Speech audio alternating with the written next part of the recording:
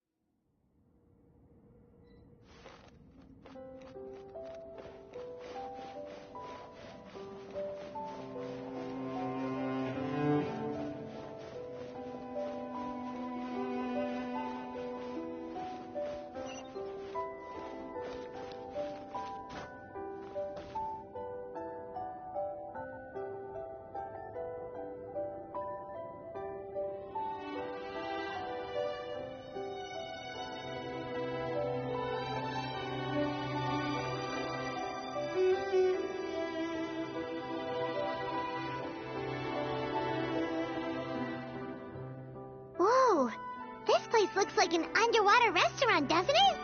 Suddenly, the idea of an adventure chef finding secret ingredients makes a whole lot more sense. I think Modest's codex mentioned this place. A public bath from the time of Remoria.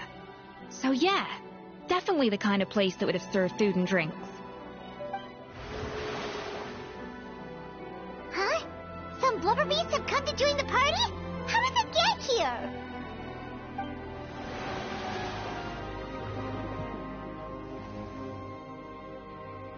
Aw, they ran off!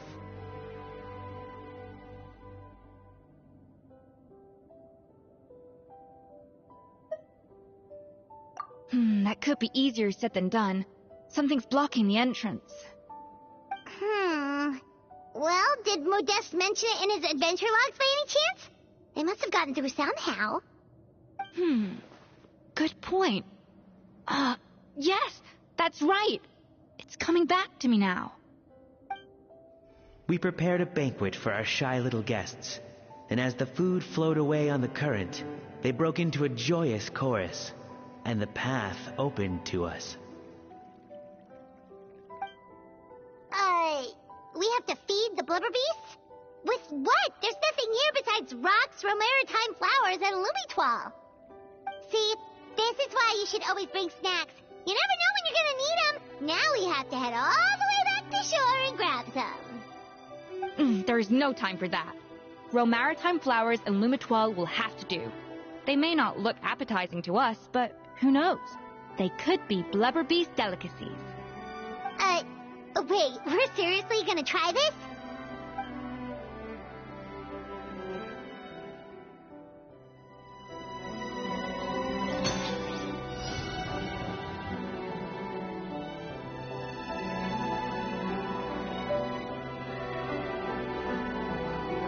Bon appetit!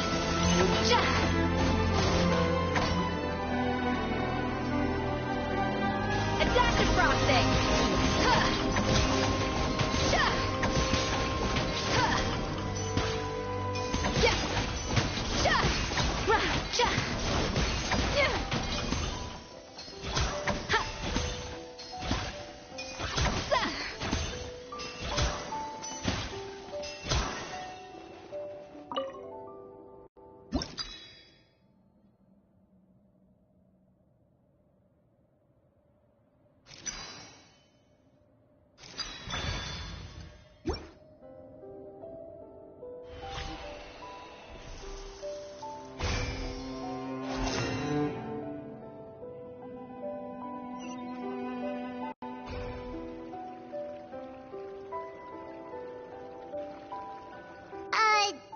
Beasts or not, are we sure this stuff is edible?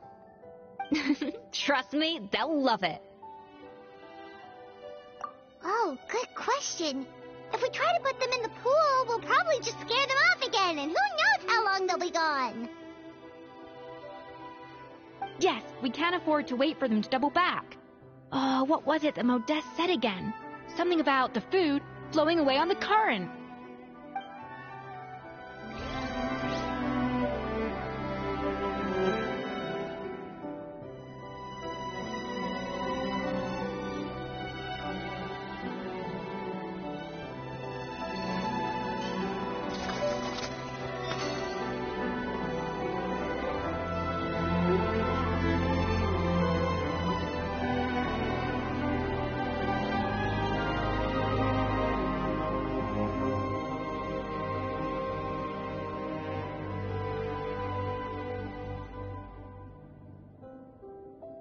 An important part of cooking is making sure the ingredients absorb the flavors in the dish.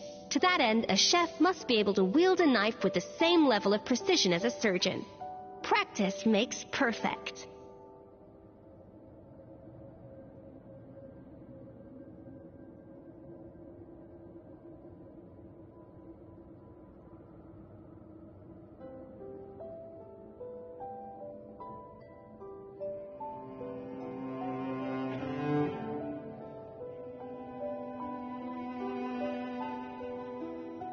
Even the most unassuming ingredients can produce astounding flavor.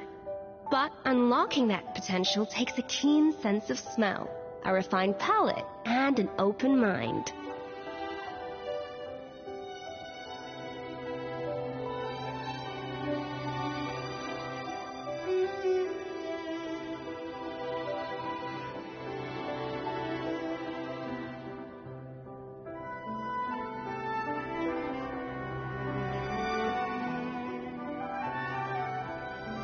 Know of any new orchestral pieces? I like to swap out the background music in the kitchen once in a while. It's a great way to find new inspiration.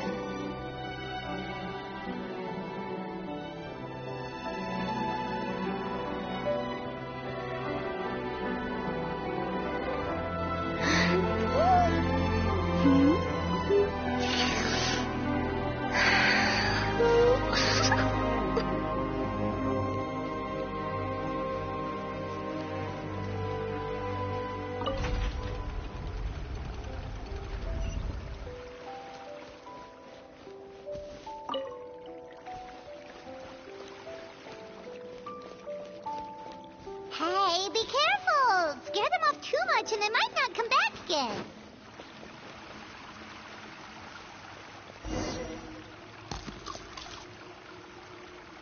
Wow, it's really stinging! It must taste better than Paimon thought!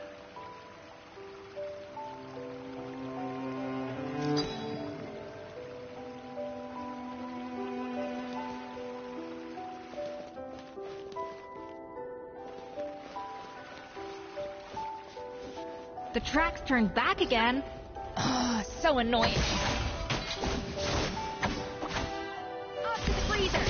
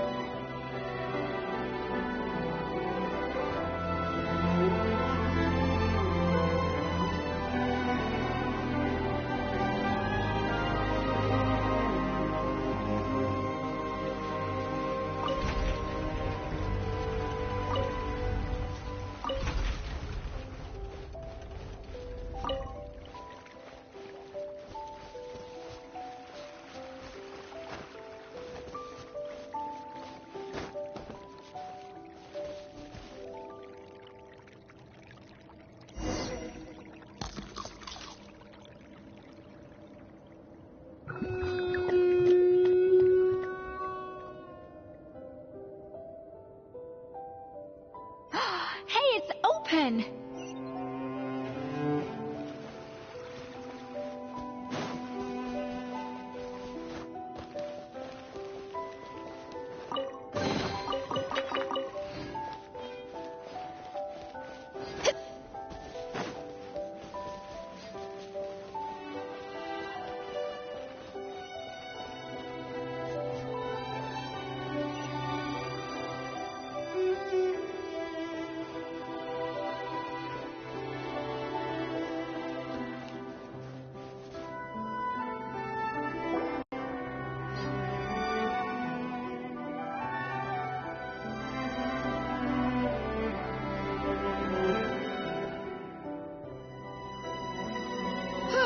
Hey, give me your water. Here. I I said your water, the one you just drank out of. Sure.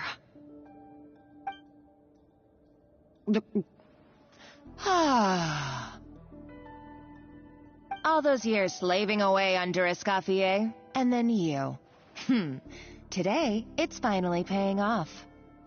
Not only have I found the ruin that Savelli kept hidden, but I also get to boss you around like my little lapdog. Hey, go scout ahead for me. If we need to do any more blast tunneling, I want to know where to lay the explosives. Did you not hear me? Get going. Why don't you do it yourself?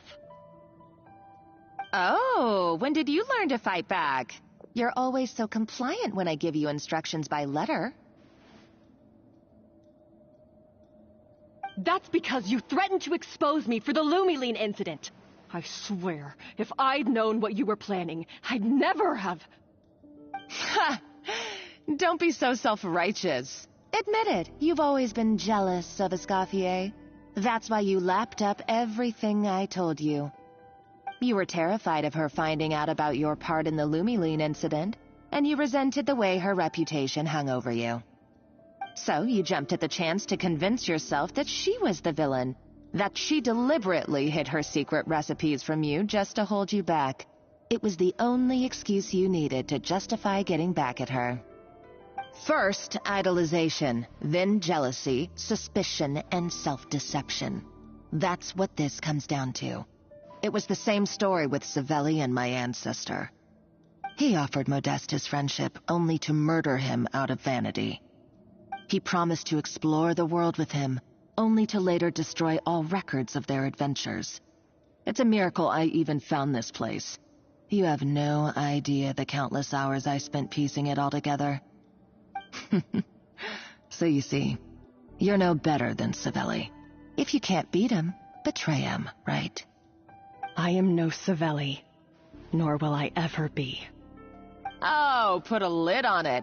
You really think you can absolve yourself of your vindictive and jealous behavior now? Just because you finally realized that Escoffier never kept any secrets from you? You didn't show any remorse when she left, or in the cooking contest. Why start now? You have no right to redemption.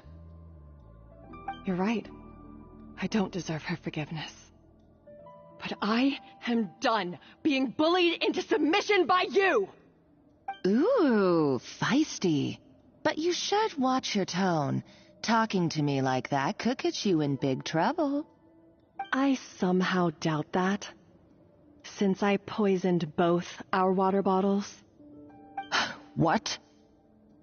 Ever since I learned the truth, I've been biding my time, waiting for this moment.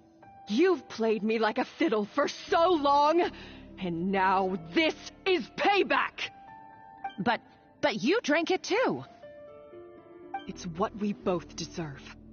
This is the price we must pay for betraying Escoffier. You'll die here with me, Monica! You.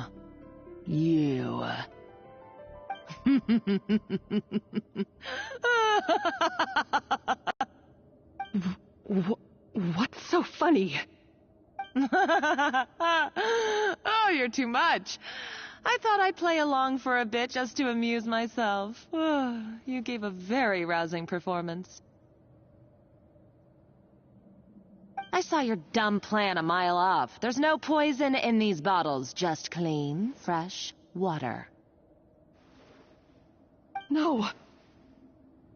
Revenge is a dish best served cold, you know.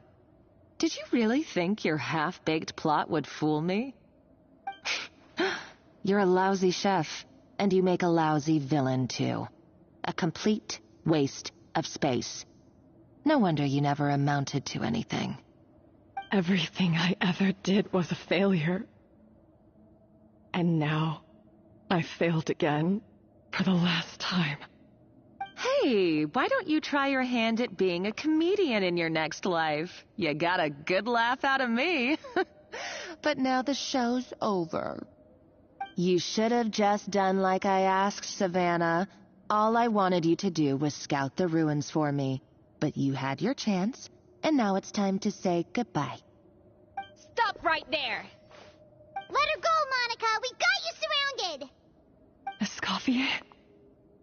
Ugh, looks like I'll have to keep you around for a little longer. You can't! Stay back if you want her alive! Escoffier and the Traveler. I can't take you both on in combat, but if you so much as flinch, I can end Savannah's life in a heartbeat. Monica, what are you hoping to achieve by this? You're about to commit murder, and for what? A recipe? A recipe? You chefs are all blinded by your myopic focus on kitchen affairs. Well, some of us actually have bigger fish to fry. Modeste had a secret. The truth behind his so-called genius, the je ne sais quoi factor in his Gâteau de Bourg, and it's right here in these ruins. Are you serious? You're here because of a Gâteau de Bourg obsession? You've gone completely mad! I couldn't care less about the cake itself. No, the real treasure is the secret ingredient that Modeste sourced from these ruins. He and Savelli were fools. A priceless treasure of Remoria in the palms of their hands, and they thought, ooh, this would go great in our cake mix. We're talking about a powerful stimulant that also sharpens the senses. That's no cooking ingredient. It's a groundbreaking drug. That's right, I've done my research. It was a drug that Remoria developed for their war machine. I could make a killing by selling it to the treasure hoarders or the Fatui. Will you listen to yourself? You're completely delusional. My eyes are wide open. Just wait till I get my hands on this treasure. You'll see what a fool you've been.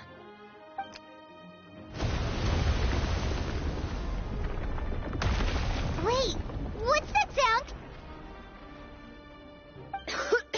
Just when I thought she couldn't get any crazier. She's lucky the whole place didn't collapse.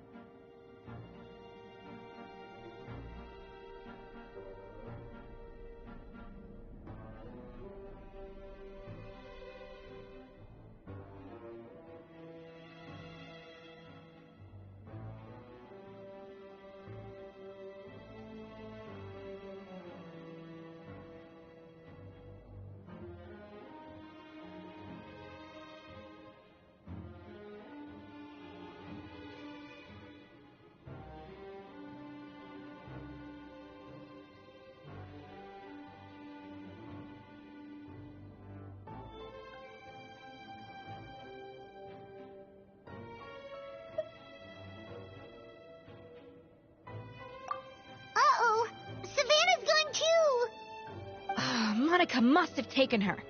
Oh, what a coward. She's only taken her hostage because she knows that she's no match for you.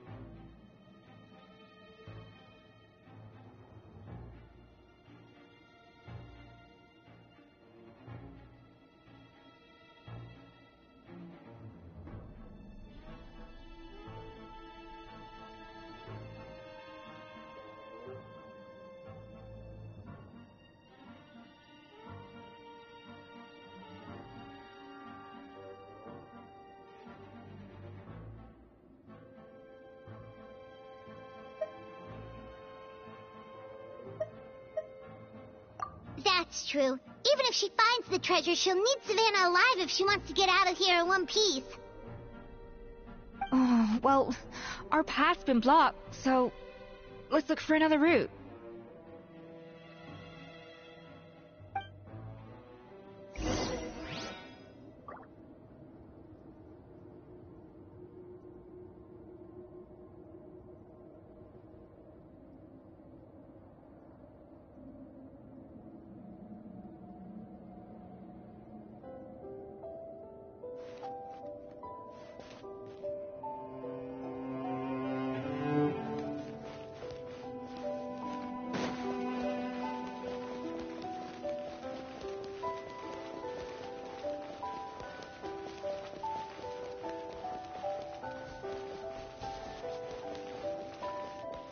The water looks pretty deep here. Maybe it leads somewhere.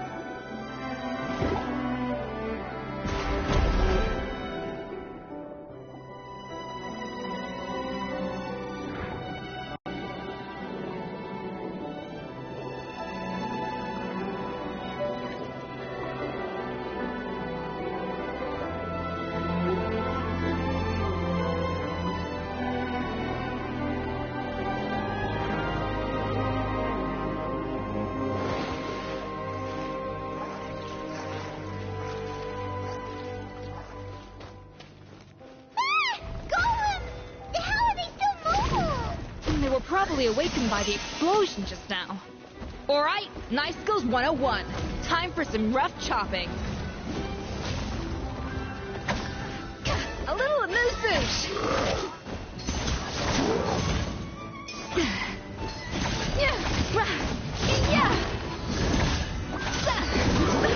Audacity! Come on, we can do it.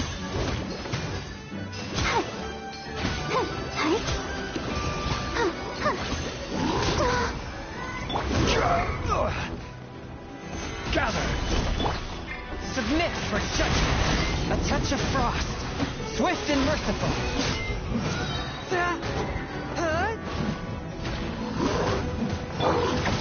Off to the freezer! The pinnacle of excellence!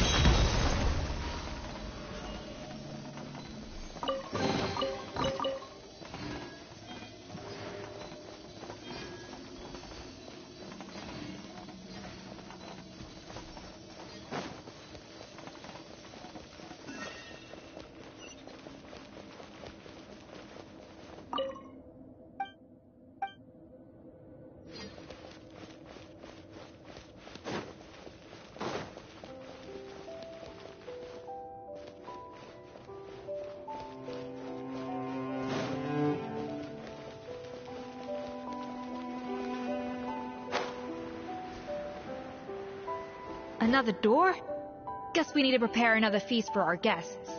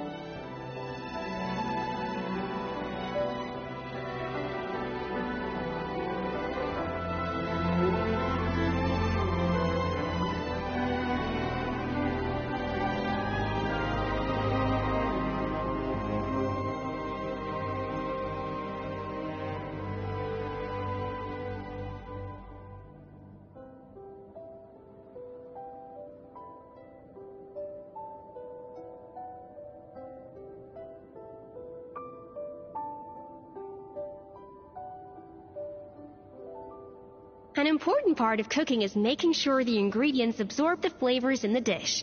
To that end, a chef must be able to wield a knife with the same level of precision as a surgeon. Practice makes perfect.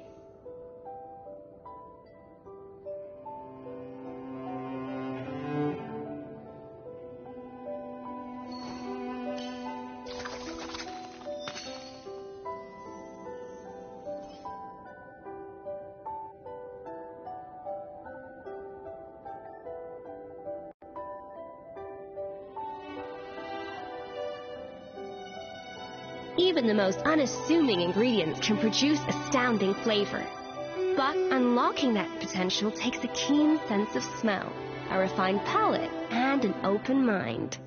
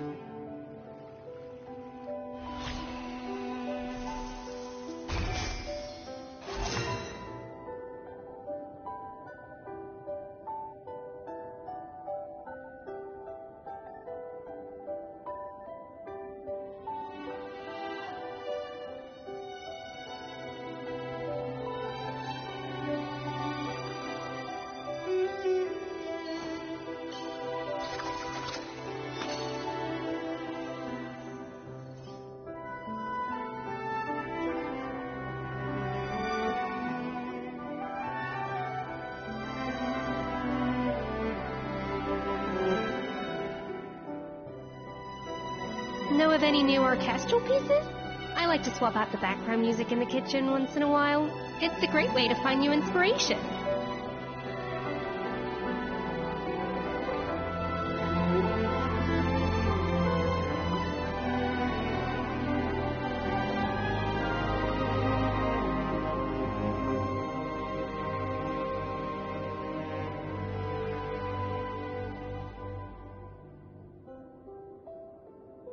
Even the most unassuming ingredients can produce astounding flavor. But unlocking that potential takes a keen sense of smell, a refined palate, and an open mind.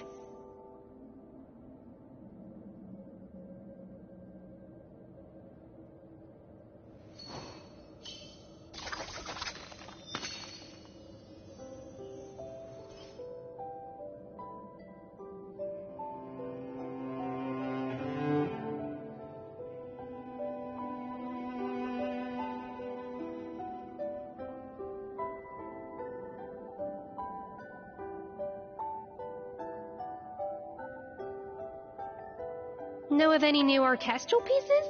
I like to swap out the background music in the kitchen once in a while. It's a great way to find new inspiration.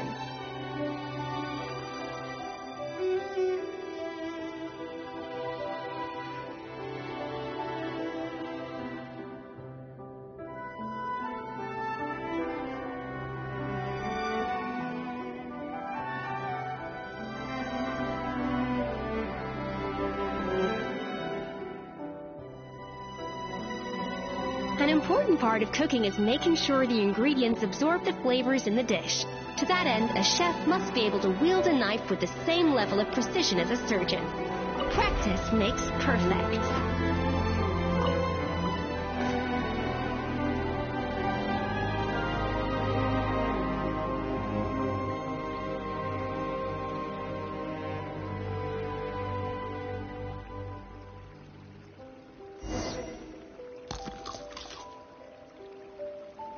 It seems to really like the texture of Rome maritime flowers.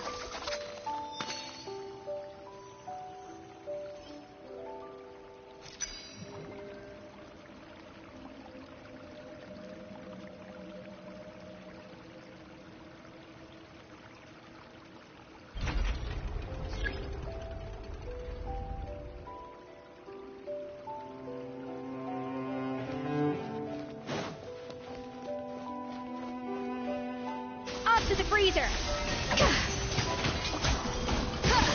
Yes. Yeah.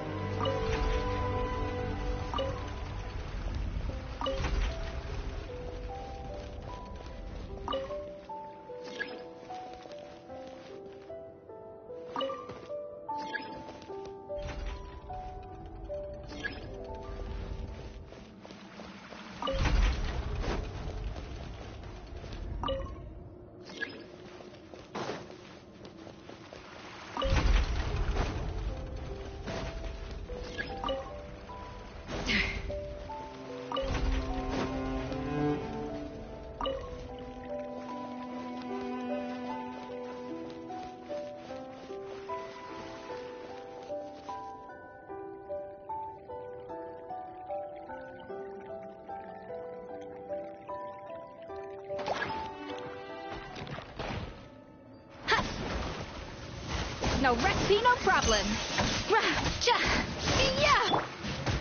Solidify. This is order. Yes, a dash of frosting. A touch of frost. Spirit Blade. Attack!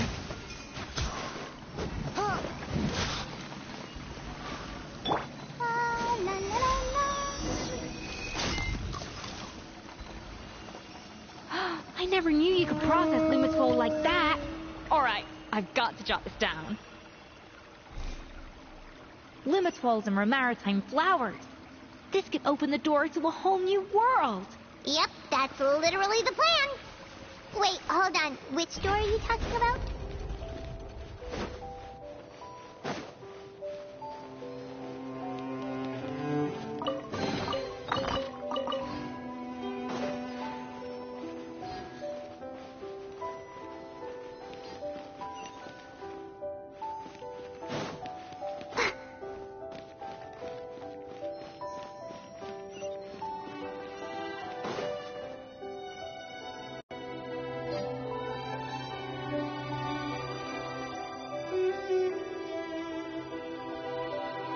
That's strange. These don't look Romorian to me. More like last century Fontaine.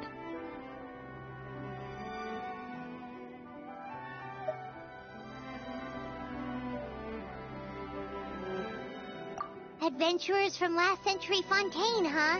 Oh, Modeste and Savelli, do you think they camped here? By the looks of it, this was a one-person camp. They adventured together, but maybe one of them came back alone at a later date.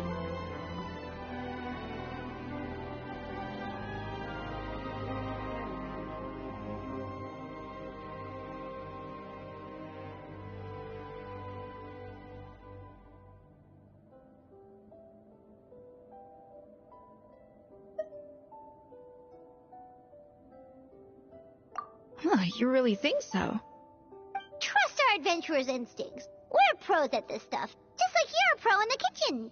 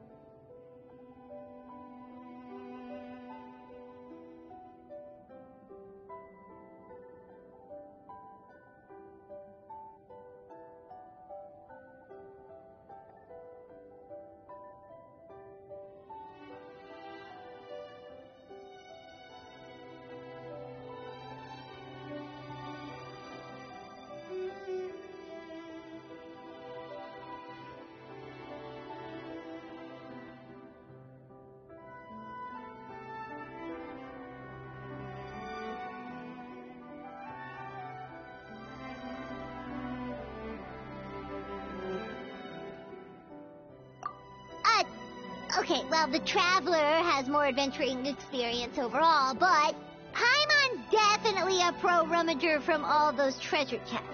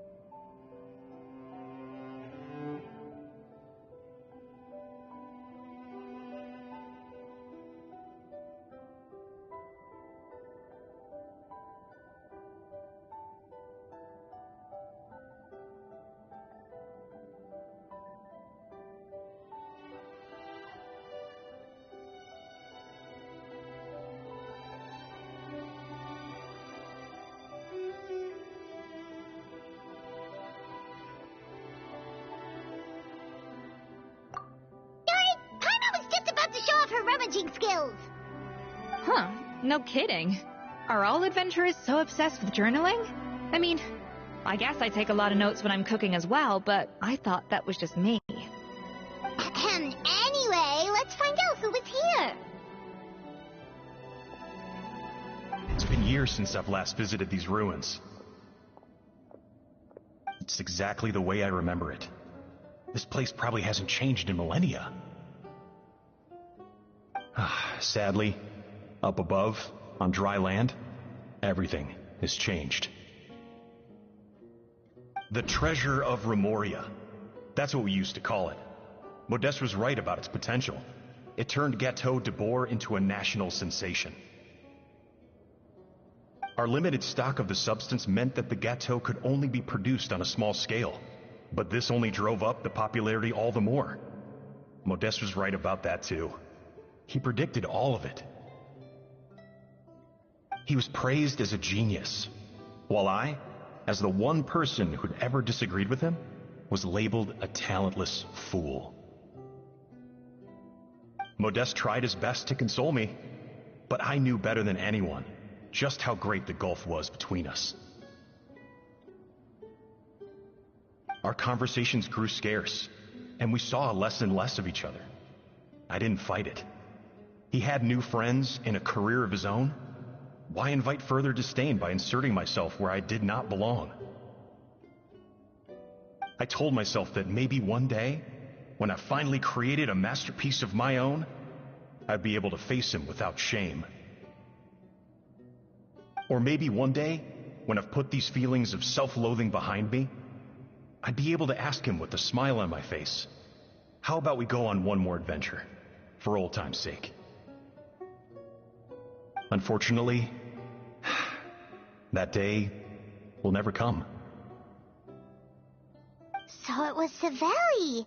From the sounds of it, he came back after Modeste had already died. I always thought it was just a legend. But if it's true, then this must be the place where they found their secret ingredient, the birthplace of Gâteau de Bourg. In that case, what does that say about the death of Modeste? If it's all true, maybe Savelli really did have something to do with it.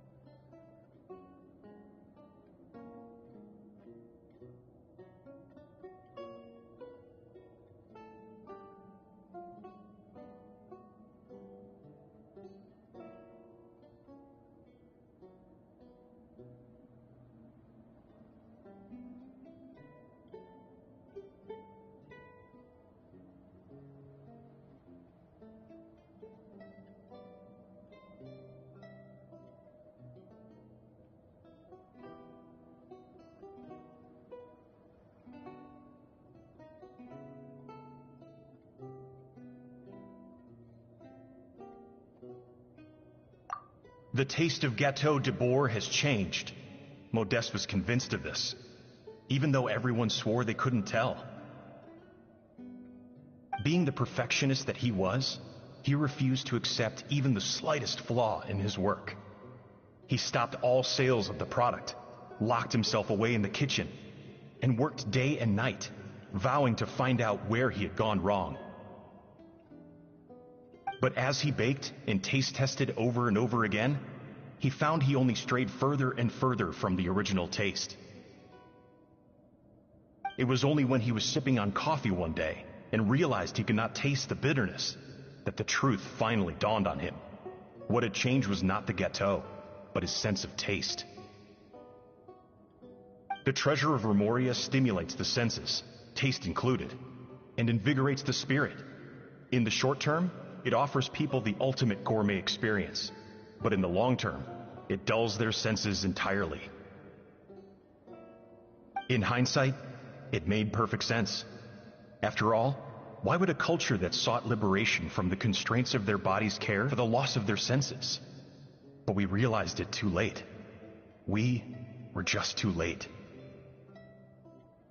Over the course of his many culinary experiments, Modeste exhausted the remaining supply of the treasure of Remoria. He consumed it all himself.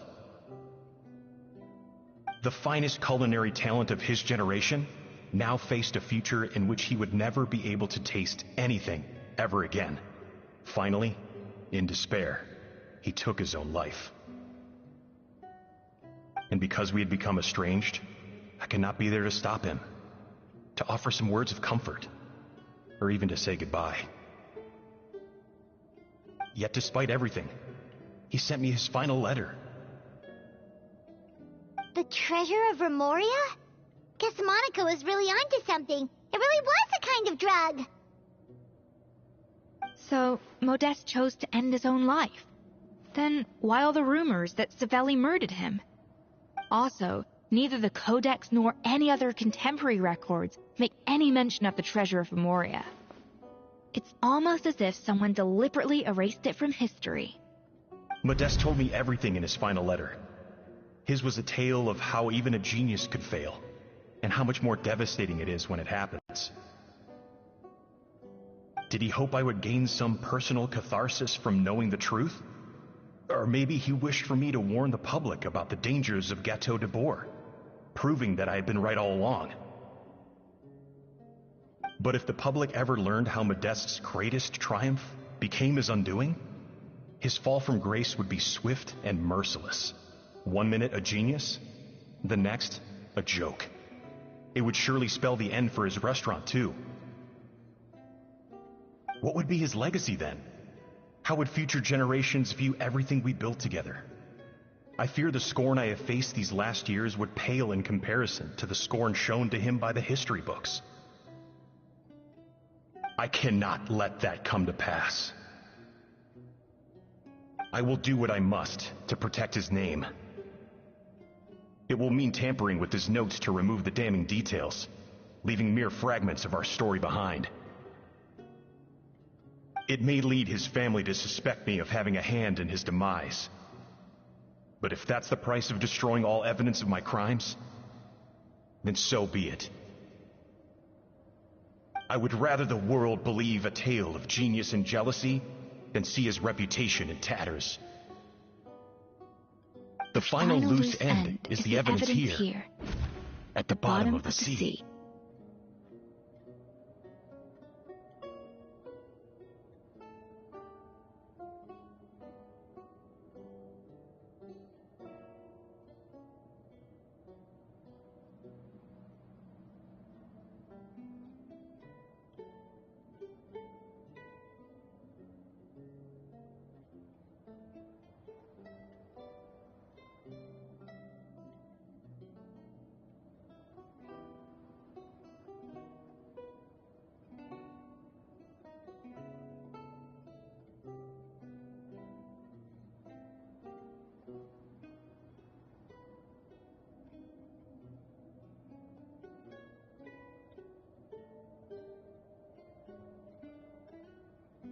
Huh? What's wrong? Didn't we say Savannah should be safe for now? So we thought, but if Monica finds out what happened to the treasure, there's no telling what she might do.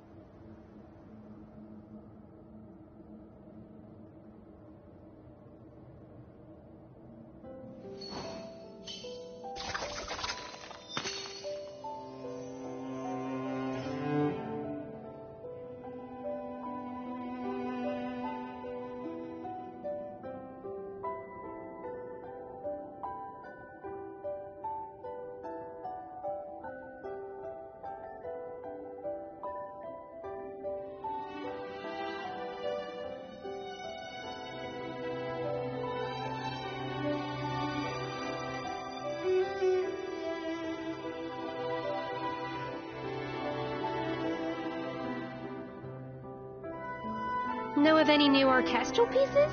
I like to swap out the background music in the kitchen once in a while. It's a great way to find new inspiration.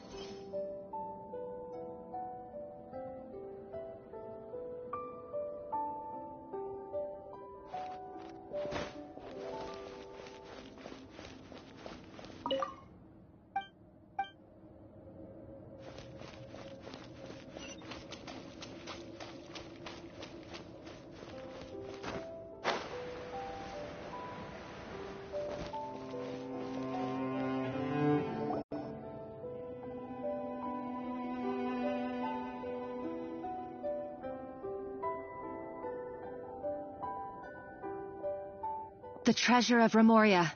I have found you at last. Savelli, you tried your best to bury the truth, but you underestimated the children of Modeste. Some fragments of his diary escaped your clutches, and we have held on to them for generations. But I have to thank you too, Savannah. Without your help retrieving the codex, and with it the last piece of the puzzle, I may never have found this place. But now, finally, the secret to Remoria's military might is within my grasp. The treasure of Remoria is mine! Oh. It's empty. It's empty? Monica? Oh, we were seconds too late. Escoffier? What's the deal with that jar? Savelli's final act! He wanted to conceal the secret of the treasure forevermore and make sure it would never harm anyone again. So he came here after his friend's death and destroyed every last shred that remained. This can't be happening. All the years I spent piecing together the truth. All my painstaking planning. All that for an empty jar? Monica, don't do anything stupid. This ruin is more dangerous than you realize. Oh, shut your pie hole! Praise be to Lord Remus. You barbarian shall be slain.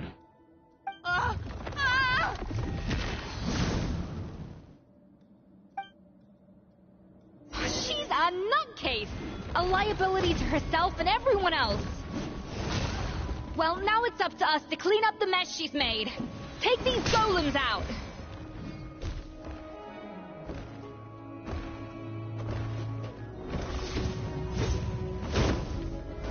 A slip up, that's all. Let's dance.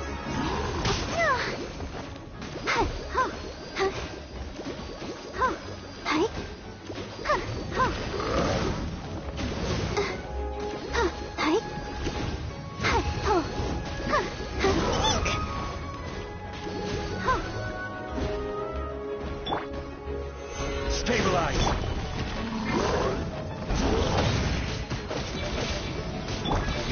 A little amuse-bouche! Yeah! Submit for judgment. Forth my blade.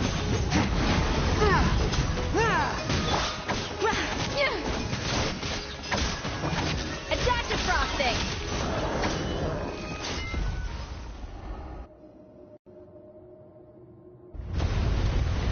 Ah!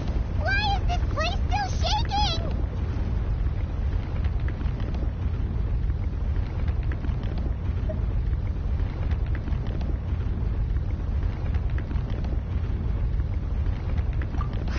Either way, it's all her fault. Enough chit-chat. Let's get out of here, travel. Okay, I'm coming. Oh, no, you don't. If I can't get what I want, I've got nothing to show for my life's work so far. But if I can take another so-called genius down with me in my final moment, then it was all worth it. You're a psycho!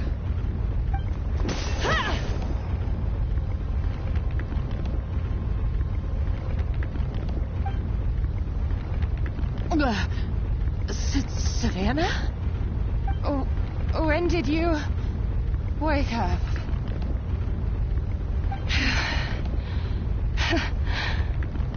I may be a lousy chef, but it looks like I'm not a complete waste of space.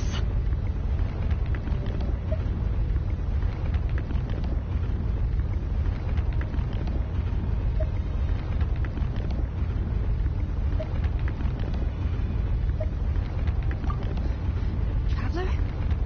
Okay, let's go!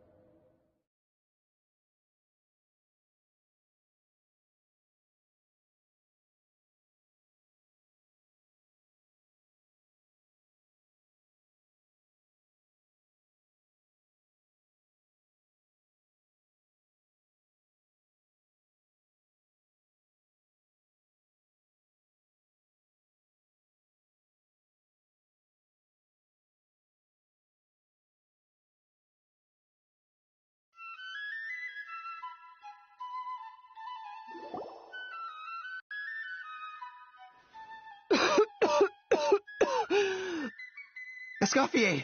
Savannah! Traveler! And Paimon! Venejem, what are you all doing here? What did you... We had to do so... It was my fault Escoffier had to leave.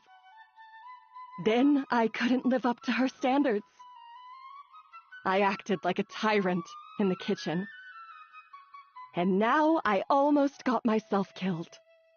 Come back, Escoffier. Come and be our head chef again. I'll never be able to replace you.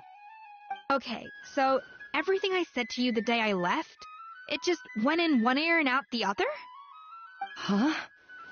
Sorry, I was kinda in my own head at the time. All I could think about was the Lumiline situation.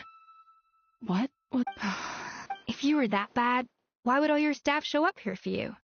Escoffier's... Things were Our customers at the end of the day. No, Well, about that... It's been a while, Chef Savannah.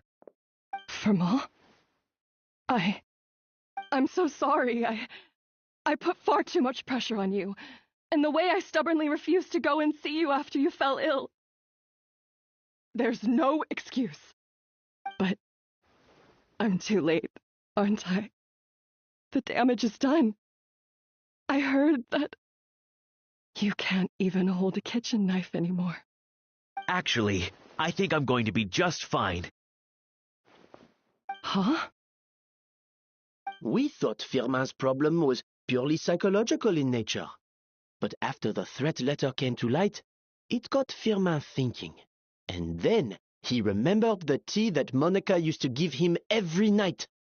And as it turns out, she was lacing it with Lumaline the whole time. No way! Doesn't that cause nerve damage? It can. High doses pose a risk of serious nervous and sensory complications. But if you calculate the dosage carefully, you can control the extent of its effects. A small dose might simply make a person more emotional, whether that means more fragile or more hot-tempered. No wonder it seemed like you'd lost your edge. I asked my friends at the Fontaine Research Institute about it. They said that with the low dose I was taking, the risks are pretty small. They also fixed me up with some meds and said I should recover in no time.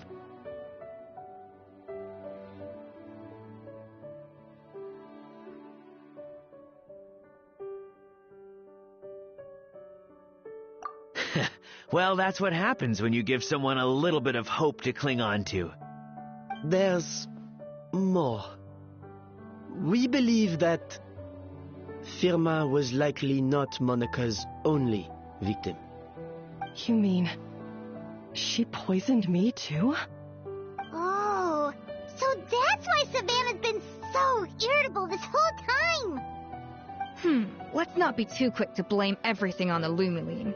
That stuff can only amplify what's already there.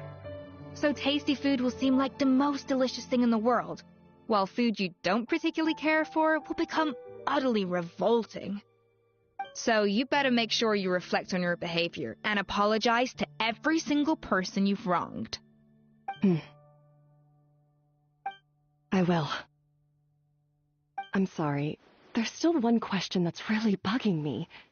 Why is it that no matter what I do, my Gâteau de Bourg never tastes the same as yours? Is it just... is it because you're a genius and I'm not? It's because the heating element in your oven is broken, you silly goose. What? Huh?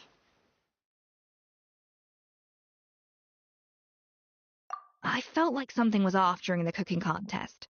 Once I got around to checking all the equipment, I noticed it right away. There was a half-degree discrepancy between the temperature setting and the actual temperature. All the ovens in the whole kitchen had the same problem, which confused me at the time, but by this point, it's pretty obvious that Monica must have tampered with them. I would have figured it out the day of the bake-off, since the issue affected both our teams. But of course, Monica sabotaged mine so that could never happen. No. I spent so long trying to find out where I was going wrong, and then you pinpoint the problem in just one night? It all comes back to one simple... Oh, do you know how long I spent perfecting my Gâteau de Bourg? 3 years. And you've been head chef now for what, 6 months? If that? A couple hundred failed attempts, and you're gonna throw in the kitchen towel? And declare you'll never be successful, but you clearly have no idea, genius or not. You're only a... Surely you haven't forgotten all that. You were no lousy chef back when I handed you the reins. I haven't forgotten. And I'll make sure I never do. That's our head chef. Ha ha! Sounds like we won't need another changing of the guard in the Hôtel de Bord kitchen anytime soon. Huzzah! Aw, what a perfect ending to a crazy journey. Look how happy everyone is. So you got your mojo back now? Yeah. Thanks to you, Escoffier. Aw, friends again. Good. So now that's out of the way. It's time for payback. You cheated in our last bake-off, and I demand a rematch right now. Huh?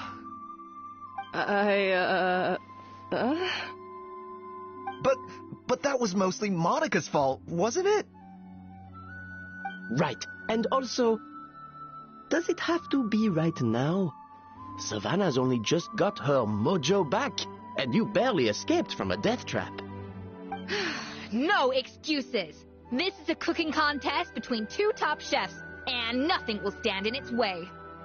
So grab your spatula and get ready, because this rematch is happening today. Right now, this instant! Hey! So, this whole time you were salty about losing? The second cooking contest commences now! This time, no more games, and no holding back!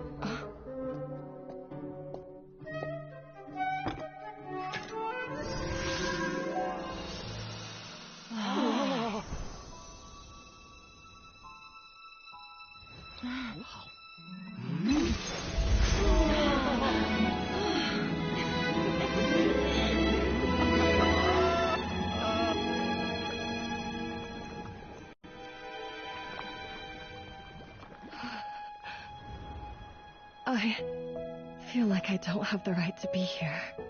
Hey, what are you so afraid of? You can't unbake it now. And if you don't serve it, then good or bad, you'll never find out how to improve. If you're too scared to fail, you'll never know what real success tastes like. So? Embrace your failure. Taste it. Digest it. That's the way to success. I don't know. Sounds like it's easier said than done. I'll do it.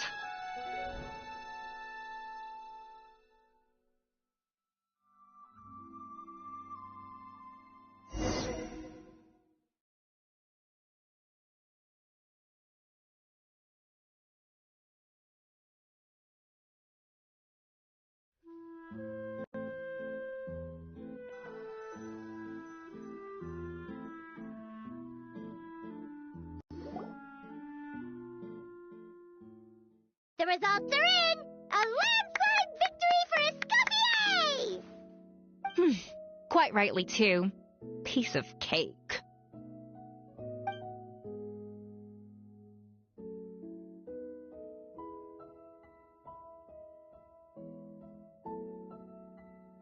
Oh yeah, look at that! Savannah looks pretty chipper too, considering she lost.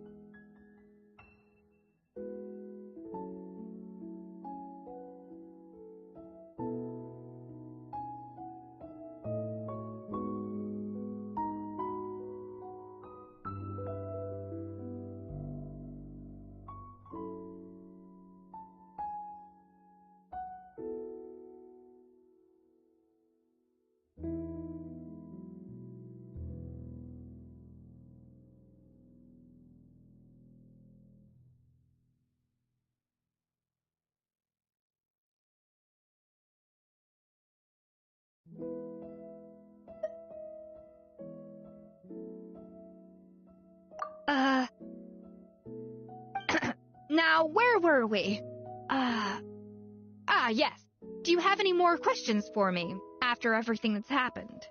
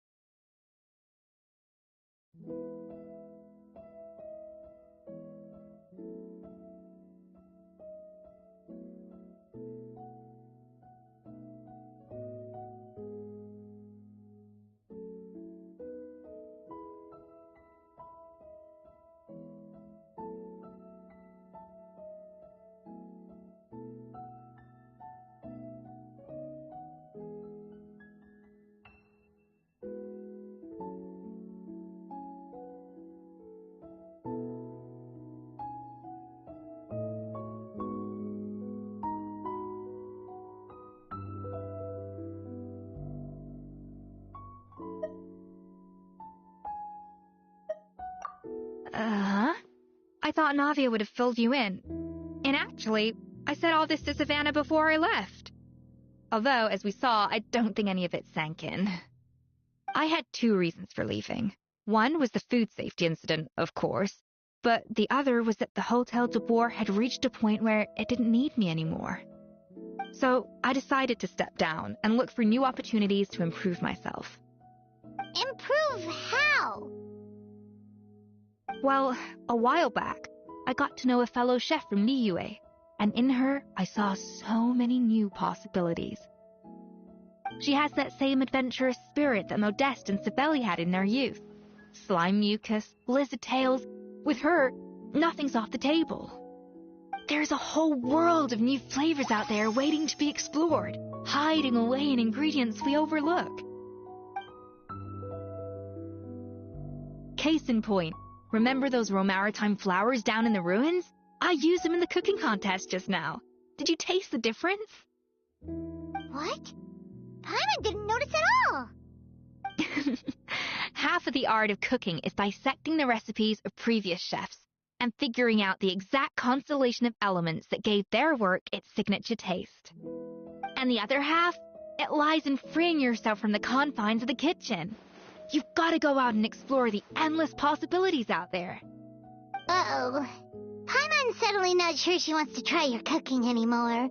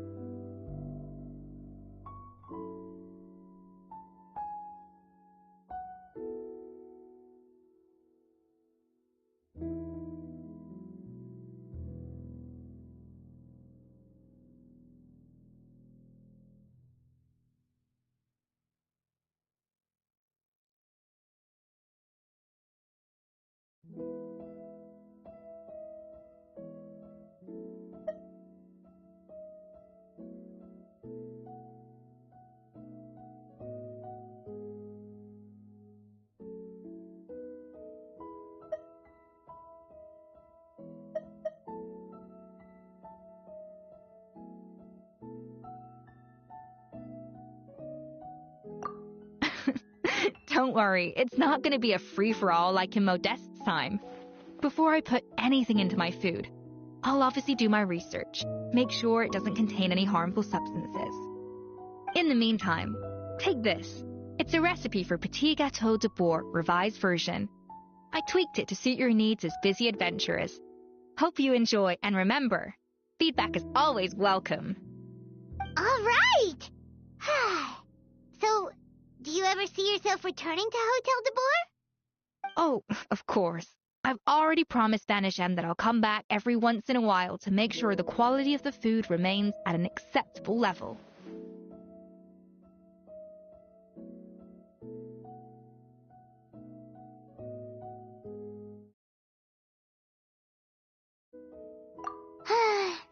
You know, Paimon's still a little disappointed that we never got to see the treasure of Remoria. Surely Monica wouldn't have gotten drawn in so deeply if it wasn't for all the mystery surrounding the original Gâteau de Boer. She practically dedicated her life to finding the lost pieces of Modeste's diary, then went to all that trouble to infiltrate the Hotel de Boer. And in the end, it was all for nothing.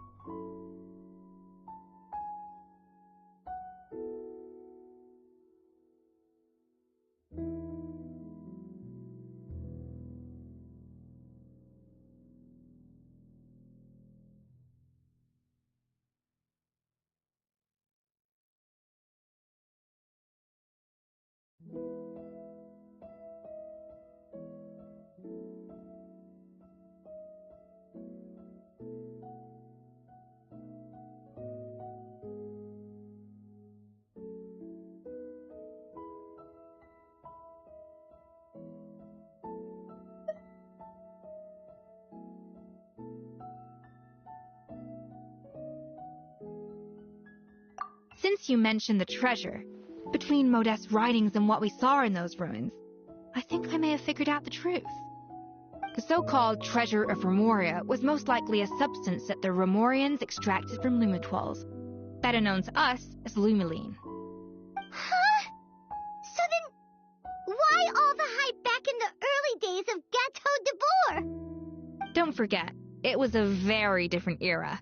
We could barely even refine sugar back then, so desserts were very much in their infancy.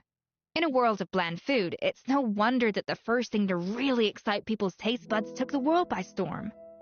And as for the Lumiline, it may well have been somewhat valuable in ancient times, but these days, it's just another drug from the Fontaine Research Institute. Even if Savelli hadn't destroyed it all, I doubt it would be worth that much these days. So after all that, there was nothing in those ruins but worthless junk. Feels strange to say it, but Paimon almost feels sorry for Monica. She sacrificed it all only to get nothing in return.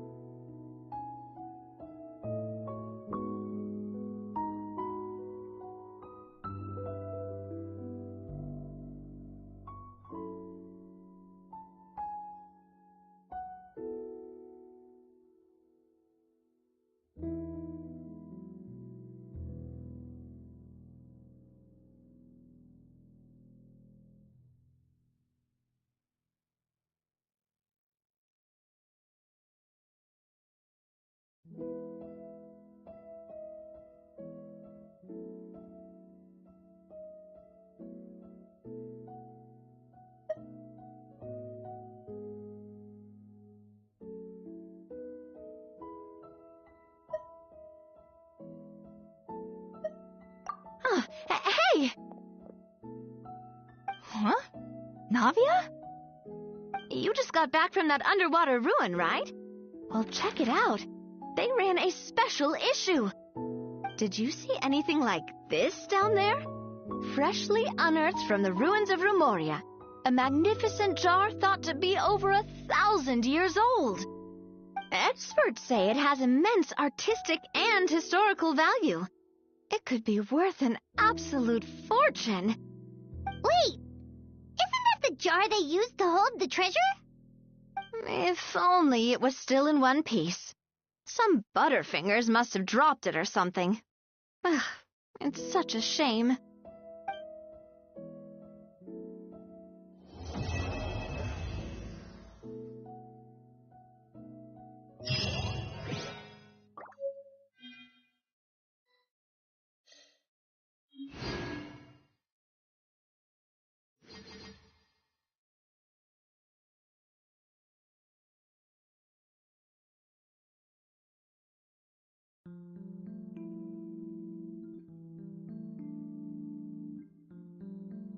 I wonder when I'll be as tall as my big sister. Cannot just rely on the ocean's self-cleaning ability.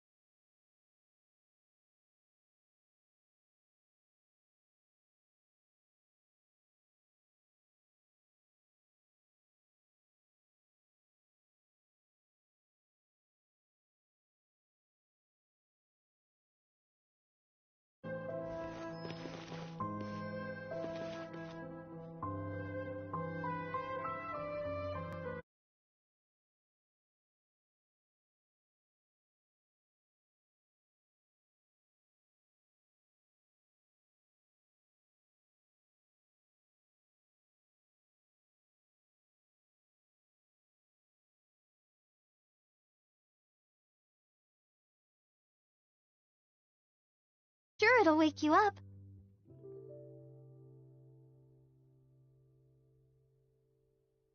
We cannot just rely on the ocean's self-cleaning ability.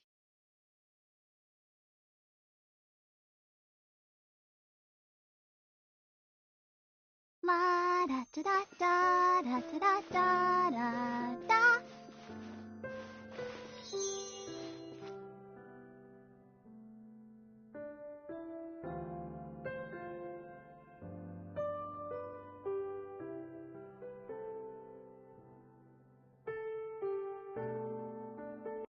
We cannot just rely on the ocean's self-cleaning ability.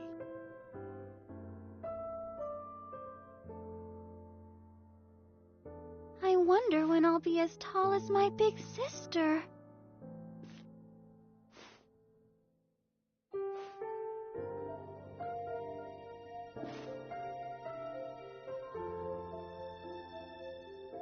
We cannot just rely on the ocean's self-cleaning ability.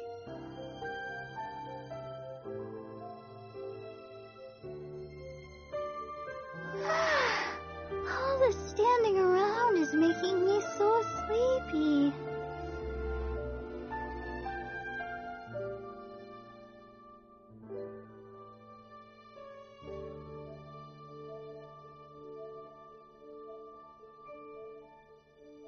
We cannot just rely on the ocean's self-cleaning ability.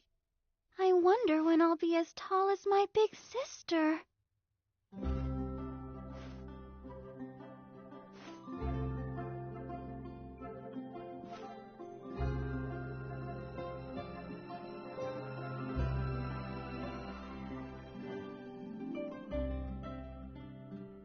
We cannot just rely on the ocean's self-cleaning ability.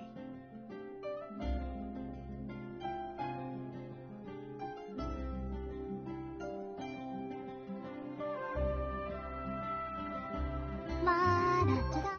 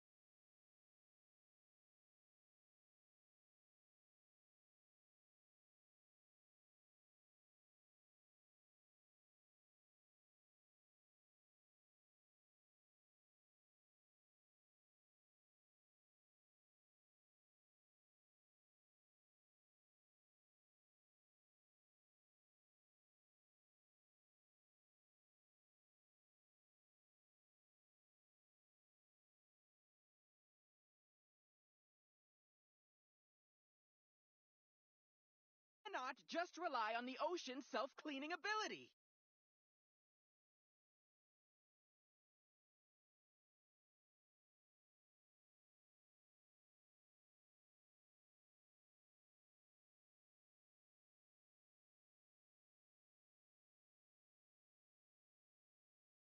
La da da da da da da da da da. We cannot just rely on the ocean's self-cleaning ability.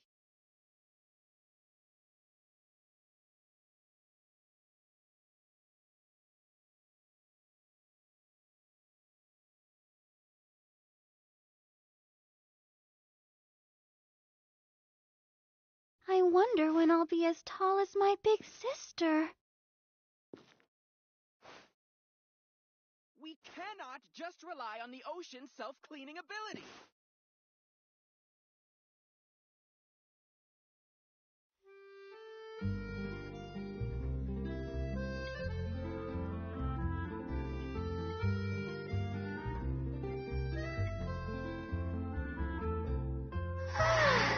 All the standing around is making me so sleepy. Rely on the ocean's self-cleaning ability.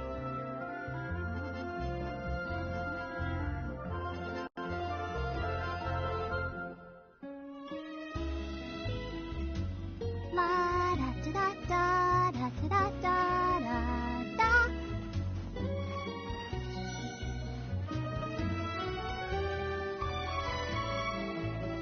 Cannot just rely on the ocean's self-cleaning ability.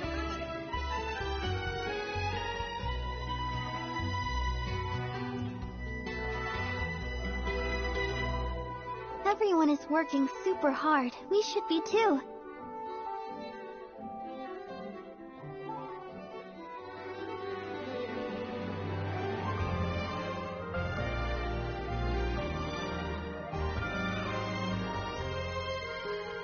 La da da da da da da da da da. Self-cleaning ability.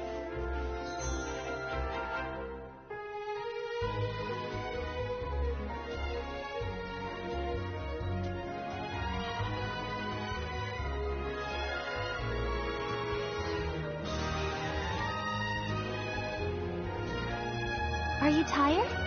Try my new spicy energy drink. I'm sure it'll wake you up.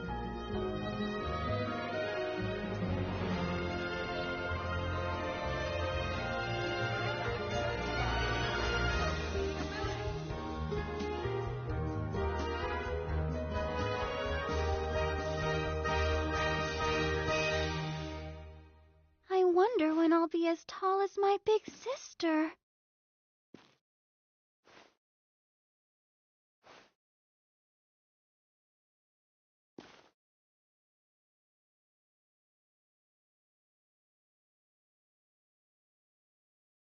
We cannot just rely on the ocean's self-cleaning ability.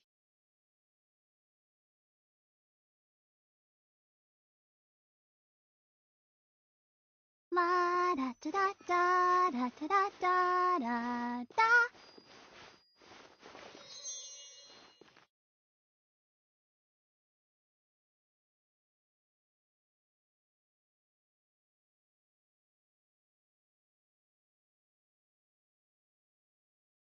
We cannot just rely on the ocean's self-cleaning ability.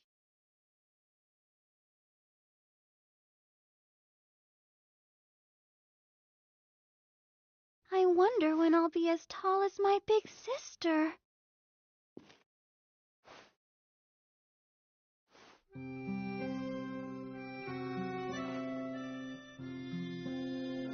Let the show begin.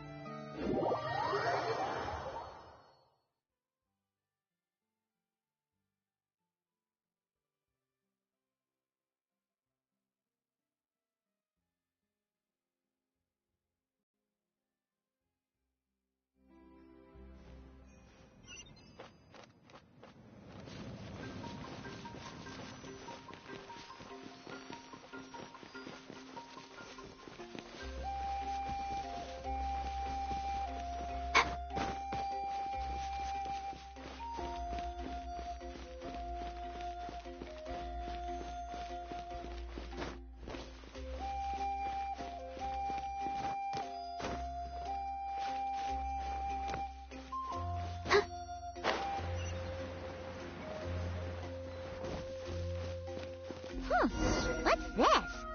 Was there always a cave here?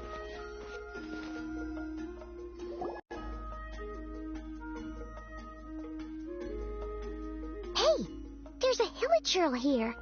Is it sleeping? Doesn't look very hostile. Why is it hiding away here?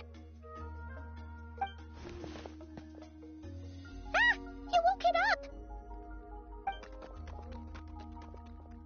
Huh? It ran away. Oh, guess our reputation in that land is more fearsome than we thought. Even hilichurls don't want to mess with us now.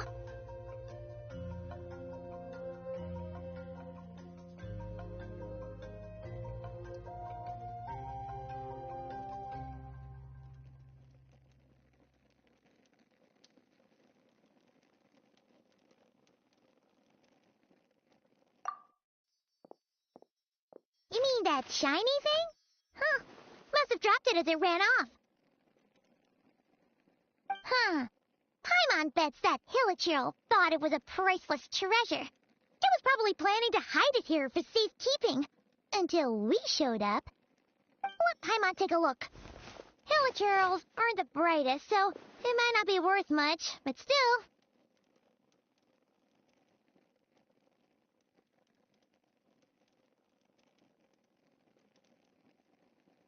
What is it? You look so serious all of a sudden. Isn't this just a regular old key? The style is unusual, though. Doesn't look Natlanese. Where do you think it's from?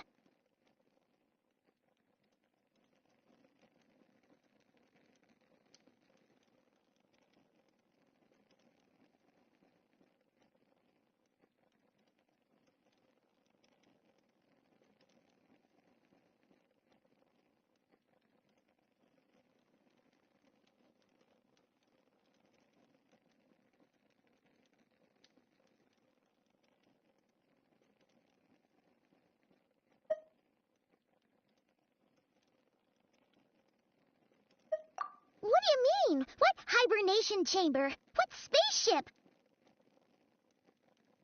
Oh, wait. You mean the spaceship? The one that brought you to Teyvat?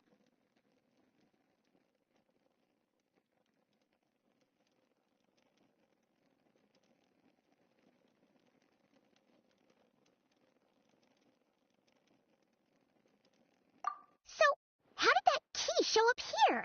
Are you sure you didn't just drop it?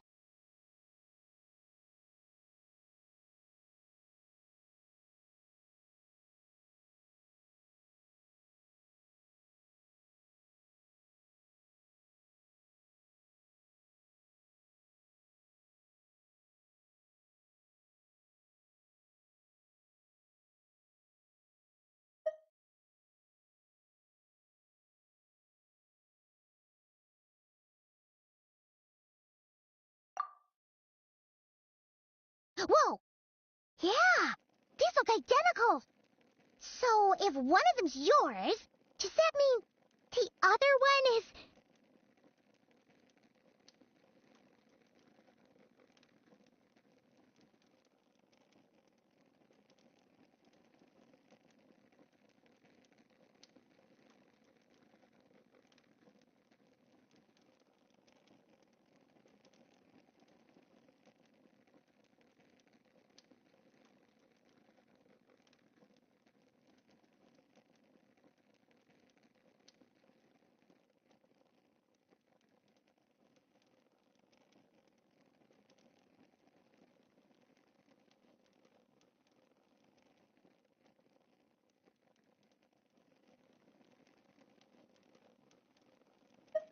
Knew it!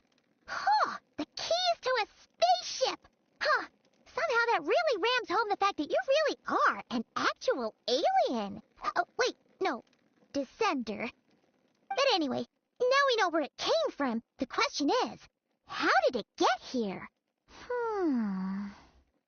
The simplest explanation is that your sister lost her key somewhere not far from here. Then that Hilichurl found it and ducked into the nearest cave to hide it. If that's true, it means your sister was here recently.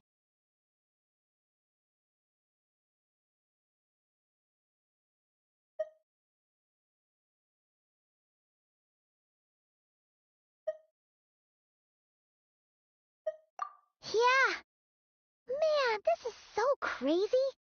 We only agreed to help with the Ansan's patrol on a whim, and now we've made this bombshell discovery and found a huge lead on your sister. Should we keep following this trail while it's hot? Or do you think we should check back in with the Ansan? Ah, there you are. Looks like you went the extra mile today. Thanks for being so diligent. Oh, hey, Ansan, what's up? Didn't think we'd see you again till we headed back to the settlement. We were actually just about to go meet up with you. We've made a huge discovery today.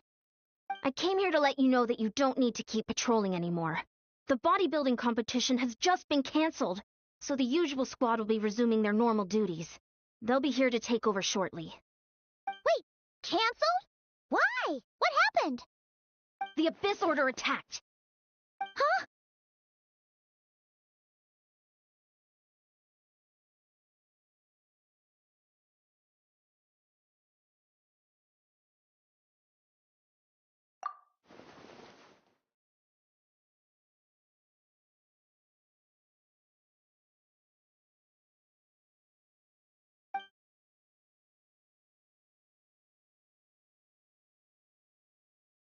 I've heard of the Abyss Order, but this is the first time It's like they're preparing to go to war against our entire nation. One little sect versus the entire nation of war? How are they expecting to pull that off?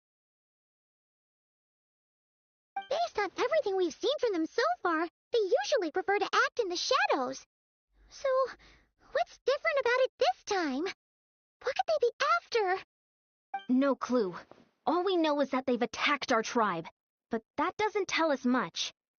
Our defenses are holding strong so far, so I'm gonna head to the Stadium of the Sacred Flame and see what Malika knows. If there's any information out there, she's the one people report to. Oh, want to come with me? I'm sure everyone will feel better knowing that the hero of Natlan is on the case.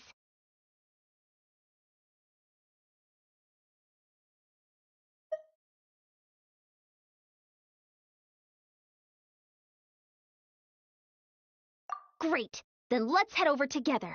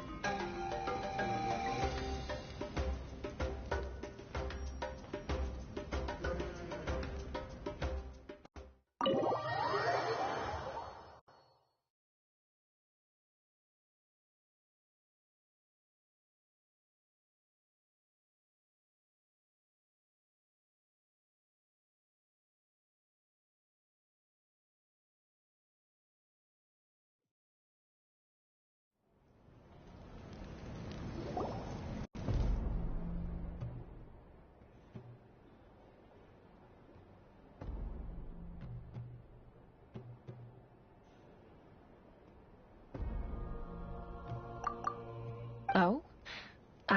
Great timing, Eon-san. I was just about to send someone for you. And it's good to see the travelers with you. How are things looking? What's the latest word from the messengers? The Abyss Order has been spotted near several tribes at the same time. Clearly, this is a coordinated strike. Also, their numbers are much higher than expected.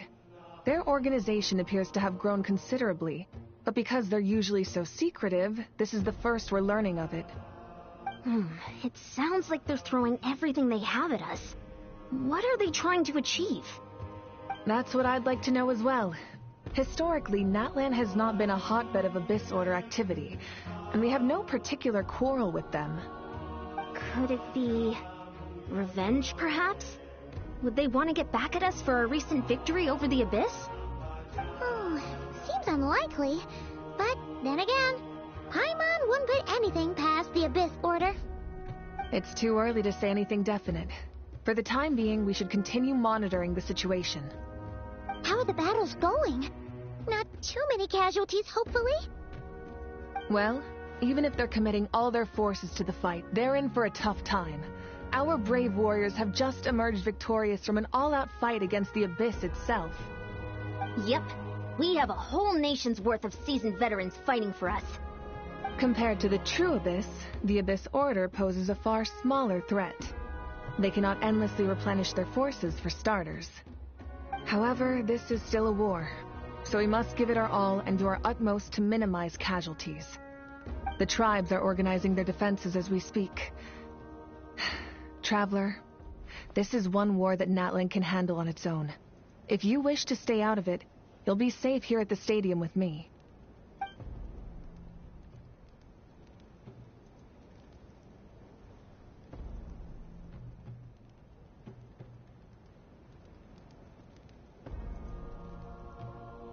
Oh?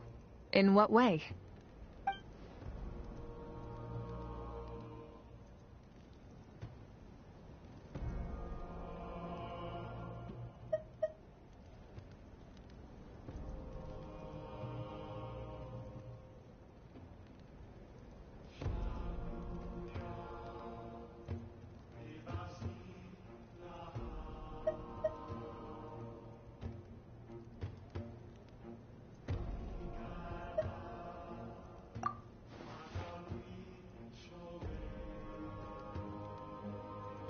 Yep, that's how it is.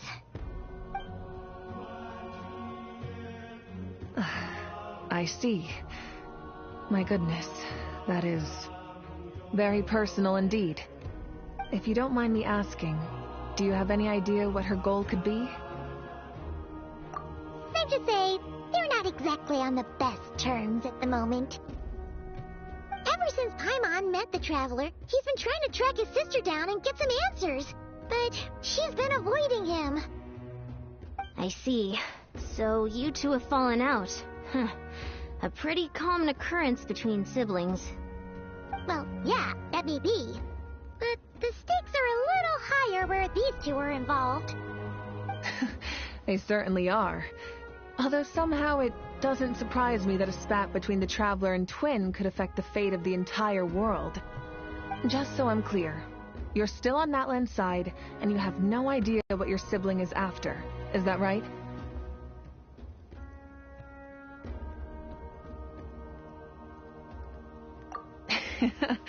Well, that's a relief. When you first mentioned your sibling, I was worried we were about to be thrust into an impossible position. Our reports say that the Abyss Order has focused most of their efforts against the Masters of the Nightwind. If you don't plan on staying here with me, I'd recommend going there to lend them a hand.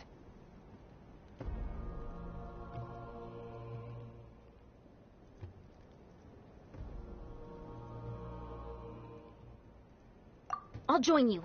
Right now, the Collective of Plenty isn't facing a serious threat, so we should support the other tribes. Many thanks, you two. Anything you need, send word to me right away.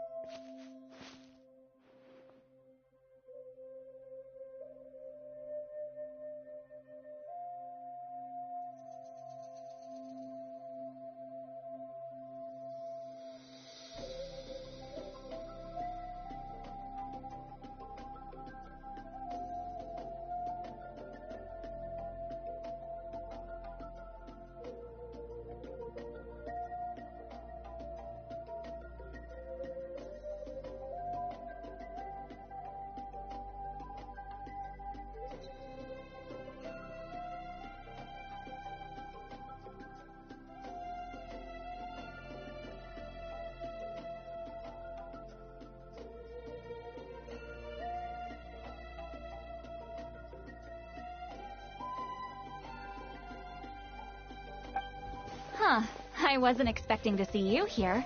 How are things looking? Oh. Dire. I heard we're being... So, that's how they earned the ire of Granny Eatsley, huh? They call themselves the Abyss Order, yes? Ugh, so tasteless. It's exactly the kind of two-dimensional name a clueless writer picks because they don't trust the rest of their writing to persuade the reader of who the real villains are. Hey!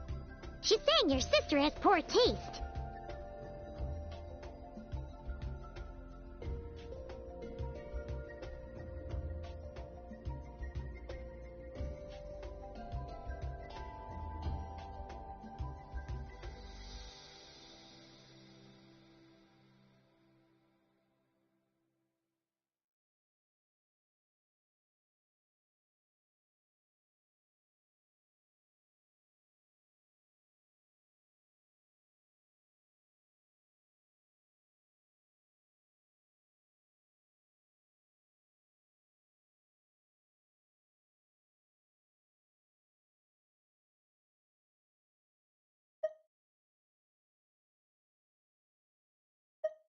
Wait, what? Are you saying his sister is a member of the Abyss Order? I only said that because I was mad, but maybe I went too far. Hey, let's save the chat for later. We've got some enemies incoming. Good. A much-needed chance to vent my frustration. And not a moment too soon. Things were getting awkward there. Luckily, I'll never have to find out just how badly the rest of that conversation was gonna go. You didn't have to say that last part out loud, Sweet Lolly. Anyway, let's get 'em!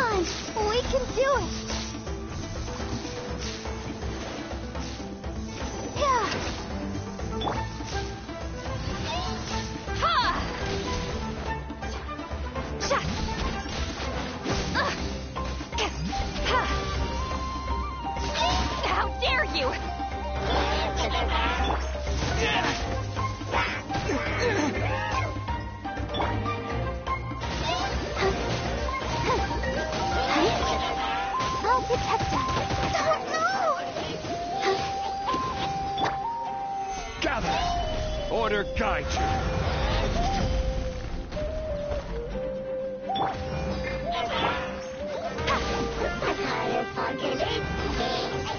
Get to work!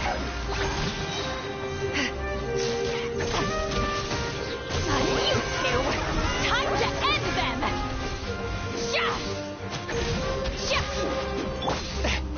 Spirit Blade! Attack! A touch of frost! Let's dance!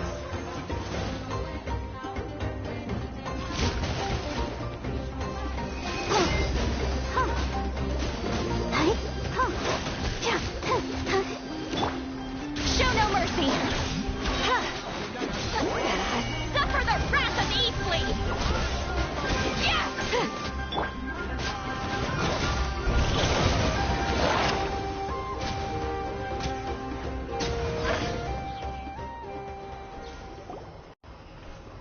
Phew, much better. Ooh, impressive work, Granny Eatsley. If I'd known you were on the case already, I might have reconsidered whether your tribe really needed reinforcements. If anyone should be reconsidering, it's the Abyss Order. They picked the wrong target this time. Experience says that if we head in the direction they were attacking from, why don't we press our... Hey, was there a battle here just now? Need any help? The warriors from the Masters of the Nightwind are here! The battle against the Abyss is still fresh on our minds, so everyone's used to working together. Well, morale's high and everyone's here. Let's go take down that stronghold!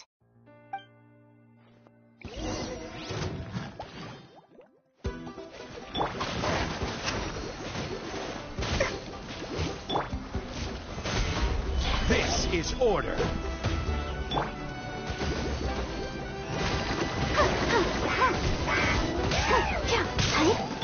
Submit for judgment. Swift and merciful. Fulfill our path! You two! Time to end them! Forward! Crush them!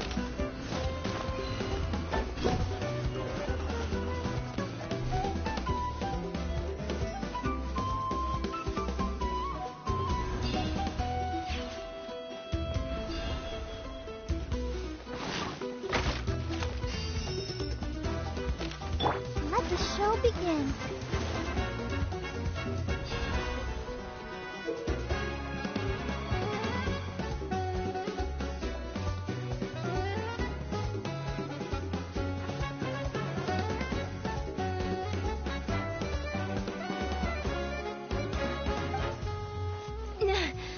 What is that thing? It's like it's draining the strength right from my body. Find a way to destroy it!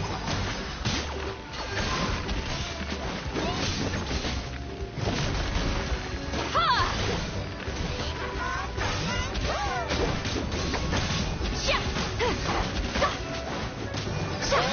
From whence you came, forth my blade.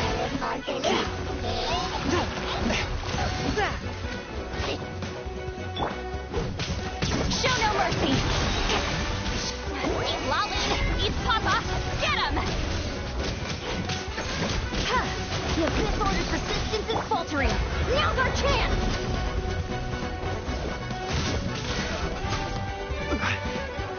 Let's dance.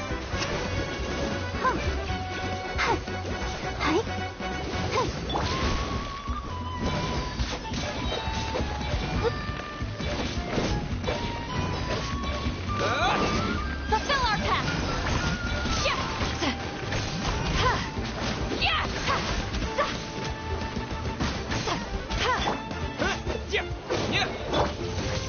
One with my blade. Submit for judgment. Swift and merciful. You two! Time to end them!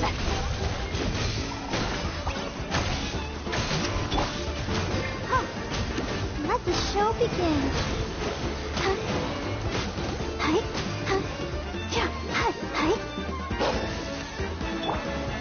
Spirit blade.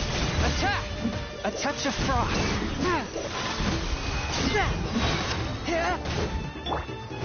Get to work! Suffer the wrath of the warriors! Attack! After them!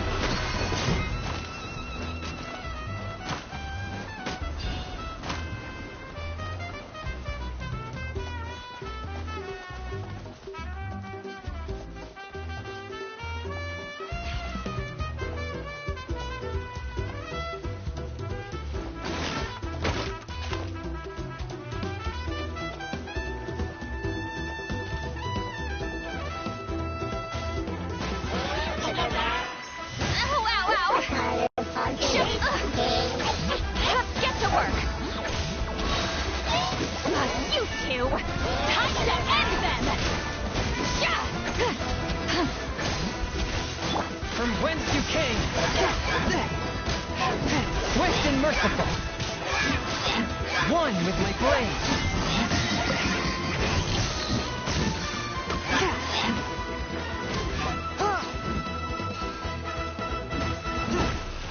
This is order.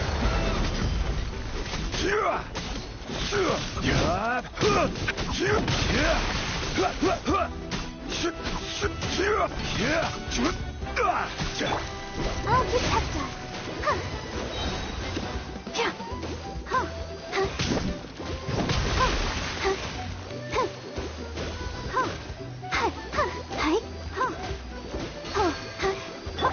A touch of frost.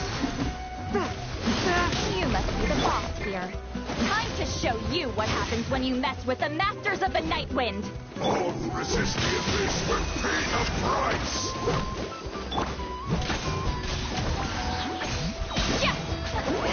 Suffer the wrath of Easley! Yes! Clearing lane. Attack!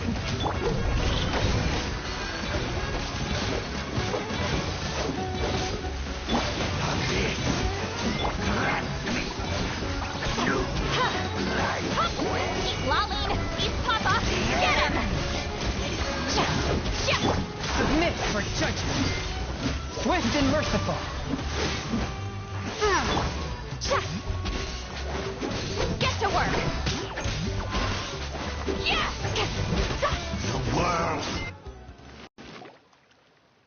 This stronghold is neutralized. Good work, everyone. To be honest, this was anticlimactic. I was hoping for a personal apology at the very least. And ideally, a whole speech acknowledging the superior might of the Masters of the Night Wind. Well, whatever.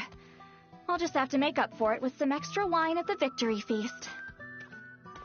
With the stronghold cleared, this area should be safe for the time being. But still, something tells me we can't afford to let our guard down yet. Maybe it's just me, but an enemy under siege normally defends their stronghold at all costs. The fighting gets more and more intense right till the bitter end. But this time was different. With a few exceptions, most of the enemies here gave up and fled the moment that... well, I don't know, but it seemed like they sensed something. Huh? Not sure I follow. They did a tactical retreat, that's all. It's just a different strategy. I'm not convinced. Don't forget, they're radicals who chose to wage war on an entire nation. So you're saying there's more to this than meets the eye? I'm saying we don't know enough to be sure of anything at this stage. So let's stay alert and keep our defenses at the ready.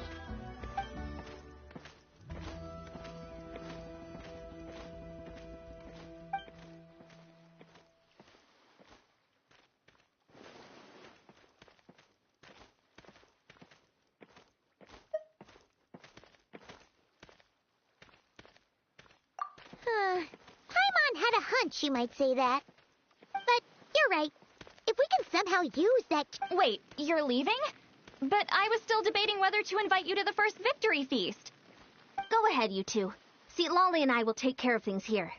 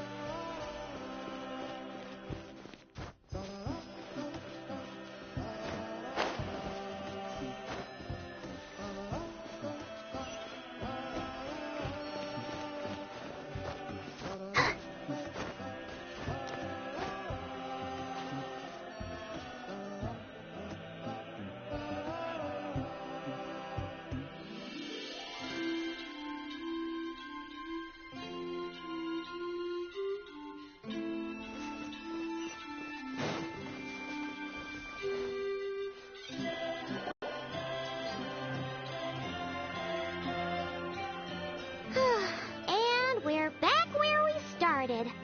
That Hilichurl probably found the key nearby, right? Let's look around for clues. There's no time to waste. The Ansan and St. Lolly are waiting for us.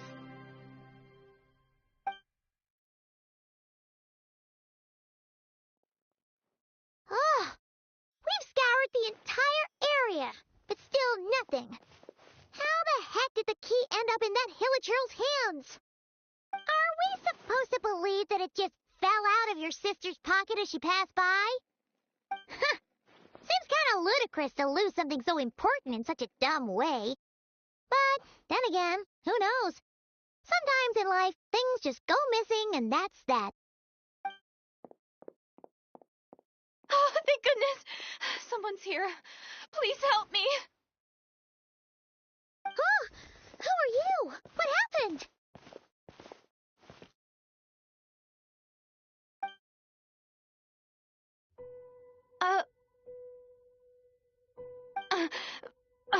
No, now isn't the time. Please, you've got to help me. I'm being chased by monsters and I can't keep running. Can you do something?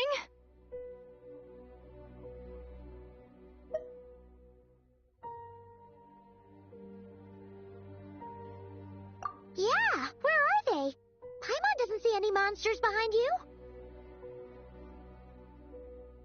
Huh? I'm sorry, I don't quite understand. They're almost here. This really isn't the time to be joking around. We're not. We're completely serious. We don't see any monsters. But how? Ugh, there's no time. They're coming. We gotta run.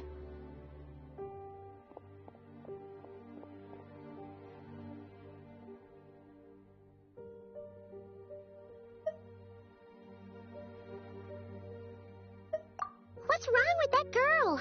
She must be seeing things.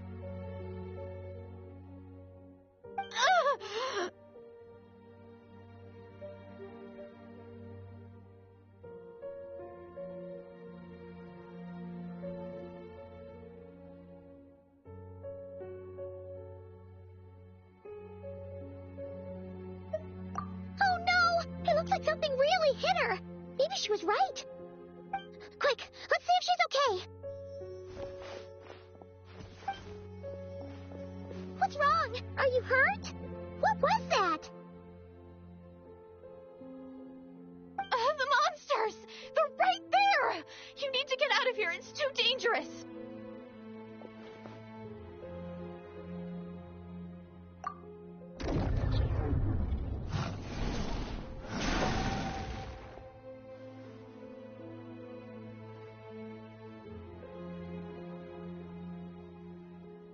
Huh?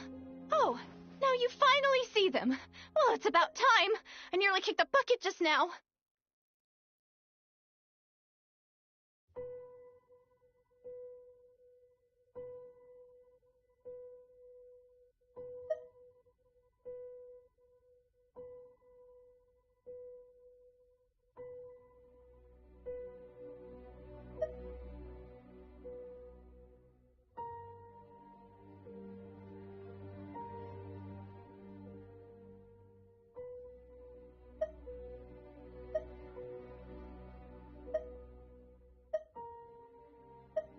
Great! Thank you, Savior. Savior?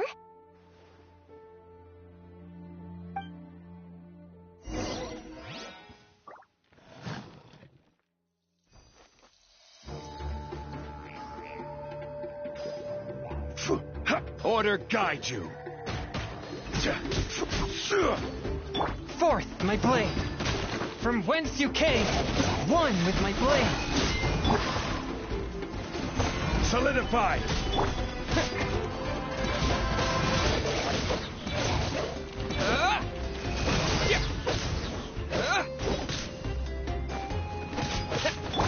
Spirit blade. Attack! A touch of frost.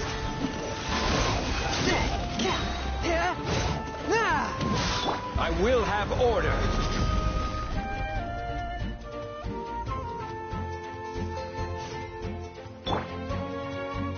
From whence you came.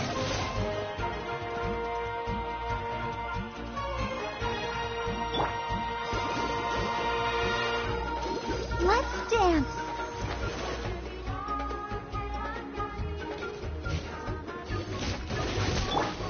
One with my blade.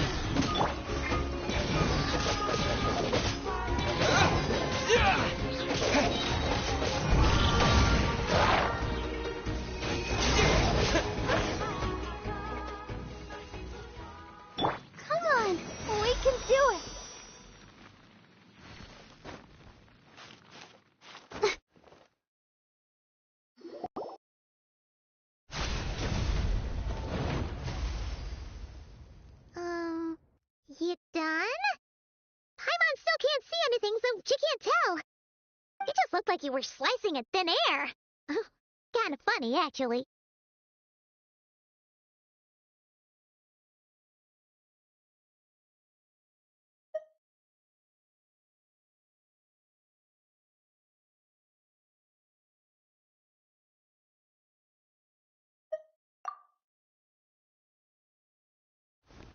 Oh, really?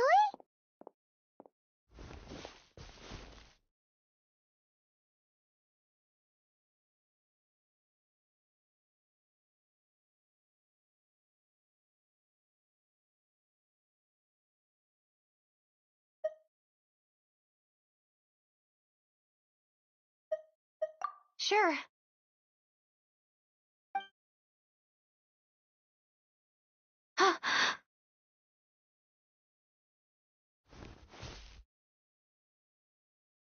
It's nothing. It's okay. I can see they're all gone now. No need for you to check. I didn't think much of it when the monsters were breathing down our necks, but now that I've calmed down, holding hands with you like this... Huh? Have you never shaken hands with someone before? You sure get flustered easily. Well, anyway, I haven't had the chance to introduce myself yet. I'm Deirdith. Thanks for, saving me just now. I'm really grateful for your help. No worries. Paimon's Paimon, and this is the Traveler. With him around, you'll be safe from any monsters. As long as they're visible. So, what was the deal with those monsters just now, anyway? Your guess is as good as mine. I could see them the whole time, so when you said you couldn't, I thought you were making fun of me. Whoa! That must have been scary. The idea that we'd stand by and laugh while some poor girl was being hunted down by monsters?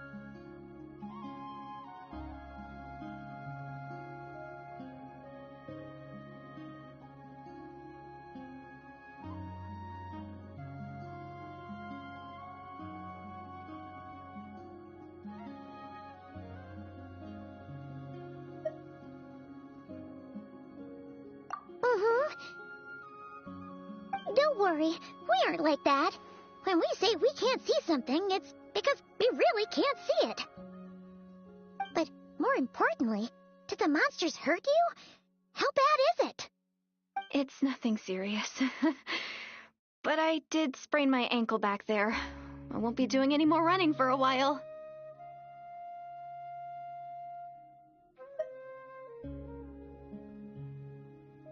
Good idea.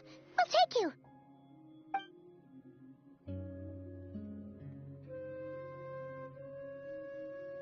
Whew, thank you so much. Despite getting injured, I still feel much safer with you around. I'm gonna stay here until I heal up. Don't want to risk running into any more monsters. Yeah, you already took a big enough risk coming out here all on your own. So, where are you from, Deirdith? A small village, far away from here. I walked for what seemed like forever and lost my way, so... yeah, I have no idea where I am anymore. Maybe all these trials and tribulations are part of the journey. No one said finding the Savior is gonna be easy. Huh. That's the second time you called the Traveler a savior. What's all that about? Oh, sorry. It just slipped out. I was caught off guard. The resemblance is so uncanny. Anyway, let me start from the beginning. There was once a sage who passed through my village. People got the sense that she was truly omniscient. The sage said that doomsday was coming. But as that day approached, a savior would reveal themselves to us. The day of disaster is almost upon us, so my grandmother begged me to leave the village and find the savior before it's too late. Doomsday? I've heard people talk about the savior since I was a kid. Growing up, it really made an impression on me. The description is practically etched into my mind. So when I saw your golden hair for the first time, it was like this image that's existed in my mind's eye all these years suddenly came to life. Everything matched. Oh, so that's why you were lost for words when you first saw him. Well, the Traveler's definitely got what it takes to be a savior. And he's already got a ton of titles, so he won't mind one extra. Actually, I don't think it's him. What? But didn't you say that everything matched? Everything except the gender. The savior was described as a young woman. Oh, for goodness sake. There are gender requirements to be a savior? Really?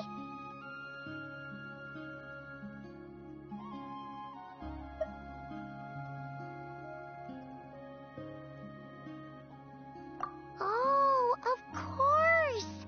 If it's not you, then it's gotta be her. Who? Who is it?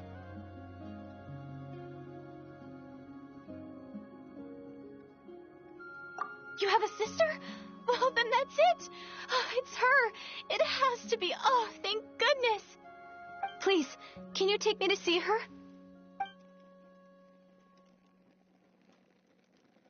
Huh. Maybe, if you're lucky. It just depends if we can find her. Huh? But isn't she your sister? Sorry. Looks like Paimon steered this conversation back to the fallout between you two. It wasn't on purpose, but that's the reality, so it's hard to avoid. Okay, fair enough. But since you're looking for her anyway, why don't we team up? We might stand a better chance if we work together.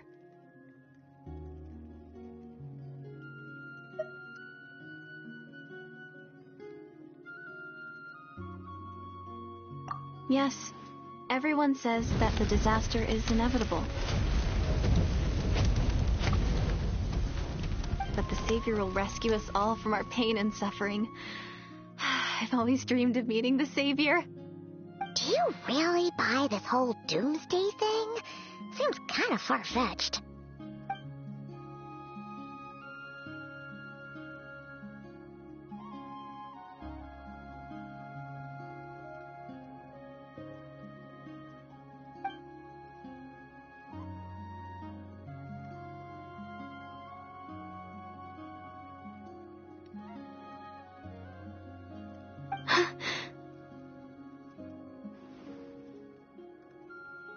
See? She broke eye contact. Sure sign of a guilty conscience. Time to press her for answers. What's wrong, Deirdre? Something's clearly bothering you. You want to tell us what's going through your mind? Oh, I just, how should I put it? The Traveler looks just like the Savior of my dreams. And it's not every day that the Savior of your dreams swoops in and saves the day in your moment of crisis. So I'm just a little overwhelmed, that's all. 3 seconds of unbroken eye contact is the limit. I don't think my mind and body can handle any more than that. What do you mean, limit? What happens after 3 seconds?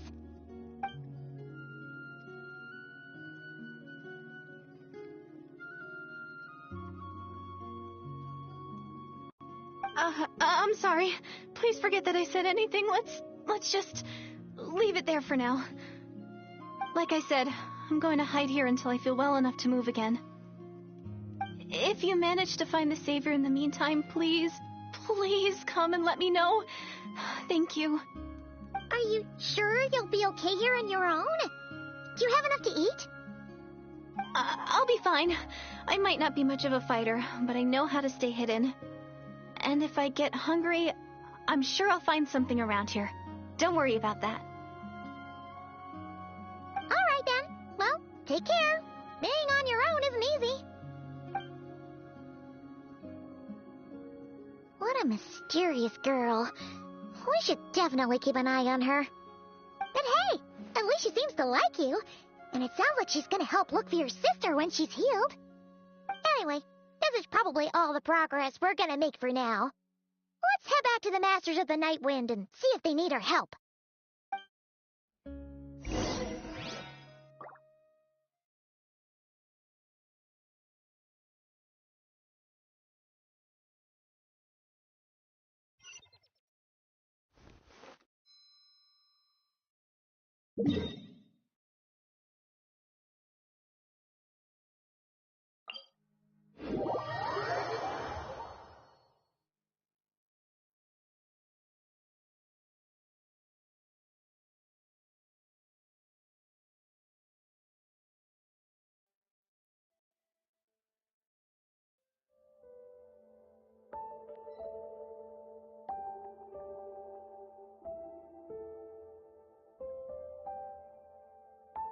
La da da da da da da da da da.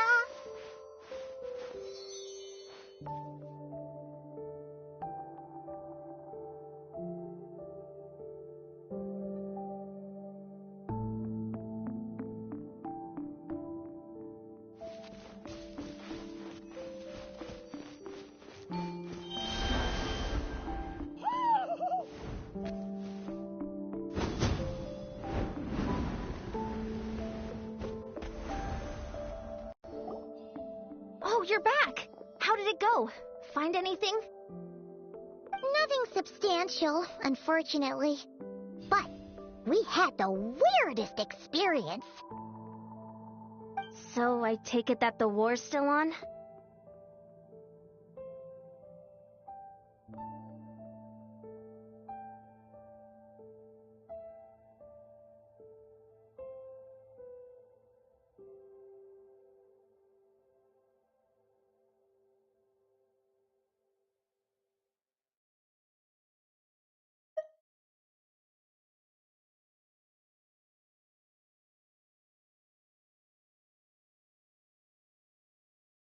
That's okay. I just wasn't sure, because things seemed to be at a standstill while you were gone. The Abyss Order hasn't attacked us, and since we don't know what they're planning, we haven't made a move either. In a word, it's a stalemate. The guards have been keeping watch around the clock, but for everyone else, you wouldn't even know we're at war. Huh. Really makes you wonder what the Abyss Order's thinking. I was wondering, Traveler, if you have the time, could you go and pay a visit to the guards? They've been working a pretty demanding schedule. I was gonna go see them myself, but I'm sure they'd appreciate a visit from the greatest hero of our time. Oh, but you're a great hero too, Ian-san.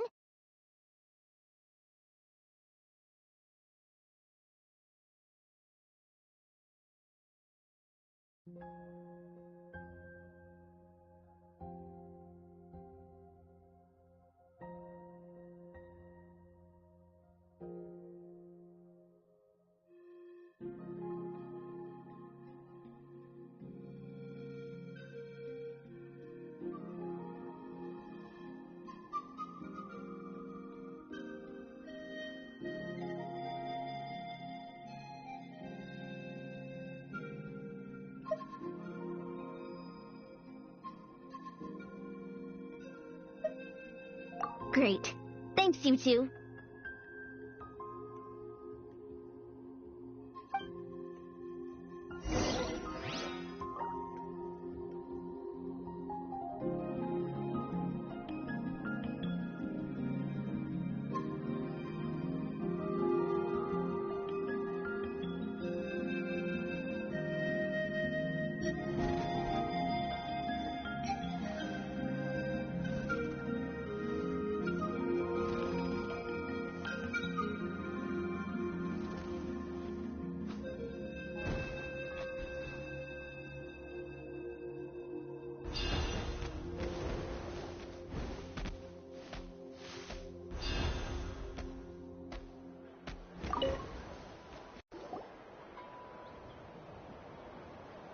Wow, Tumaini, our hero. We've actually fought together before. You probably don't remember it, though.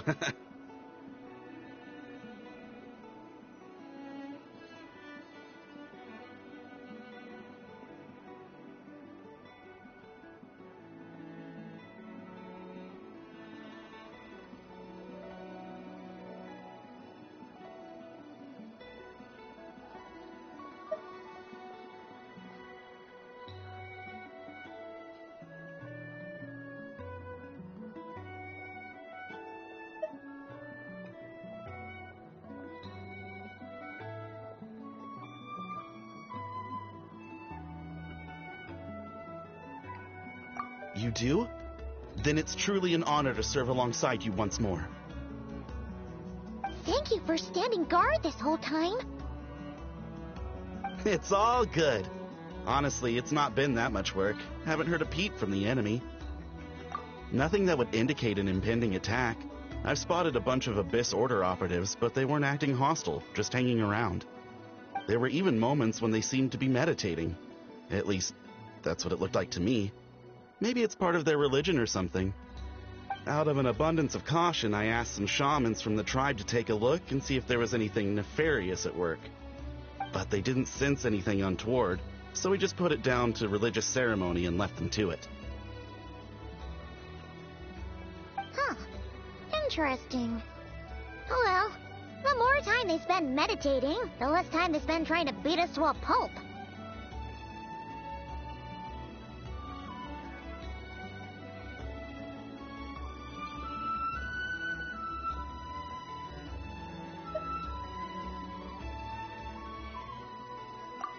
Well, the shamans didn't raise any concerns, so how bad could it be?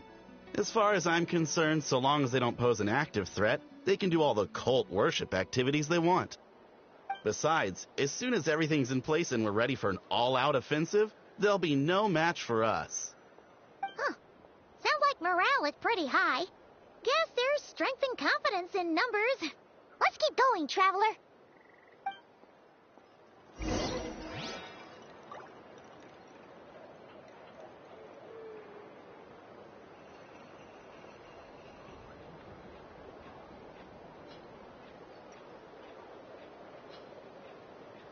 Don't worry, I'm sure they'll show up soon.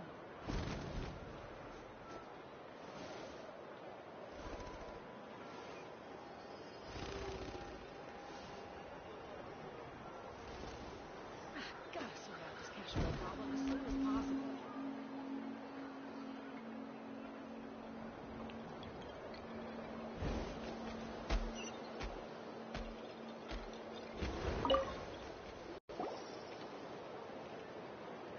Huh?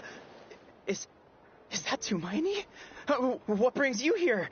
Is this, like, a meet and greet? I wasn't... I'm so nervous. Hey, come on! You'd march to war without so much as blinking. What's so scary about a chat with a Traveler, huh? It's not the same thing at all. There are plenty of chances to go to war.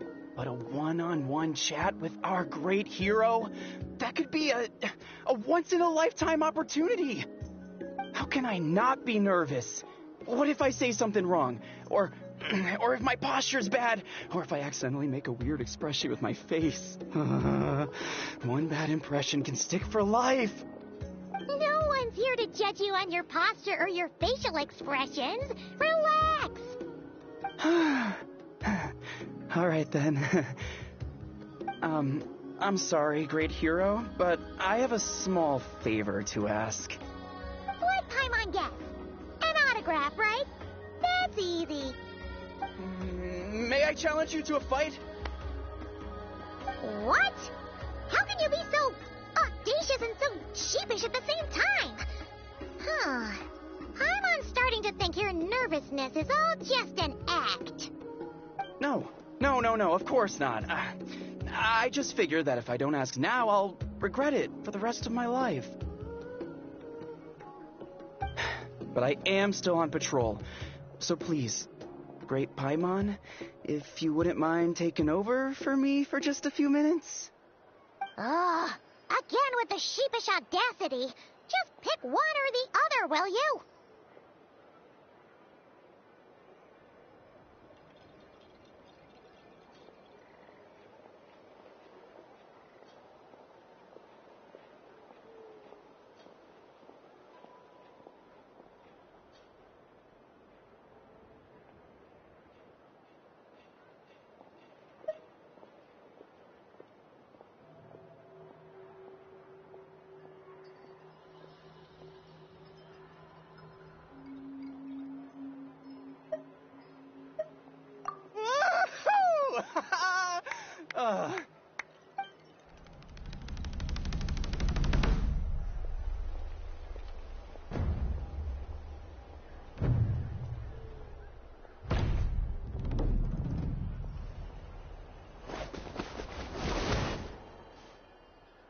Obviously, I never expected to win, but until now, I didn't appreciate just how great the gulf was between us.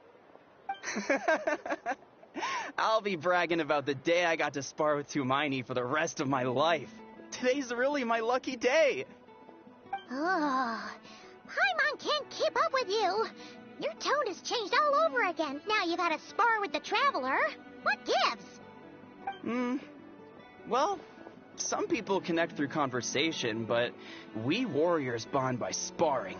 And now that I've had a bout with the hero, we're no longer strangers. Nothing to be nervous about anymore. Okay. Well, to each their own. But Paimon's still gonna stick to conversation.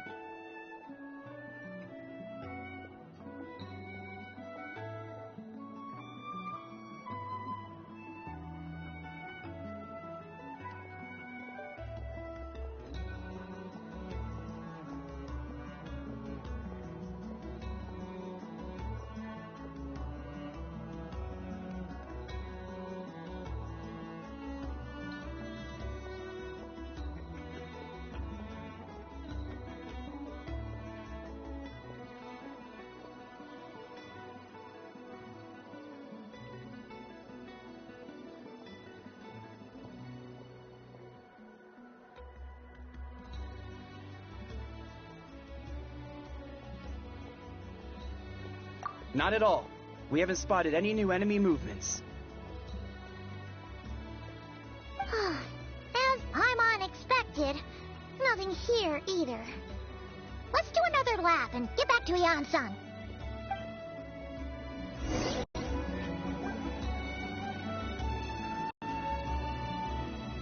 You're back. So, did the guards find anything? Nothing much, no. Someone mentioned that the Abyss Order has been doing some kind of meditation or prayer, but apparently it seemed harmless. Paimon wants to lodge a complaint about one of the guards, though. His name's Kentaro.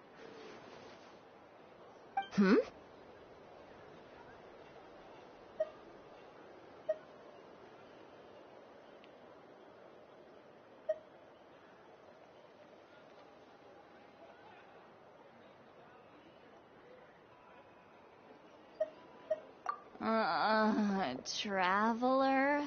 You're back already? And no one thought to wake me up, huh? In fairness, you look pretty hungover. Can't imagine anyone wanting to wake you up in that state. I'll have you know I'm perfectly sober when I'm hungover. Okay. I'll admit that sounds strange at face value, but regardless, what I meant to say is, I heard something about the Abyss Order engaging in meditation. Yeah, that's right. Does it mean anything to you, Siglali? I sensed something strange in my dream. It was vague, but it seemed as if some noise had found its way into Natlan's ley lines. Oh, what does that mean? Hard to say. I don't think it had any tangible effect on the Night Kingdom or on our ley lines, but still. It's like a signal that exists on a different dimension of reality. It might not interfere with ours or pose any detectable risk, but I just get the sense that something strange is going on. Oh. So even someone as familiar with the ley lines as you can't tell what's going on. No wonder the shamans that Satura called to the front lines couldn't sense anything. Ian-san, I think we should go talk to the chiefs. There's no point dragging this out. We need to take the initiative and drive the Abyss Order out of Natlan for good. If that's the Council of Granny Eatsley, I'm sure the chiefs will agree. But it will still take us some time to gather the required force. In war, adequate planning and preparation is the key to victory. Sure, but the finer details aren't my concern. Anyway, I'll leave you to it. Just remember to come find me when you're ready to talk to the chiefs.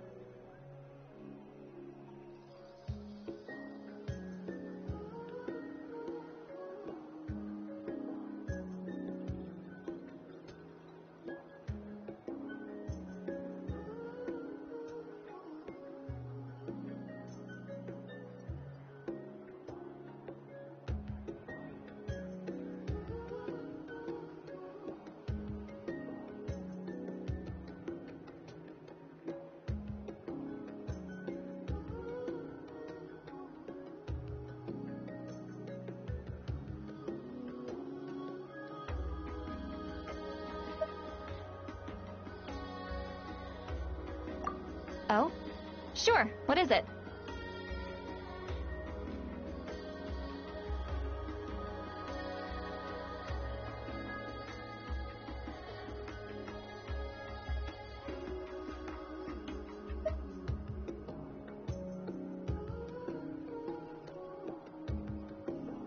Huh, you mean only select individuals can see them?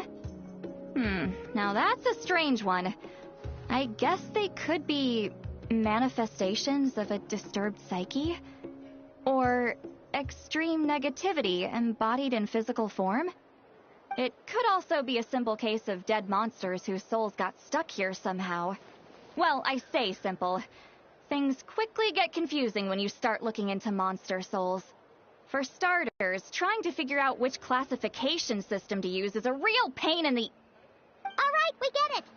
Granny Eatsley's learning and wisdom knows no bounds. But could we just get the short answer? Hey, I was just thinking out loud. You really think I was just trying to flaunt my knowledge? Anyway, the short answer is... there are many potential explanations for the kind of phenomenon you describe. That said, it's not something I've ever encountered in all my years. Oh, wow. Okay. Well, if Granny Eatsley's never seen it, it might as well not exist, right?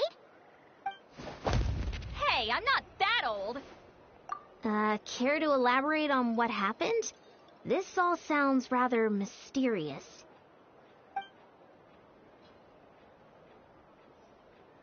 Really?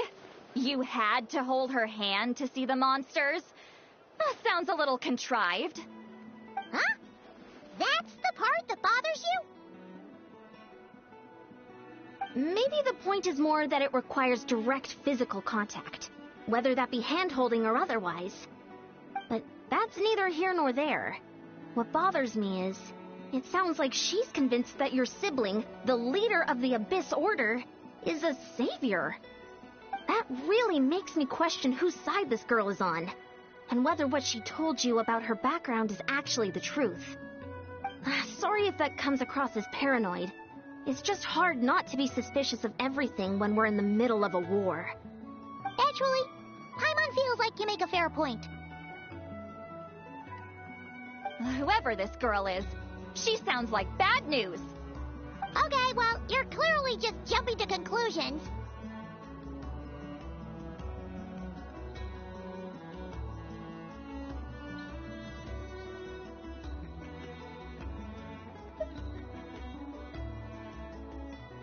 It's hard to know what to make of it.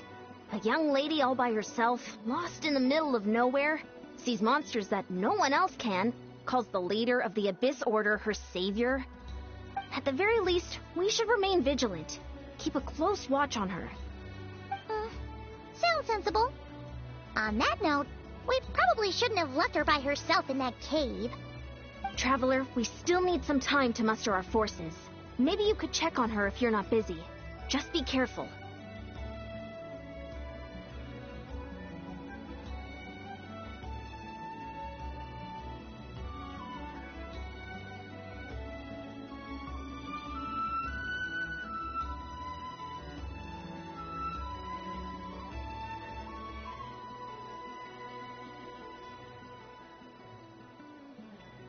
It's settled then. Let's go check on her.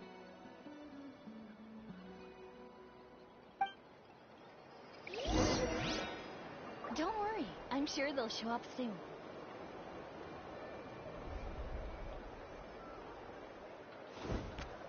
Finally got here, and now I can't even find the recipient. Where are they?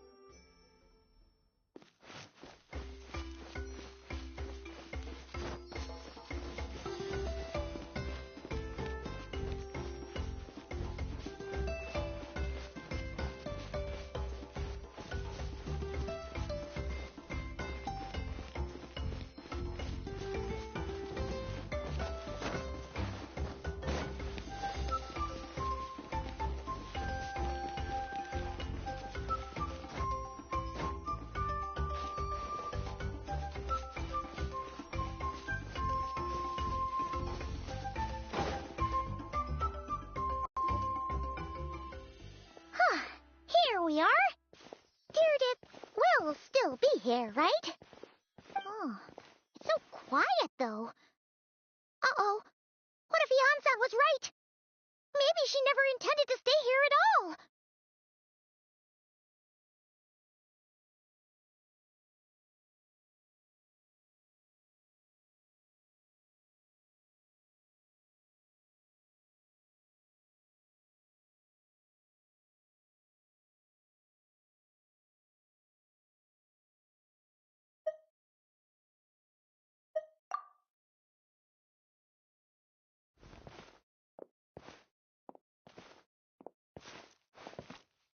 Traveler, watch out!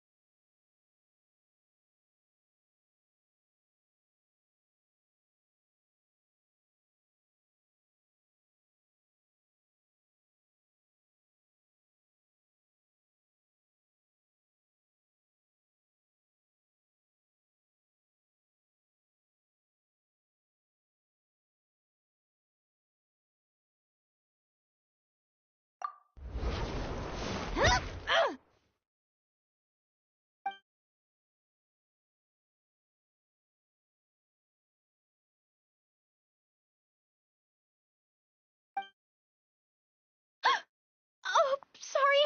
Sorry. I didn't know it was you. I heard a noise and I thought it was the monsters coming to get me. Did I hurt you? Oh, I'm so sorry. I wasn't thinking straight.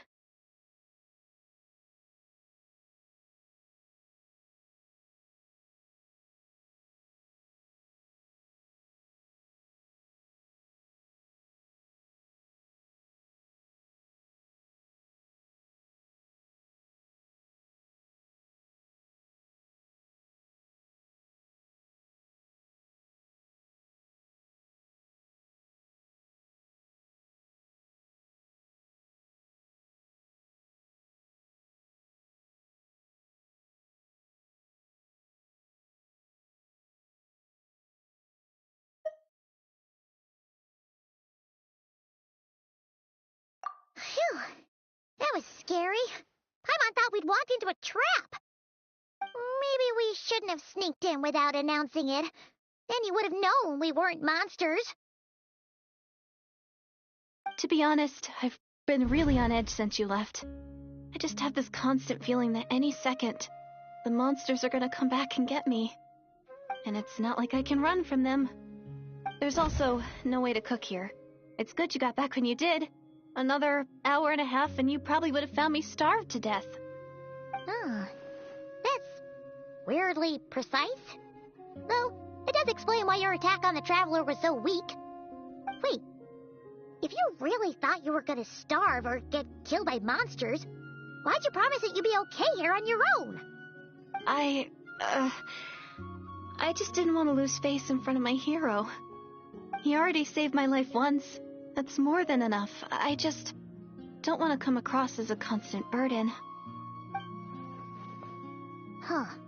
For someone on the brink of starvation, you're pretty preoccupied with your image. What's the real reason? What? That is the real reason.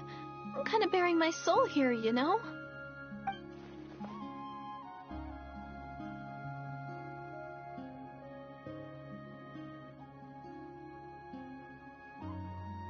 Anyway, so, could you make me some food now?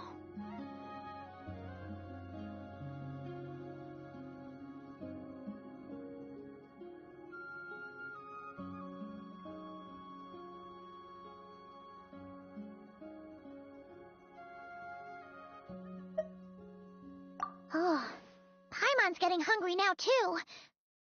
Go on, then. You can join us for dinner.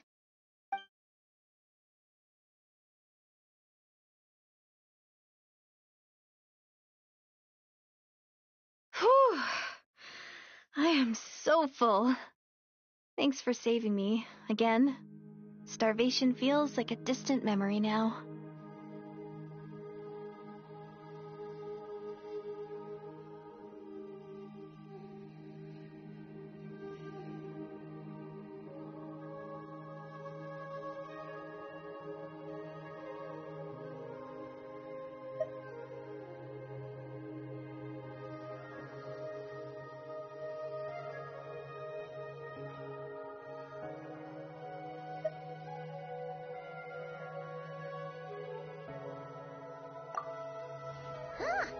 You can really pack it away, Gyarados. Guess that explains how you had the energy to make it this far. I tried so hard to hold back, but it looks like I still came across like a total glutton. Paimon didn't even realize how late it is. Hey, the night sky here is really pretty. Yeah, and it's all thanks to you both that I'm able to relax and enjoy it. I was cooped up in that cave the whole time you were gone. Now, I'm finally out. The air seems fresher, and the stars more beautiful than ever before. You weren't in there that long.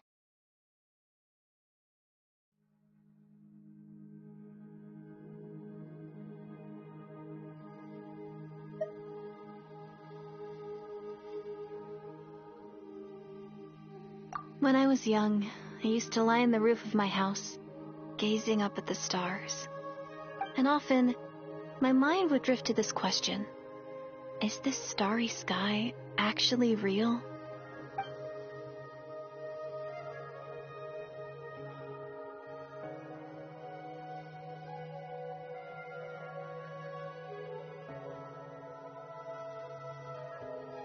But my grandma would tell me the answer to that question doesn't really matter. Think of all the people in our village who spend their entire lives here, she'd say.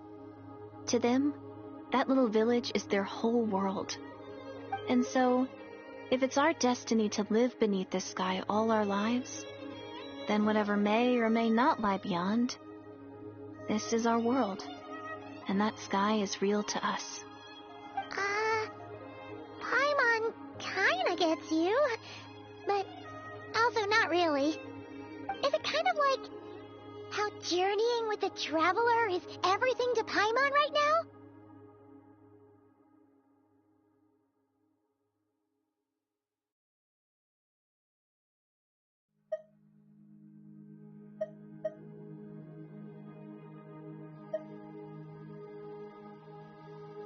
I really treasured my world for a really long time. The village was my everything. The houses, the scenery, stories I always loved to hear about the Savior. But I could never bring myself to agree with Grandma. Even if the village was my entire world, I still had to know what lay outside its borders. Yeah! Go you! So, I finally ventured out and set off on my journey to find the Savior. I'm going to make my world bigger, one step at a time. And I'm not going to stop until I've seen what's beyond the stars. Maybe then, I'll finally... Who knows? Yeah, one... I need to find this. That's the most worthwhile thing I could think of doing. So I've been giving it everything I've got. You know what? That's pretty cool. Paimon kinda wants to root for you now. Sorry. I got a little carried away.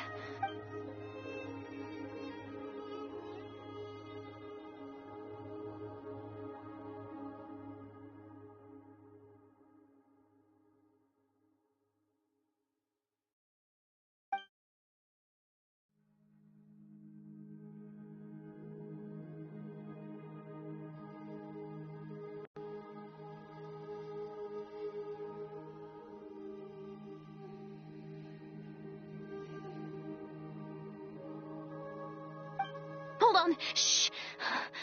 It's them. The monsters are back. Where? Oh, still invisible, huh?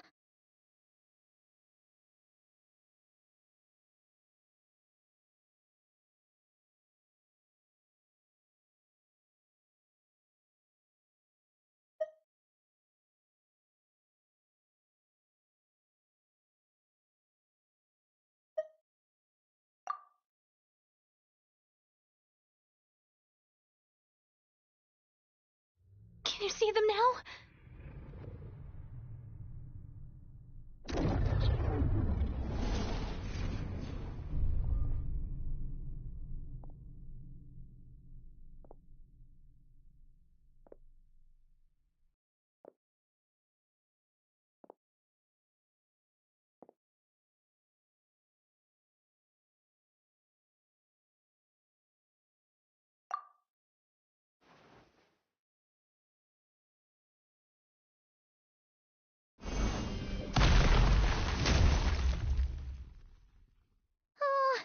Paimon still can't see anything. But please, be careful.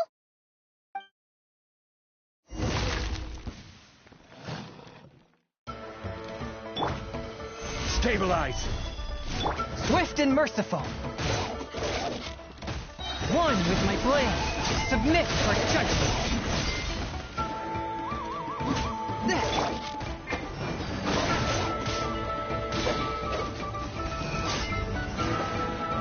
Let the show begin. Solidify! Swift and merciful, from whence you came. This is order.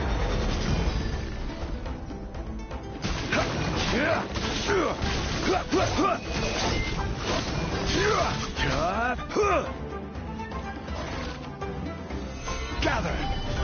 I'll protect us. Forth, my blade. Swift and merciful.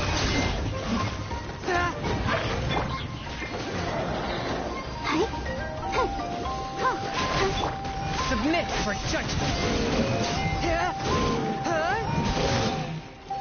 Forth, my blade. I will have order.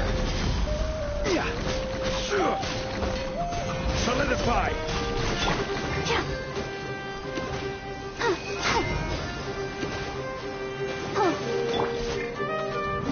One with my blade.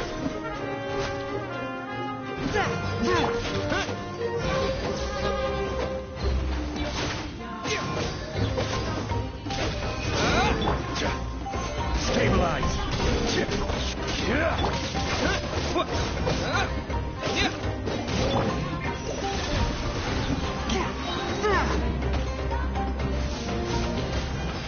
From whence you came.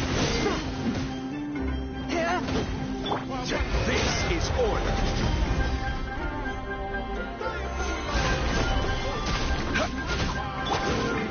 Swift and merciful. Forth, my blade. Let the show begin.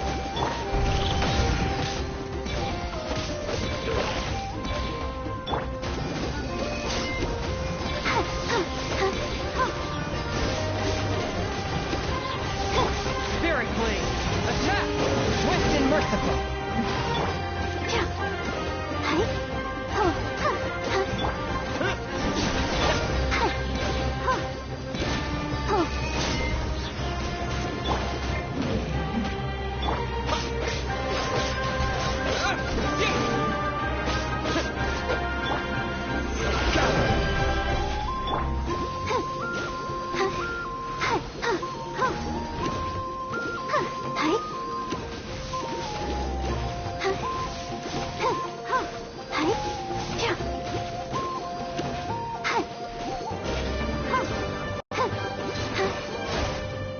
A touch of frost. One with my blade. Submit for judgment. I will have order.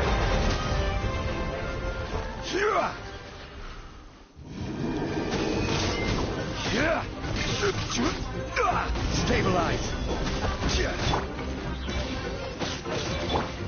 Swift and merciful.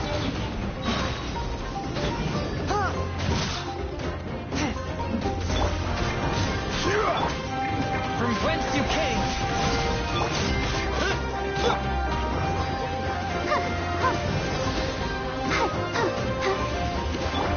A touch of frost. This is order.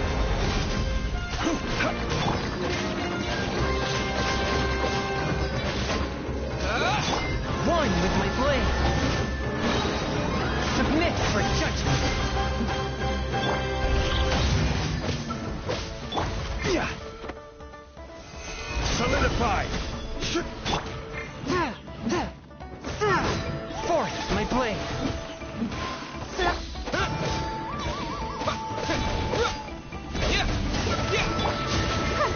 Let's dance.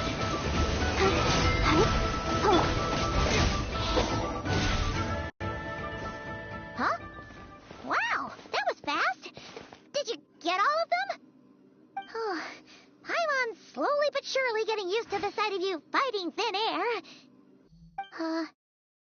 You doing all right, Deirdith?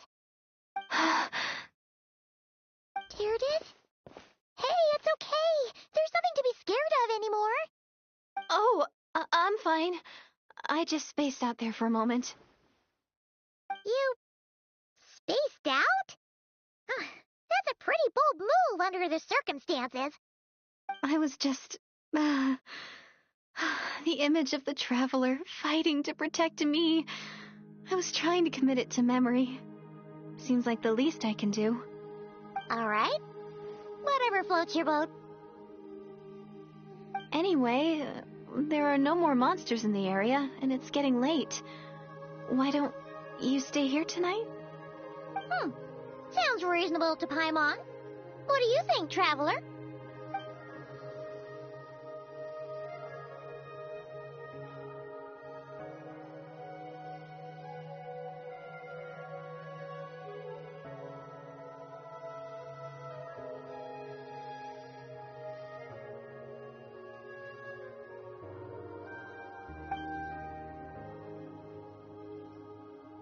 All right. Deirdith will be... Huh? Deirdith? Why are you going in alone?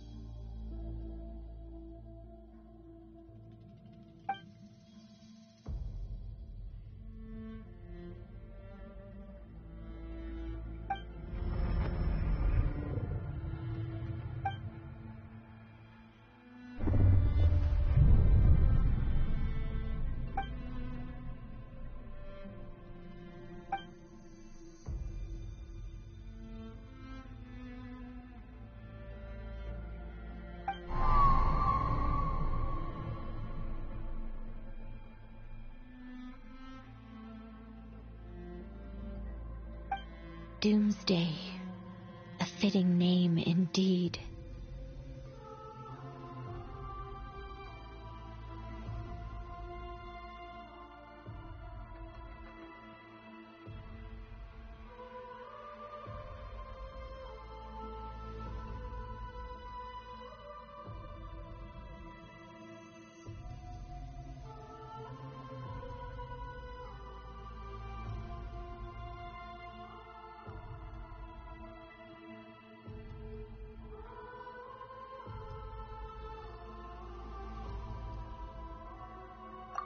A blood-red sky, wild beasts that slaughter all in sight, endless pain, a terrible curse that cannot be reversed, and the birth of a savior.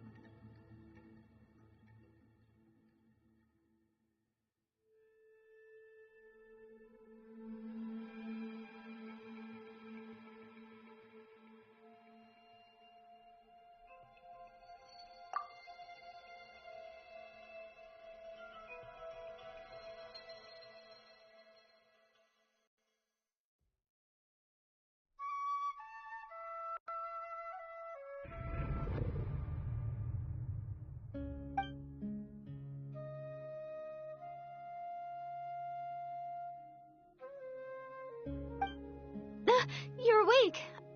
I'm sorry. I didn't mean to,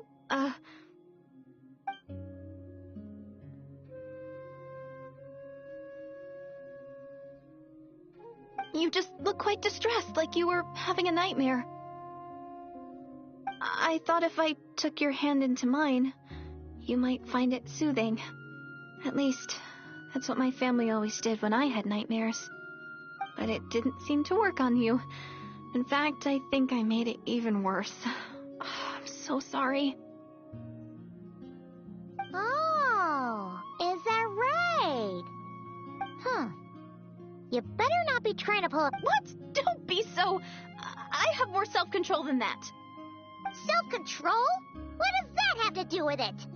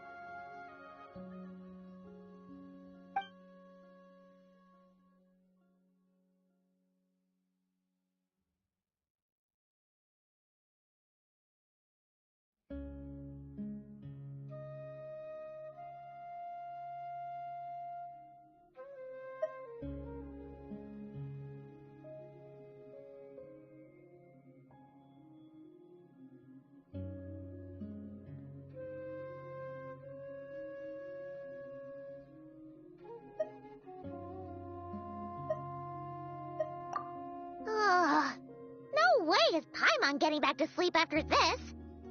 You go ahead. But for the rest of the night, Paimon is staying up to keep an eye on this young lady. Oh, do I really seem that shady to you?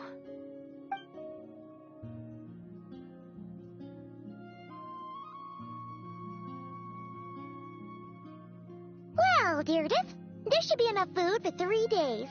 Make sure you eat the perishable stuff first, so nothing goes to waste. You can't tell which stuff is perishable, right? Yeah, I can tell from the ingredients. Thank you so much for making all this for me. 3 days will definitely be enough time for my ankle to heal. Then I'll continue on my journey to find the Savior. All right, then we'll be off. Bye for now, Deirdre. See you? Wait! But if this is goodbye, how am I supposed to find you again? Oh, I mean, what if I find your sibling? How am I supposed to let you know? Ah, that's a good point. We share the same goal, but we're constantly on the road, so we've got no fixed address. How about this? When the time comes, you can just write a letter to Mawika. She'll be able to find us for sure. Mawika? Who's Mawika?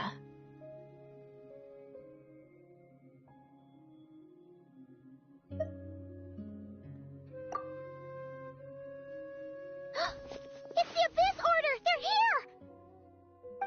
But it doesn't look like they're marching to war. More like they're... running away? Where? What are you talking about? A bunch of Abyss Order thugs! You don't see them? They're heading right this way!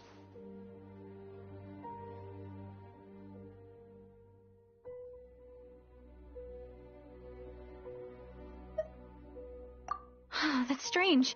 I guess it's my turn to not be able to see the monsters.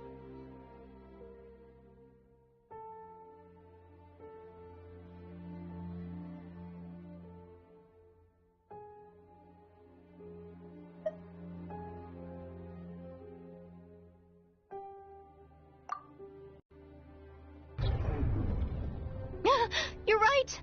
I see them now. You weren't joking after all. So this is what it's like. What a weird situation. What is making these monsters invisible? Is it Deirdre? Or the monsters themselves? Or is it us? Well, might Might as well mow these ones down, just so they can't pose a threat to the tribes.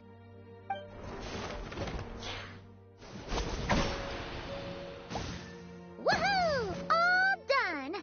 Their morale seems super low. Guess they really were on the run, huh? So, there's no more of them, right? I still can't wrap my mind around this. Why couldn't I see them until you took my hand?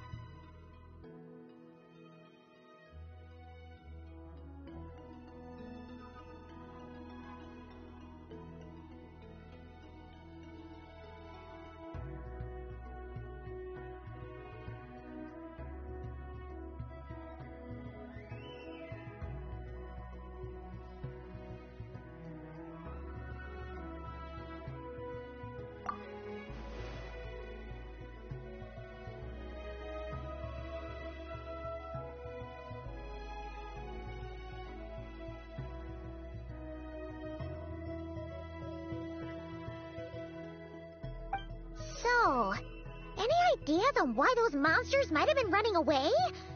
Maybe something went down on the front line. Oh, Paimon's getting a little worried about Eon-san and the others. Let's head back to the Masters of the Night Wind right away. We gotta go. Bye for now, Deirdre. See ya, and please take care.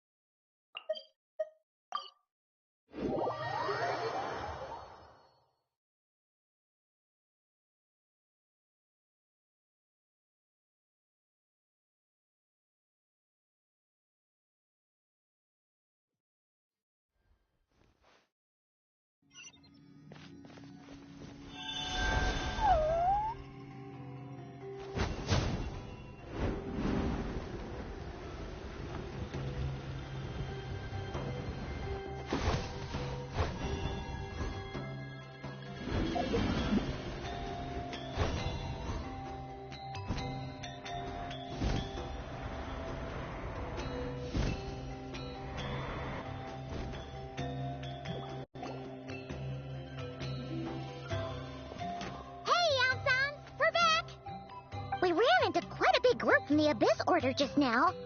Has something happened at the front? The front line has collapsed. Huh? But how?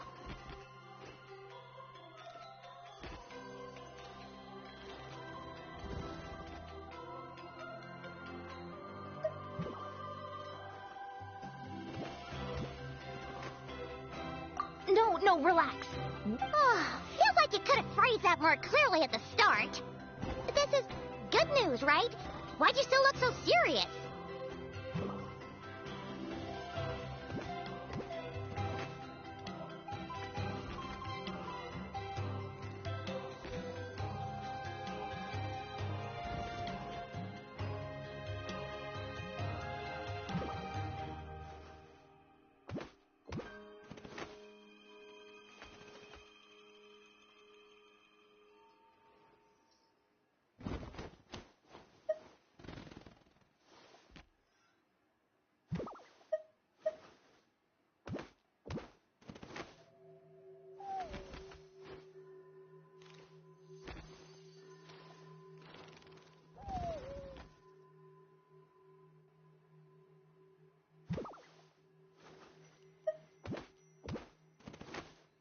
No. So at first, but just now, one person, they wielded an unknown power and fought with a sword style that no one recognized. The guard who relayed this to me said that before he even had time to react, the enemy was decimated.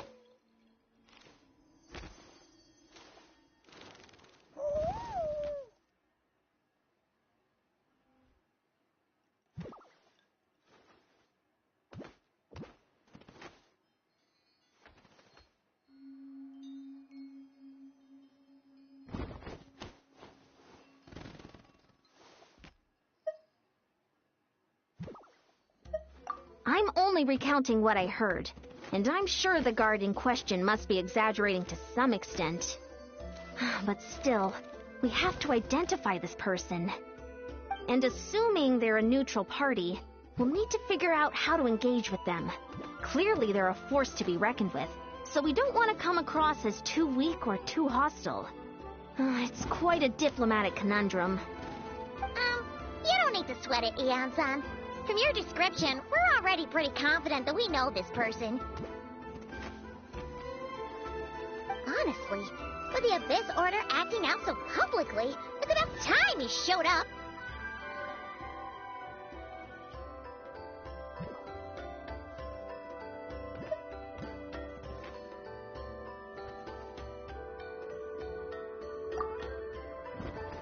Dainsleif!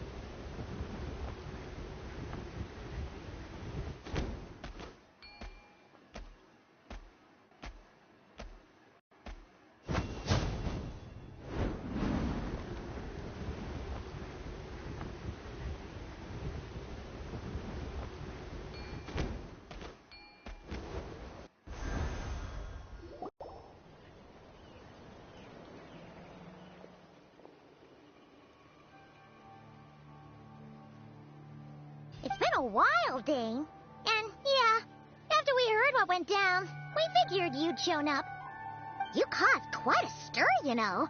Oh, this is a friend of ours from Natlan. Her name's Eon-san. She insisted on coming here to thank you in person. It is my honor, Mr. Dainsleif.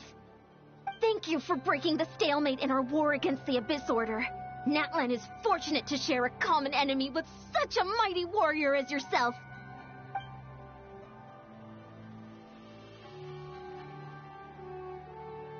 Please don't mind him, Eon-san. He always talks like that, but he's a pretty nice guy deep down. It's quite all right. Uezo Eon-san respects those of great power. It's quite clear that he meant no offense, and I am still delighted to make his acquaintance. Anyway, since you're old friends, I'll leave you to catch up for now. Take your time. Sure thing. You probably have plenty of other stuff to do anyway, right? Since this war isn't exactly over. See you later, Eon-san!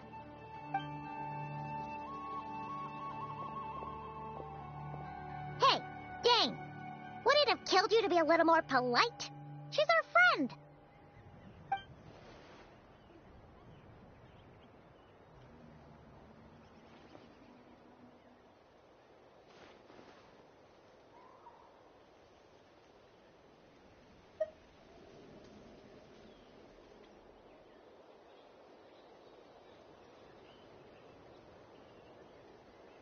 Ugh, so stubborn. But whatever. So anyway, Dane, do you have any new info about the Abyss Order for us? Any idea what they're trying to achieve with this war, for example?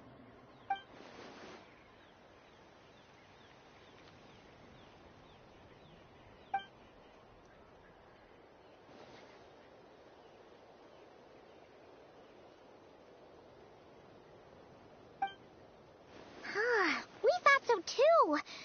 But it sounds like you're no closer to learning what that goal is than we are.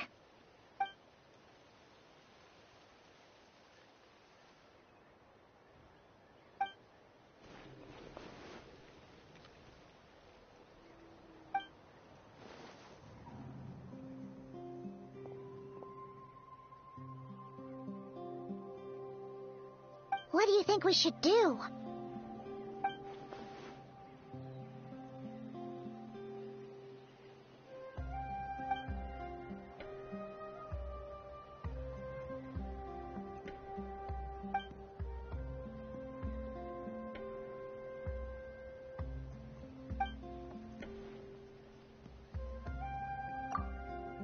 Paimon gets it.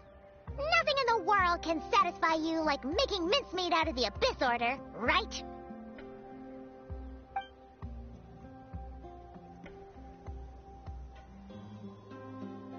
Wow!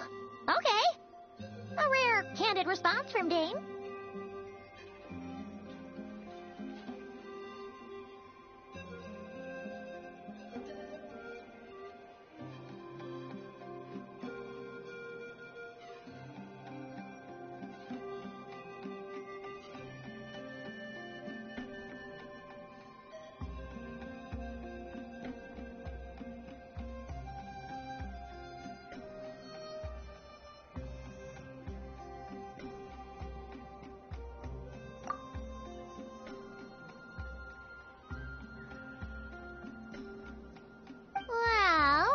Actually, we found his sister's hibernation chamber key near the Collective of Plenty.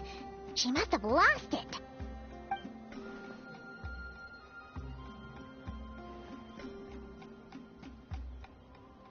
Oh, and there's more! After finding the key, we also ran into this weird girl.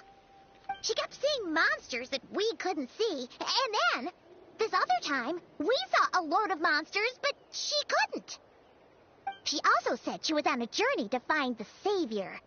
Her description of this Savior matched the Traveler pretty closely, so we figured it's probably his sister.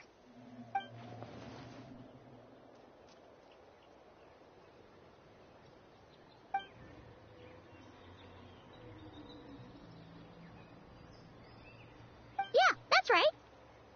Is something the matter, Dane?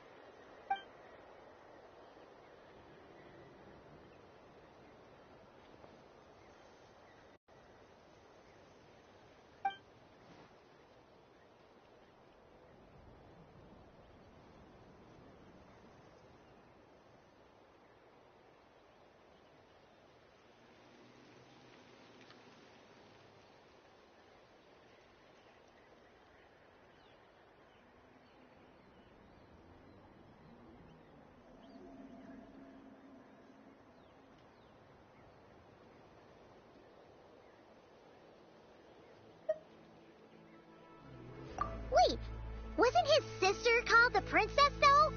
Where did this Savior thing come from?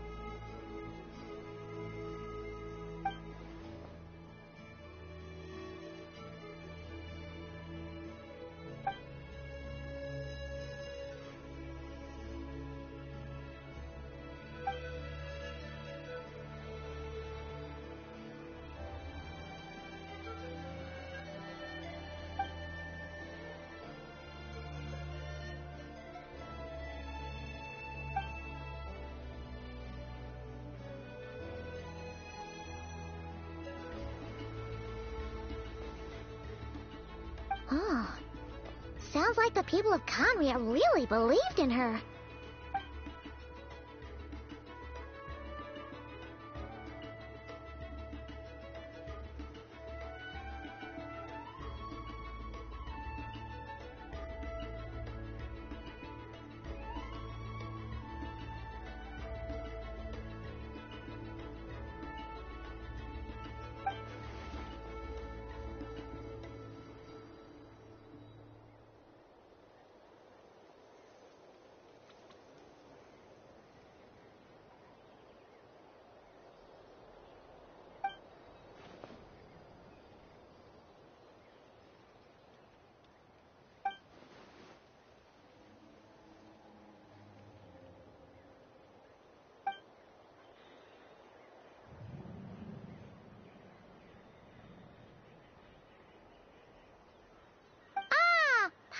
gets it now. So, a bit like Kaya, except she grew up somewhere more isolated? Still, that doesn't explain the invisible monster situation.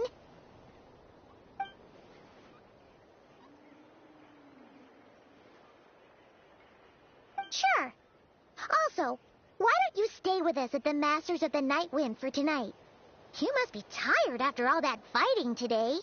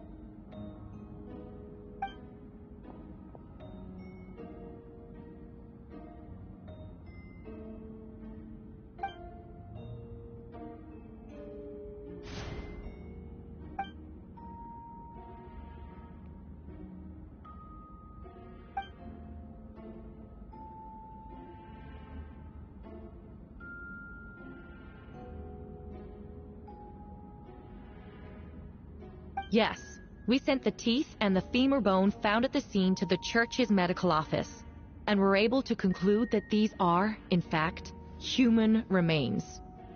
In addition, The investigators were able to identify several Mondstadt citizens who appear to have been missing for quite some time. Forensic analysis of the remains allowed us to pinpoint the age and gender of the deceased. Interestingly, one of the missing individuals matches that profile to a T.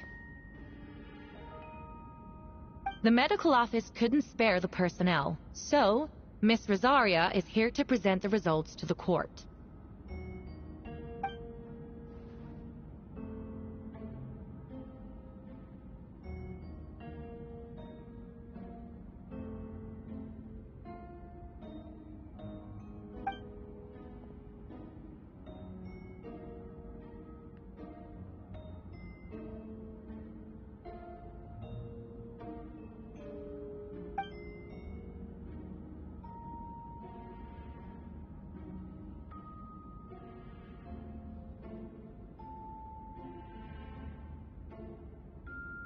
Is it reasonable to assume this technique to be alchemical in nature?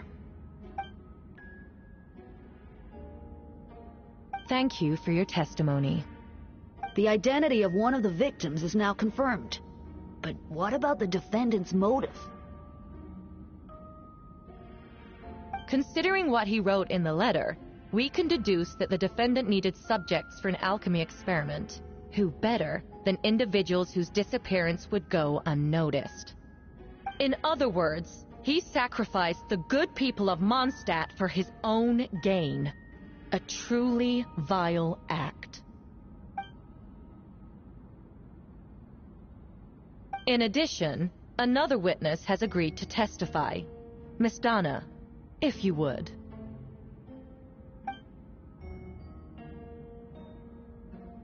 Wait, Donna from the flower shop? I'm sorry it took so long for me to come forward. But the night Master Diluc saw Mr. Albedo, I was there too.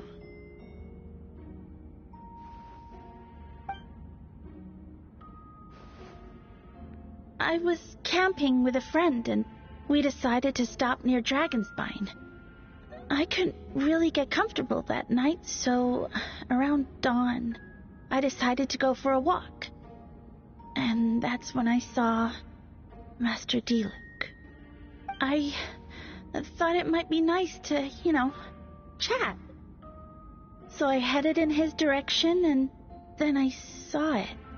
Someone at the bottom of the cliff was getting rid of a body. I was terrified the person might see me. Even after I fled, I couldn't shake that fear, and I started to wish I never had a crush on Master Diluc in the first place.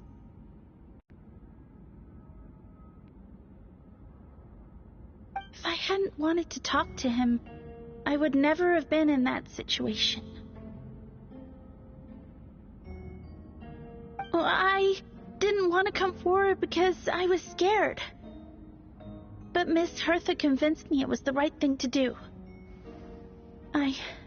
I'm sorry it took me so long. Just stepping forward was brave enough, Miss Donna.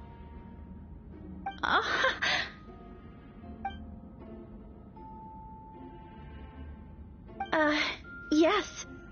Thank you. The two witnesses corroborate the same sequence of events.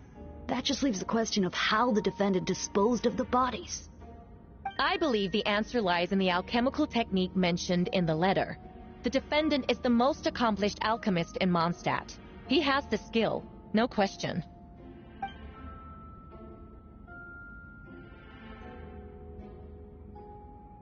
Wait, does she mean...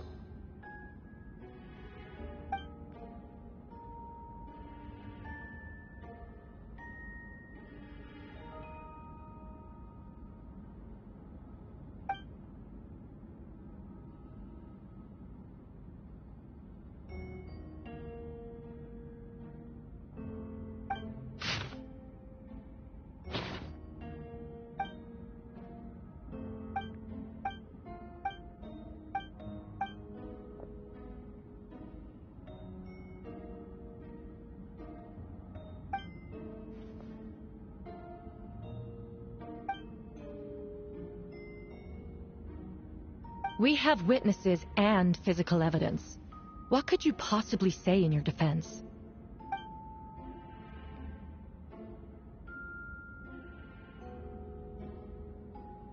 Ugh, you have some nerve. Saying that when the evidence is stacked against you?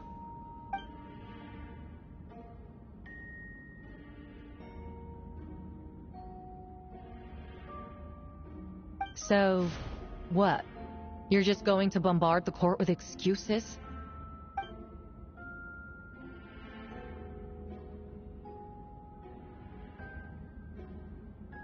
That won't make the charges against you disappear, Mr. Albedo.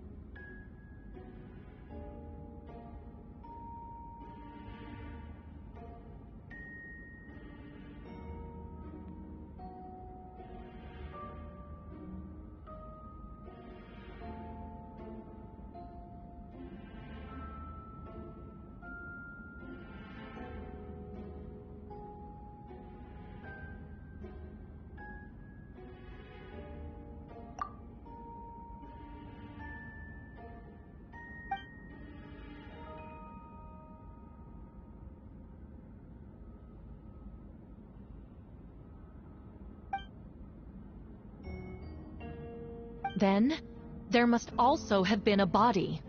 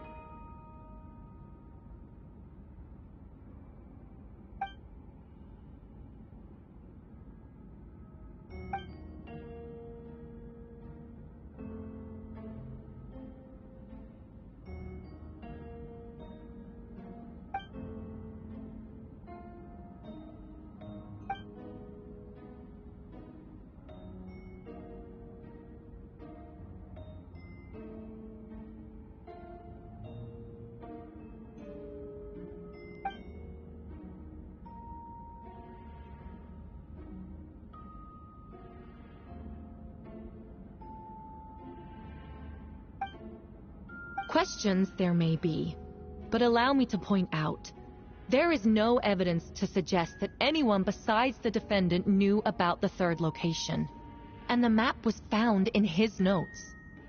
That fact alone makes him the most plausible suspect, unless Mr. Albedo suddenly plans to deny that the map belongs to him.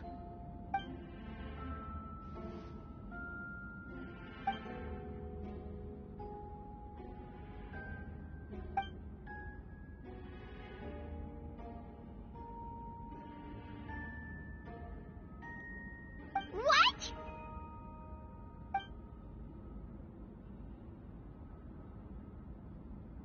Ha! So you admit it. Let the record reflect that the defendant has confessed to his crimes.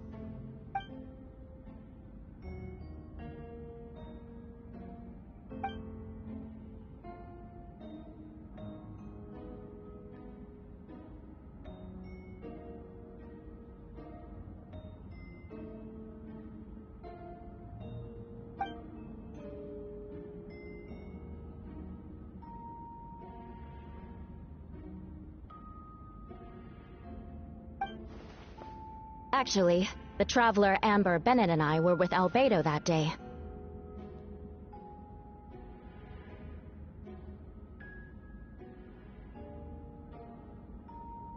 The Adventurers Guild was holding an event on Dragonspine. After it ended, we all left the area. If the person Albedo is referring to is different from the one we encountered on the mountain, then the altercation must have occurred after we left. This only proves that the defendant is guilty on all counts. Those innocent people, their blood is on your hands. You deny it? After admitting to murder for the whole court to hear? You've clearly lost your mind.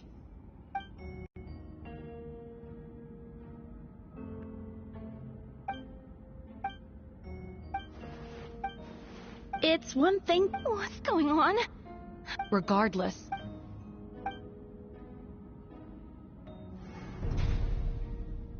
I see. Then, it appears I need to withdraw my testimony. What? Everyone! I brought her! Wait, you... The person who just came in, isn't that Hertha?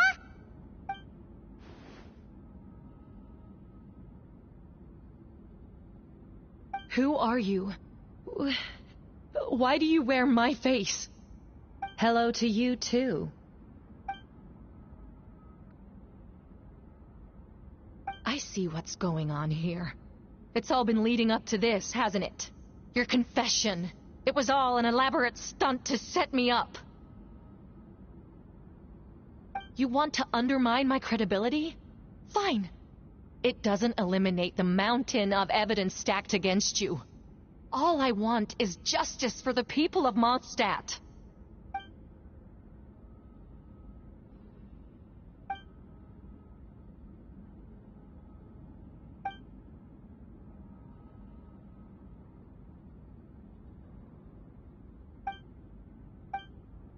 A monkey? Are you trying...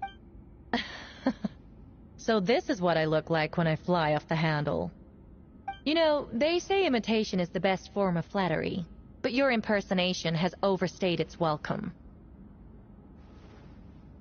Master Jean, what are you waiting for? We've known each other for so long. You recognize the real me, don't you?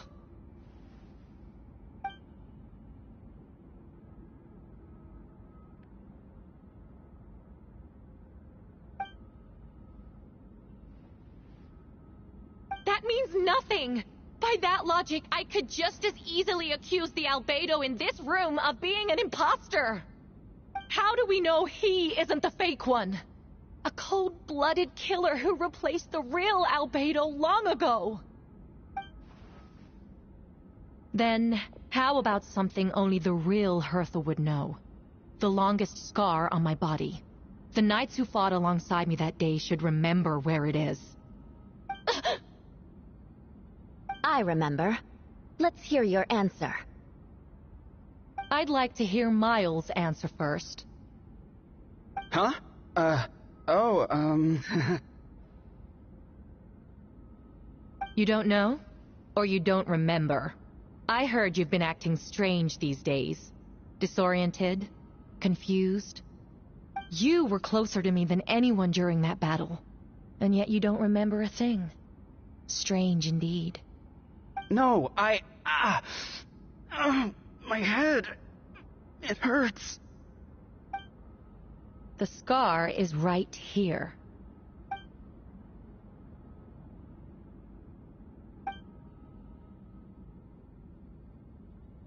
Albedo has done a lot of research into beings like you.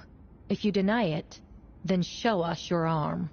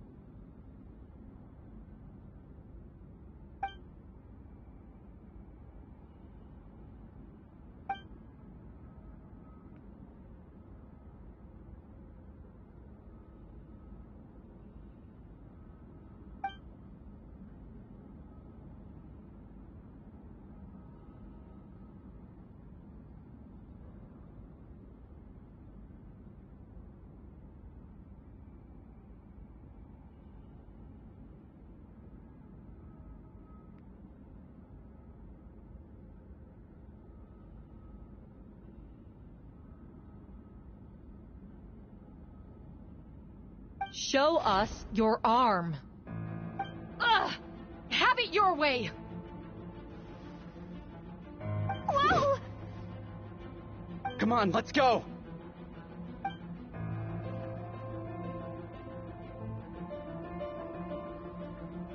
Hey! They're shielding the imposter!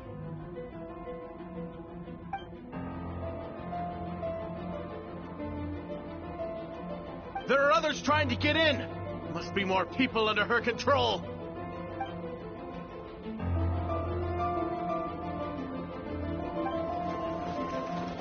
Whoa!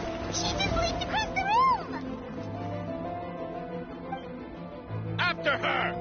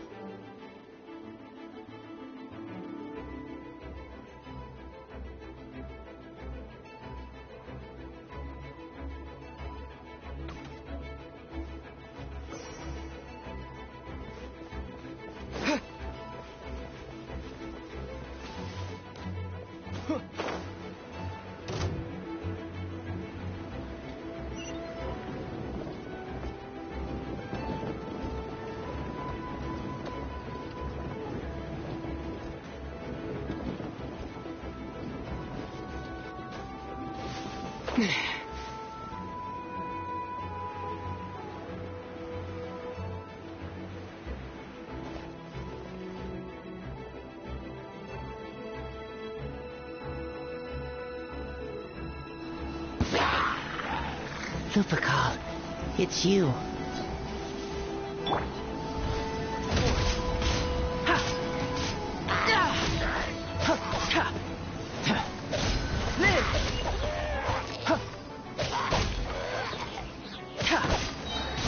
Come into being. Witness my great undertaking.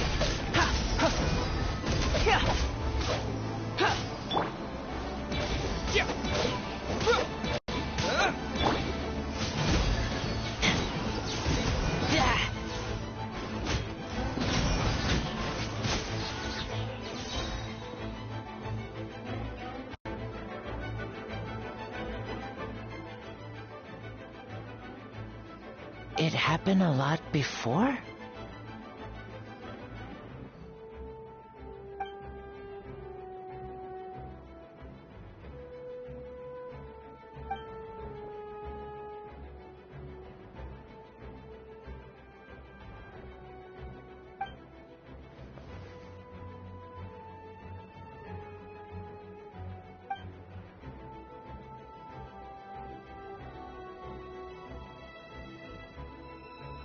Huh. Gentle electrocution.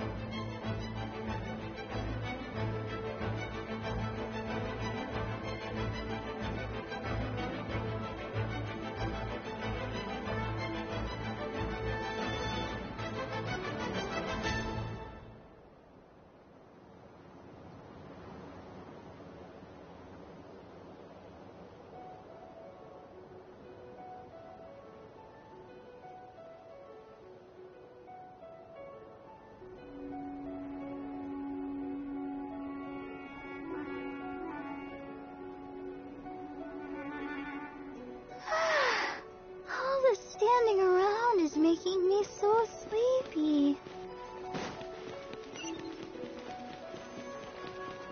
Let the show begin. Keep going.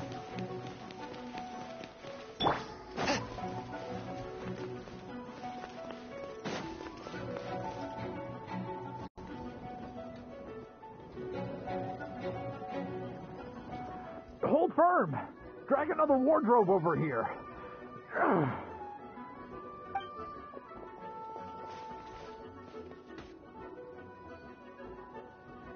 Ah, that's the traveler's voice.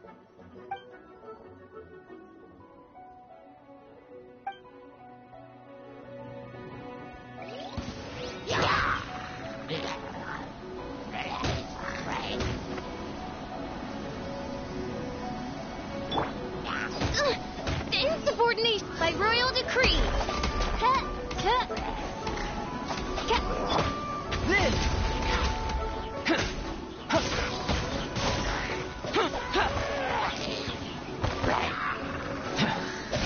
Coming to be. Moments of birth.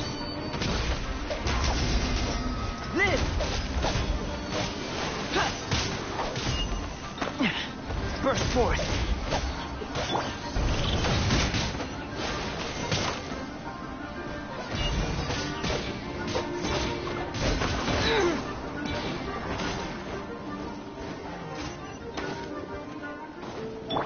Oz, reveal thyself!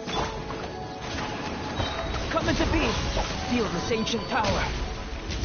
Ha! Ha! Yeah! Ha! Burst forth! Ha! Ha!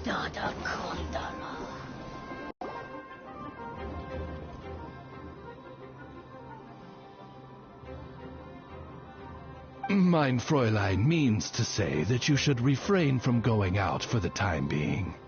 We will continue to protect this area. All right. Oh, thank you. Thank you so much. But, I've never seen a bird that can, talk. No need to worry. I'm Mein Fräulein's humble servant. Oh, no, of course.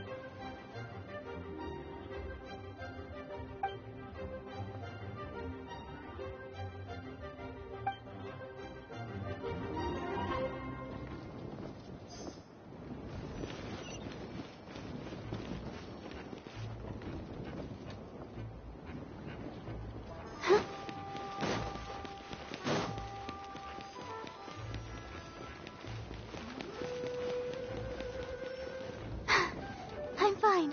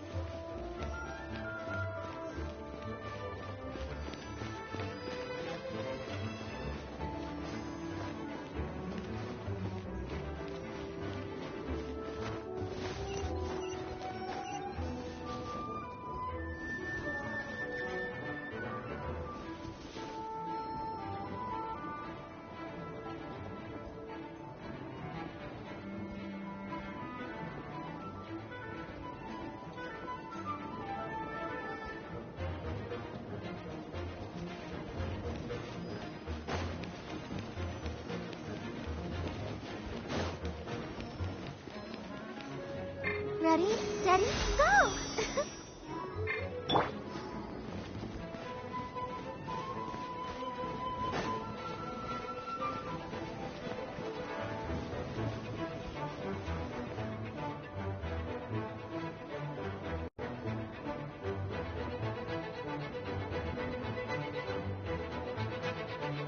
Hey, Sandy! Shoot, someone's coming. Help me, please! Someone help me! What's with the freak out? It's just us. Ah, perfect. I can drop the act. Sorry, I thought you were regular citizens.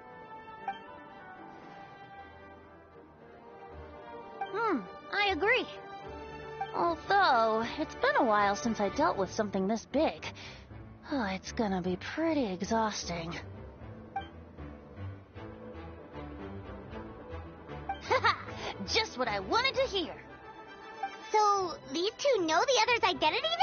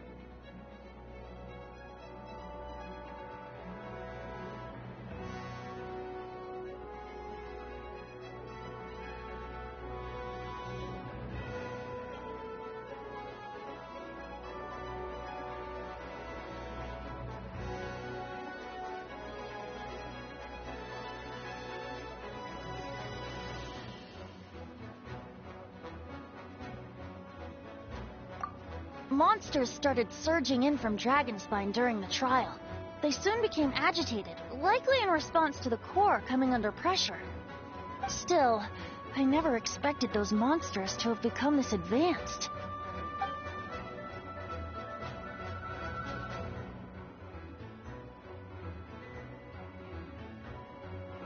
Wait, so what about the map? And the missing bodies?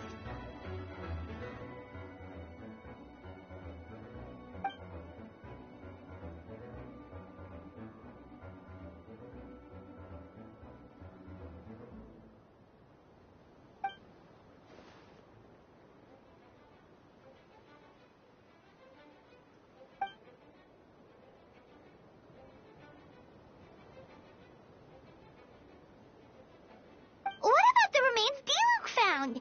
Did they belong to one of the victims?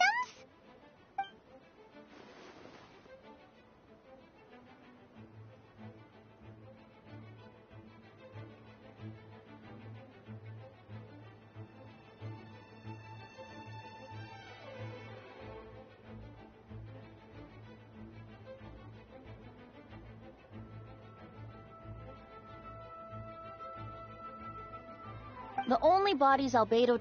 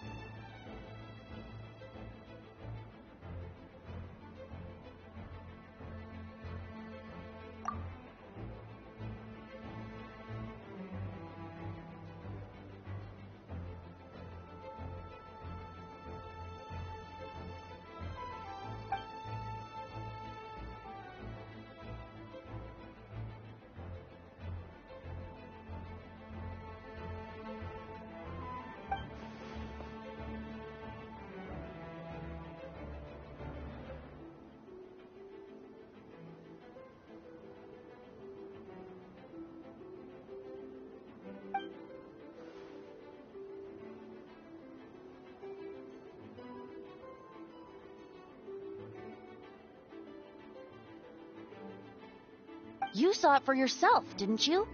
All the people acting strange? Those are the same people who just tried to break into the Knights of Favonia's headquarters. Durin's power remained dormant within them until, finally, it surged to the surface and seized control.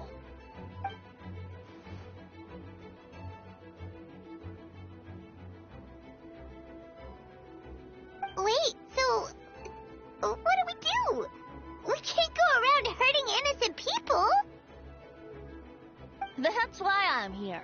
It would make me look bad if I just lazed around after promising to help.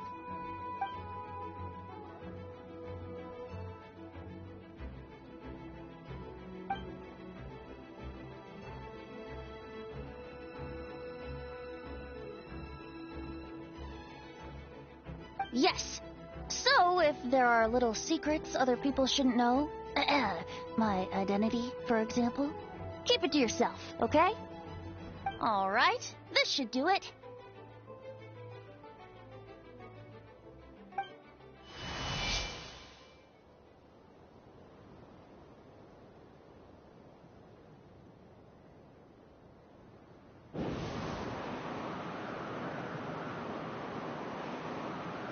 Wind current? Paimon's never seen this many.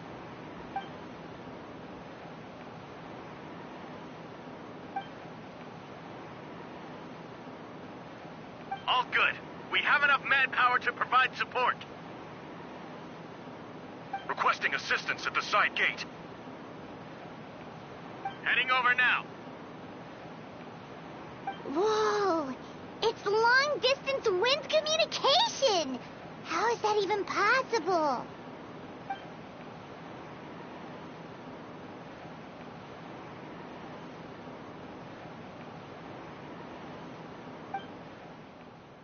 Actually, if you face away from the current and whisper like this, no one can hear you. No wonder you're crouching down there like you have something to hide. You didn't have to broadcast that. Huh?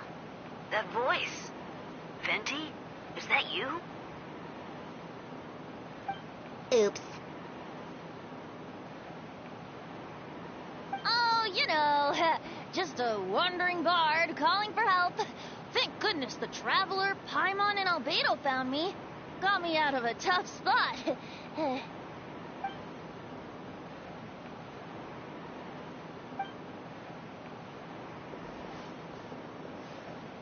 Thanks, friend. May the Animo Archon protect you.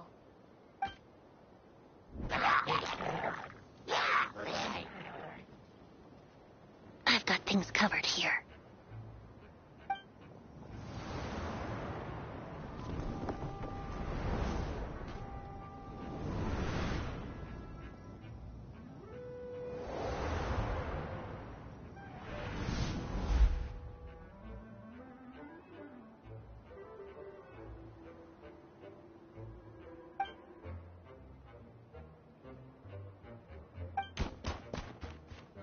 Get back!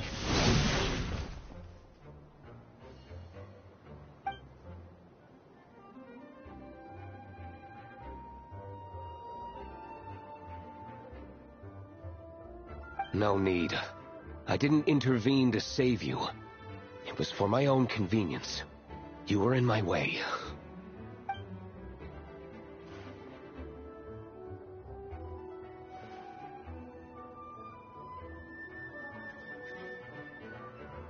Suit yourself.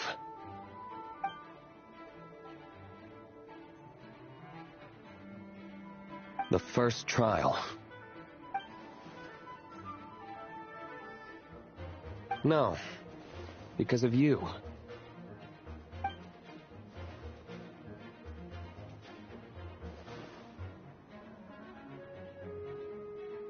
No, you weren't nervous enough.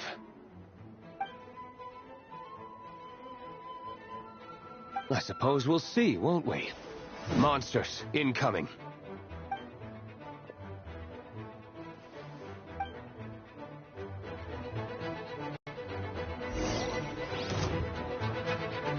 Time for retribution! Ah!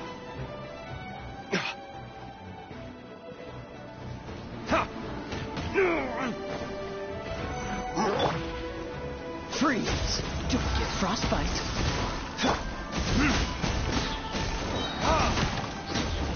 Verdict is...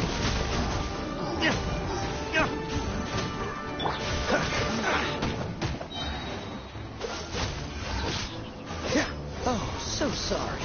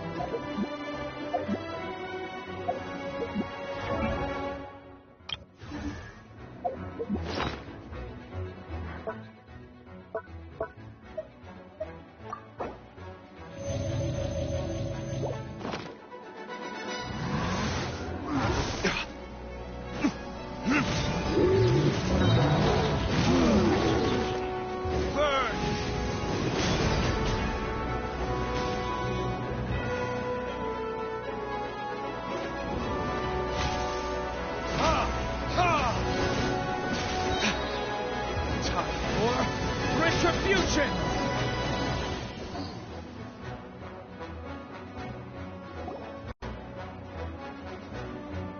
They're over there! Dilu, Kaya!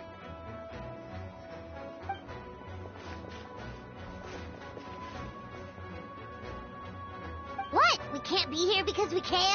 Maintaining control over the main road means maintaining control over the battle as a whole. You made the right choice. So what's the status over here? We don't have... Good luck.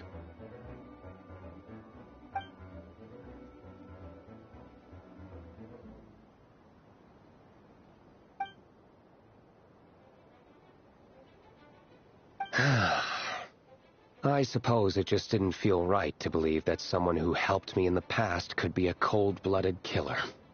Aw, that's so sweet.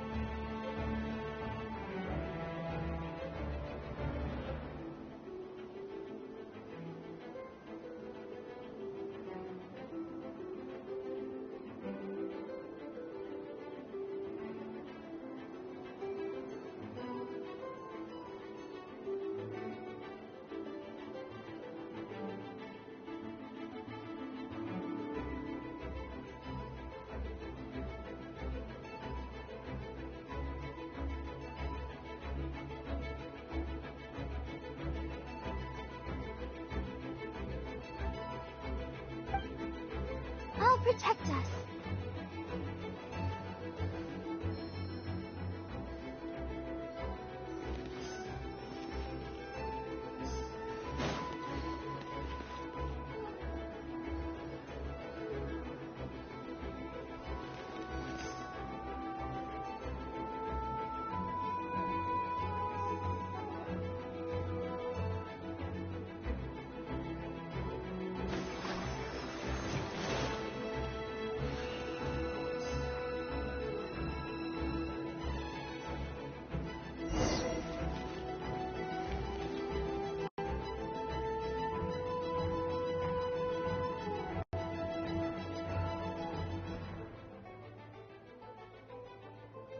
Thank you so much, Miss Barbara. Things are still quite chaotic outside. It's best if you all remain inside the cathedral for now. Don't worry, Miss Barbara. I'll try not to put myself in harm's way. I can help with logistics from the back.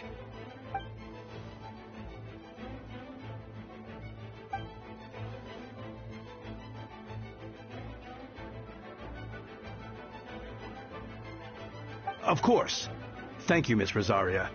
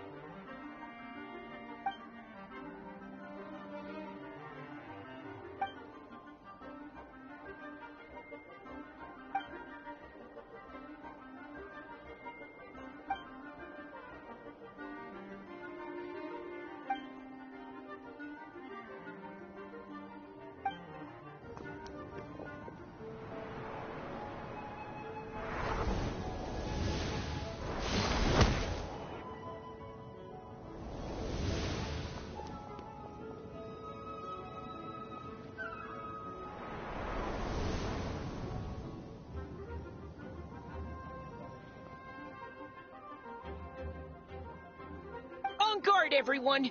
Incoming monsters at 11 o'clock!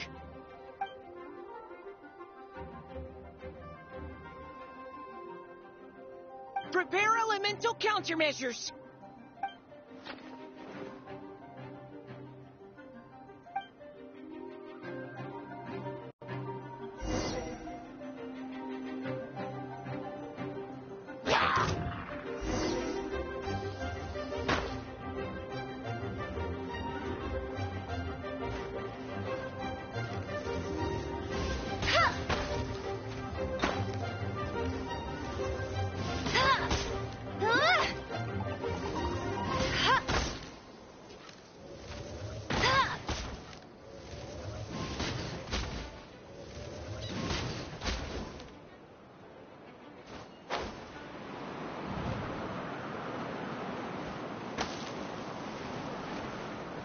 Go, Baron Bunny!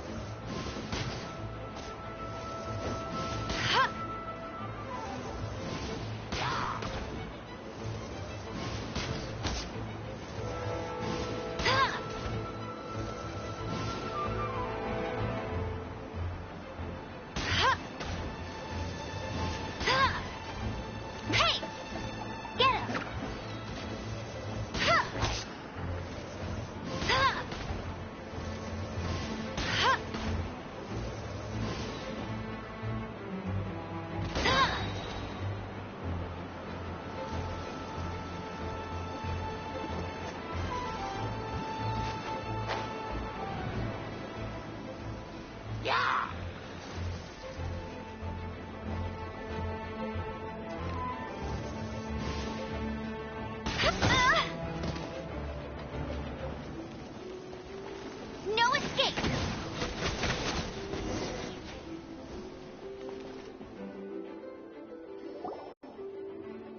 All units are now in position. Hertha! Oh, jeez, your voice scared me just now. What? Still caught up in the imposter incident? I thought you knew about the plan. Well, after you up and disappeared one day, all Master Jean told me was that you'd be gone for a while on an important mission, and that it'd be better if people thought you were dead. And then, what do you know? Someone who looks exactly like you appears out of nowhere 2 days later. If Master Jean hadn't told me about your mission, I would have fallen for it hook, line, and sinker. Yeah, that's quite a scary thought.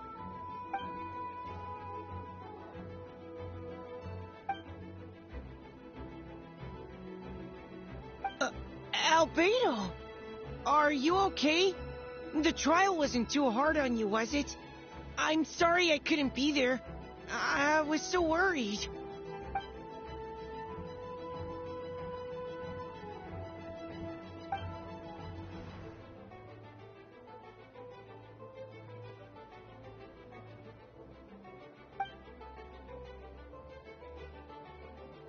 Yeah, for sure! She's someone you can really count on!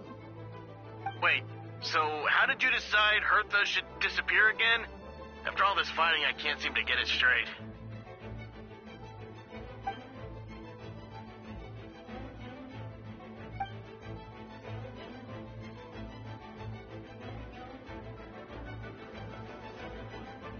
Ah, so that explains the rumor that someone had fallen during a mission. Of course, it didn't take long for that to get resolved.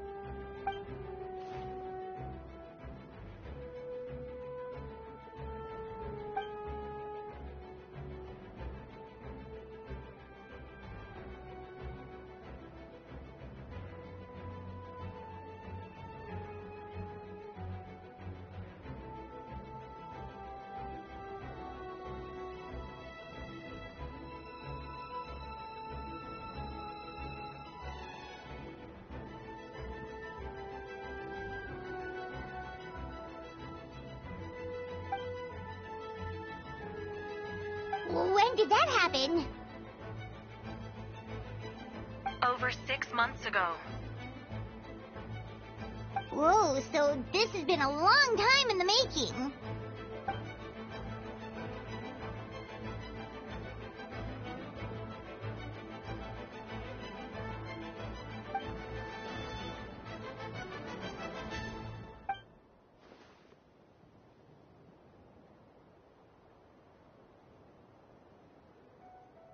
But how did the Knight's internal information even reach Durin and his monsters?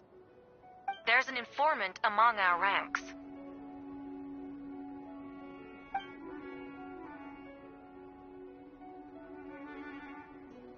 Honestly, this whole situation almost gave Paimon a heart attack.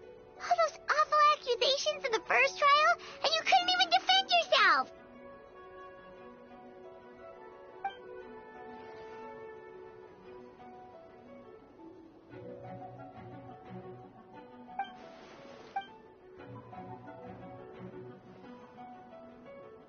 Yeah, thank goodness we were able to back her into a corner.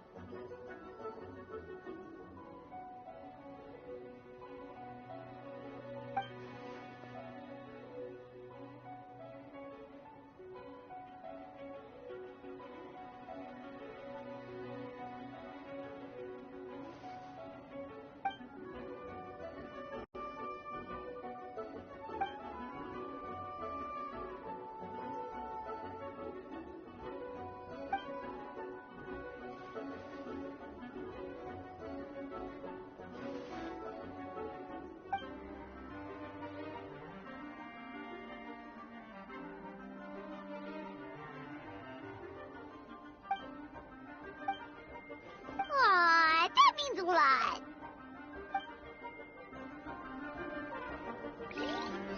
Wait, was that you just now? Let's go to the side gate to check it out.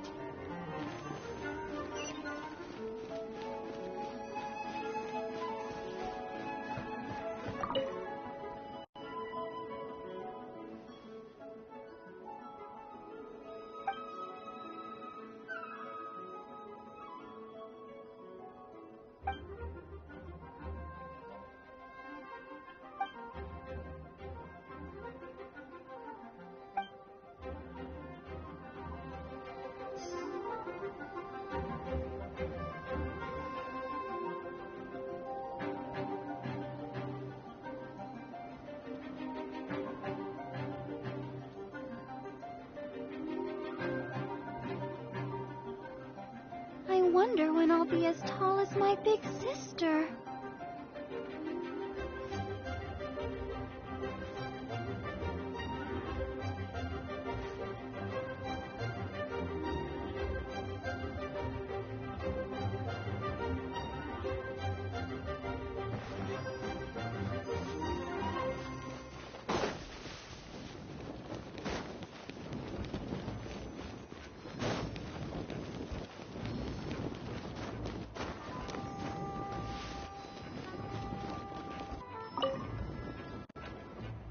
Gotta say, when I saw you on the side of the road, I thought you were hurt. Not about to whack me in the head. Oh gosh, I'm so sorry about that. I was trying to run away, but I just couldn't keep going, so I pretended to be unconscious. Thought I could at least land a surprise hit on a monster that way. I get it. That's a pretty common tactic. Oh, Traveler, Albedo, you're here. Got it. I'll take her there right away.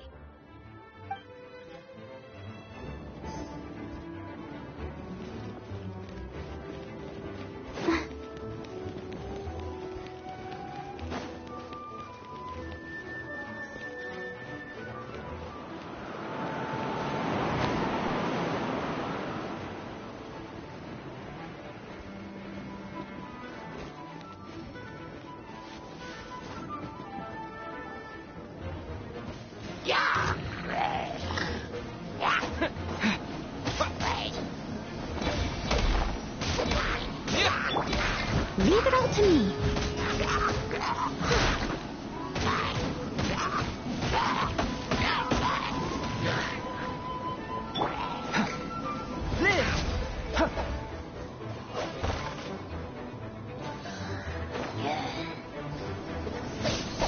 Burst forth! Ha!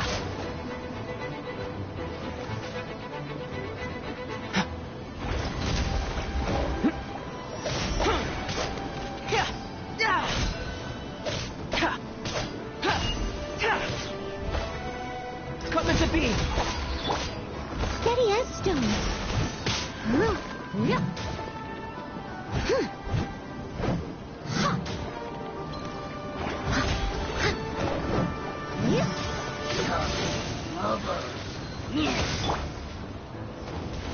Live!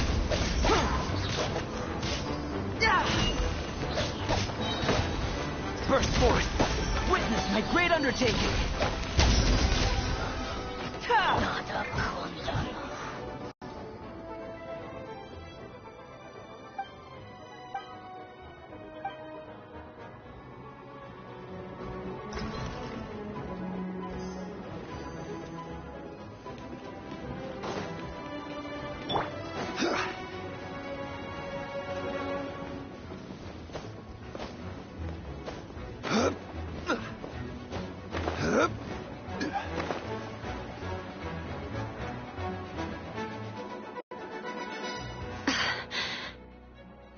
It's all my fault. I knew Klee was fast, but disappearing like this? I only lost sight of her for 1 second. How am I going to explain this to Albedo? Explain what? Albedo, Traveler, Paimon, what brings you here?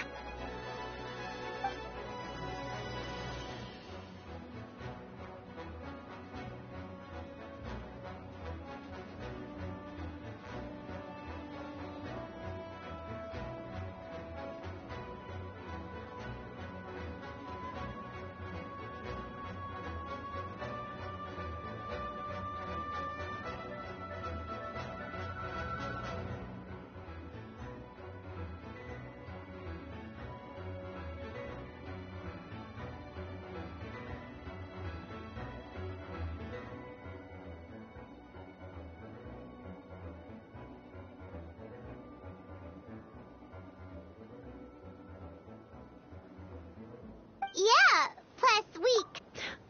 Klee, she... Wait! Stop!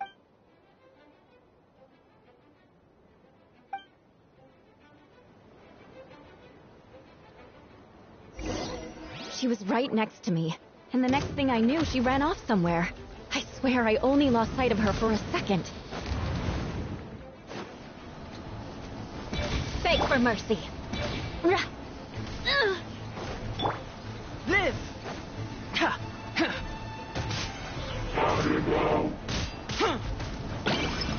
Burst forth!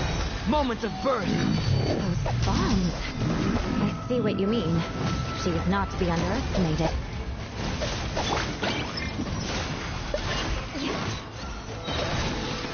Freeze to the core! Shudder!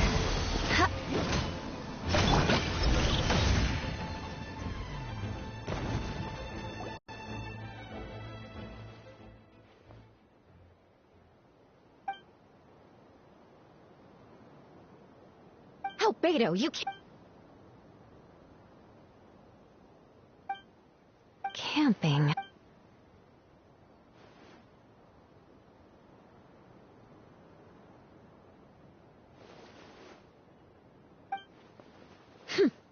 Of course. I place myself in your capable hands, Spark Knight.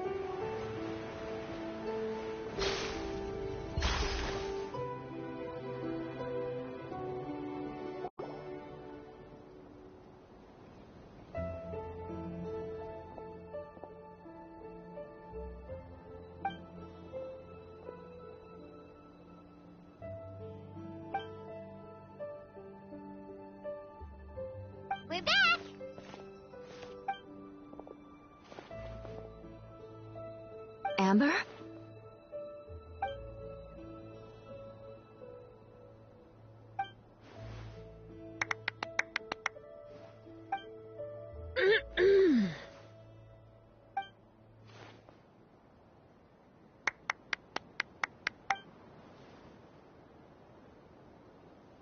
Reporting back, Master Jean. Mission complete.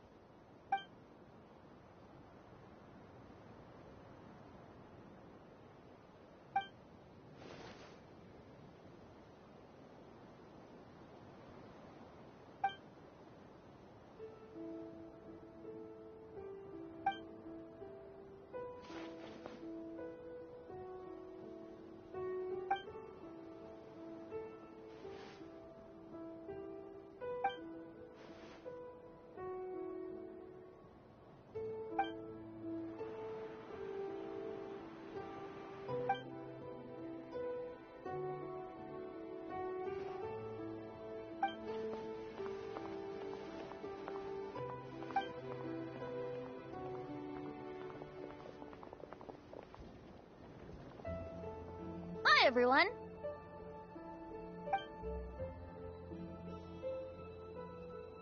Oh, well, wait. Does that mean you saw me running for my life?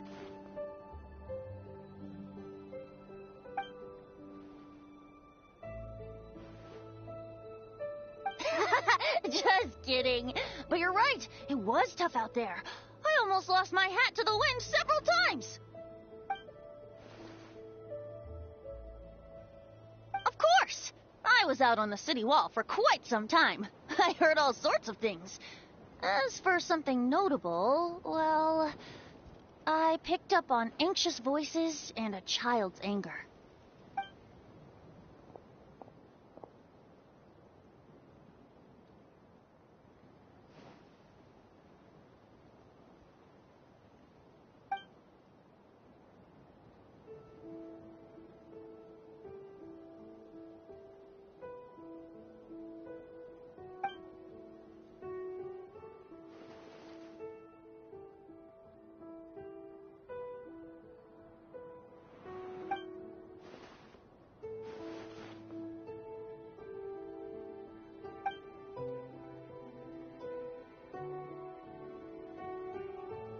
Oh, no wonder Venti sensed a child's anger through the wind.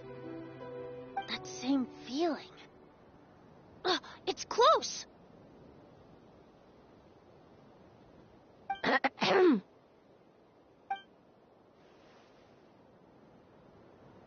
Oh, nothing much to report, actually.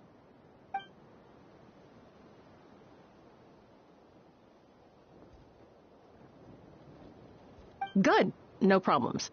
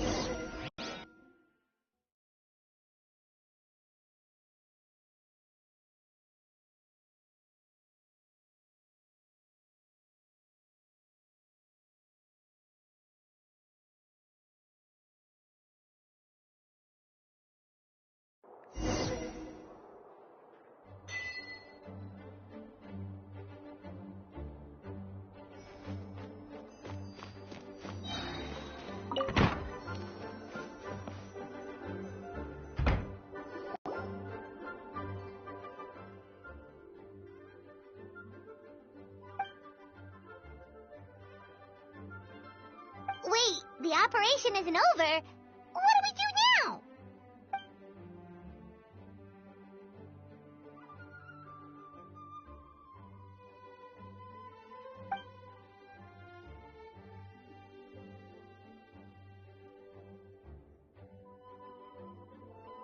I still remember when he approached me about asking the lovely ladies of the Hexen Circle for a small favor.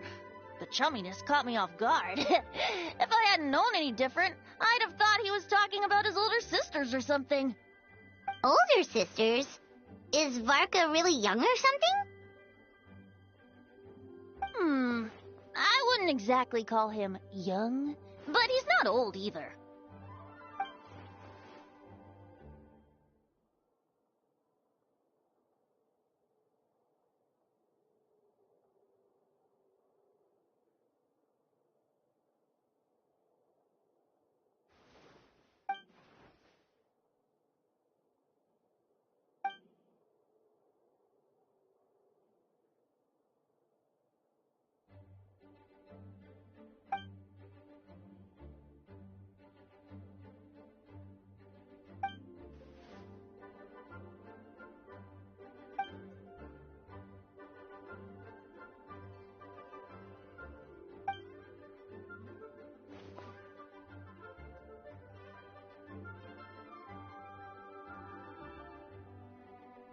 Of course!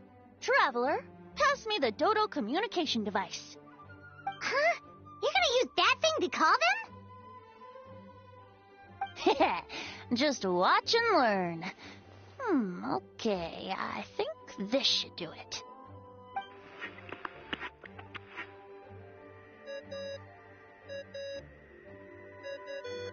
What's that ringing? Is it the wind or something? Hold on, that's not the right voice. Wait. Barbados? Varka?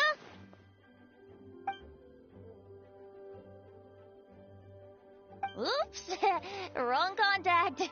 Sorry, Varka, you're probably busy right now. Well, considering I'm surrounded on both sides with a group on my tail looking to turn me into mincemeat, yeah, I'd say so. Yes. Well, have fun with that. We can talk some other time. All right, pass along my regards. Oh, and I still owe you for those drinks, don't I? Just take it from my stash. I keep it in...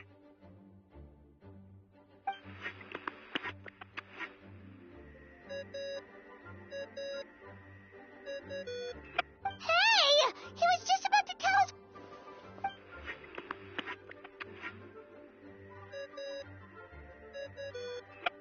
Hello? Who is this? Greetings, Miss Alice. It's Venti. Venti? Nope, it doesn't ring a bell. You're really gonna tease me like this? Fine. It's Barbados. Apologies, just a bit of fun. What can I do for you, dear Barbados? You still remember the tripartite conference, right? I'm calling on behalf of a friend. He's asking for a meeting. Oh? And which brave soul is it this time?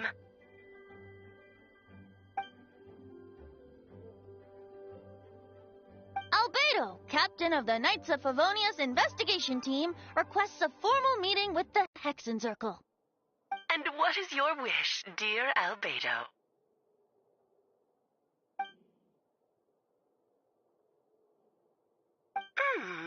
How unprecedented. Something even your mother Rhine-daughter never accomplished?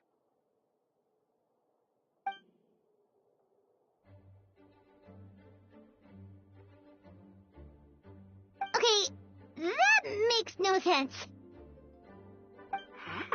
You've piqued my interest. I'll be right there.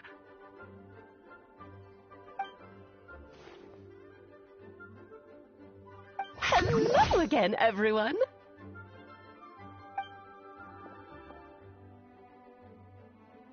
Darling, isn't it? It even has its own hat. Wow, the attention to detail. Pleasure to see you all again. It's been a while. On behalf of the Hexen Circle, I hereby grant Albedo's request. I'm guessing you still need to prepare? Take your time. Just come find me at the long table when you're ready.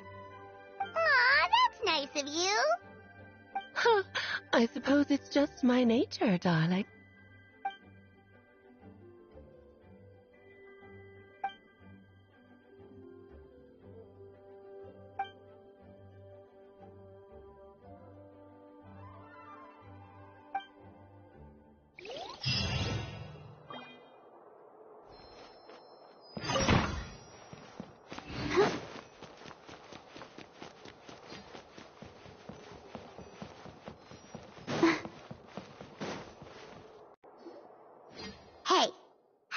wondered why Albedo always keeps his office closed?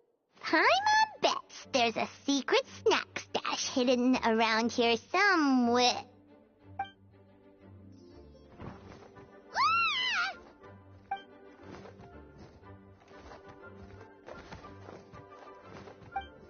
Mini Turing? What are you doing here?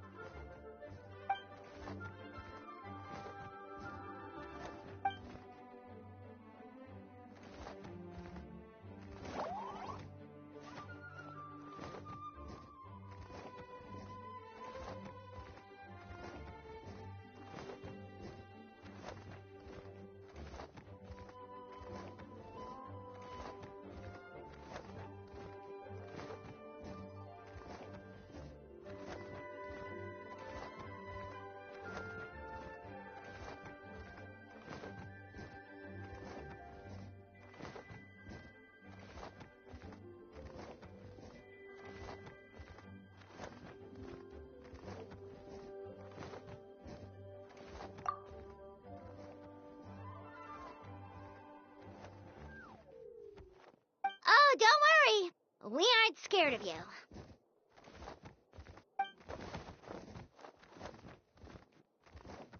So, what brings you here? Oh, is it Windbloom? There are a ton of fun games this time of year.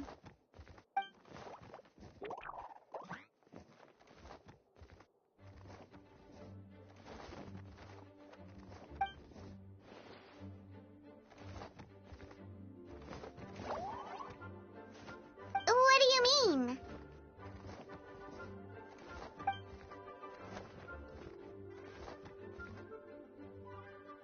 Wait, didn't that already happen? You left the storybook world, and now you're here.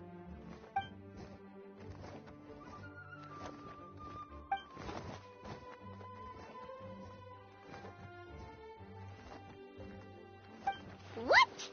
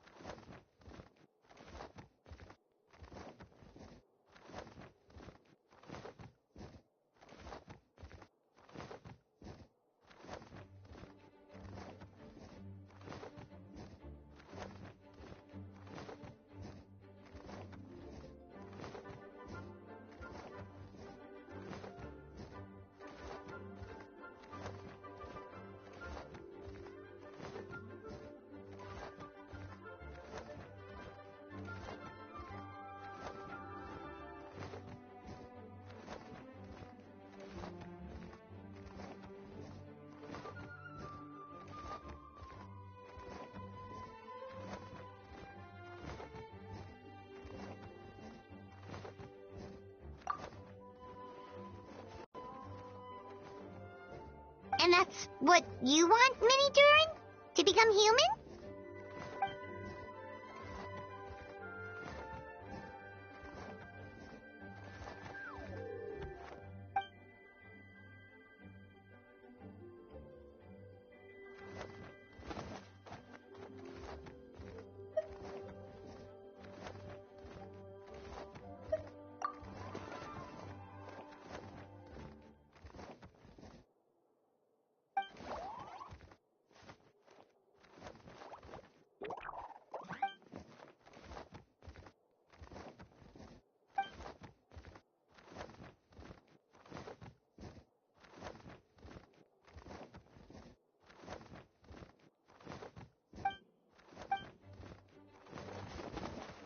Well, turning you into a human sounds like a huge project.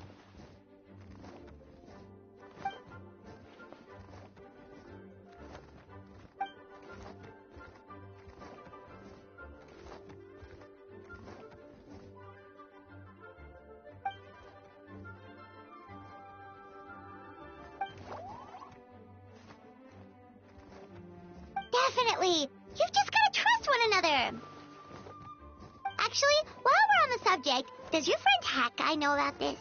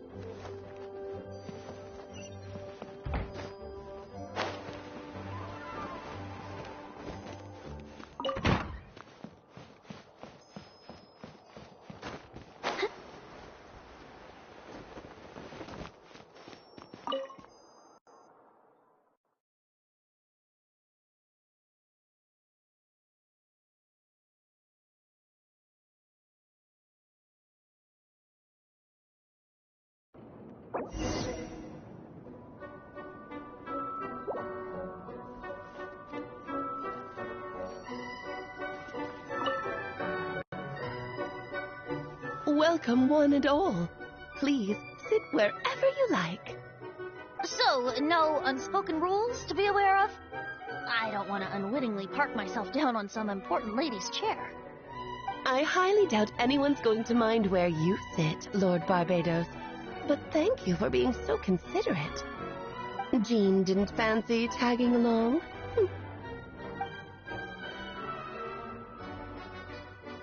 All right, never mind. I was just hoping to treat her to some tea. So, tell me, Albedo, what is this outrageous and audacious plan of yours that I've been hearing murmurings about?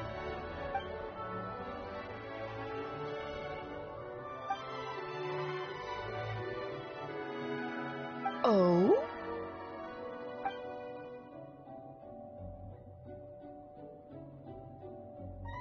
Which ones? I'm all ears.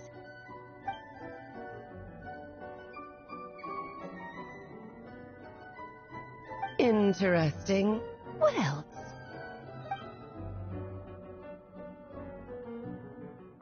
Ah, the raw material from which she created her monsters in the past. There's not much of it left. Dragon blood, monster flesh, and embryo. Sounds to me like a formula for creating life.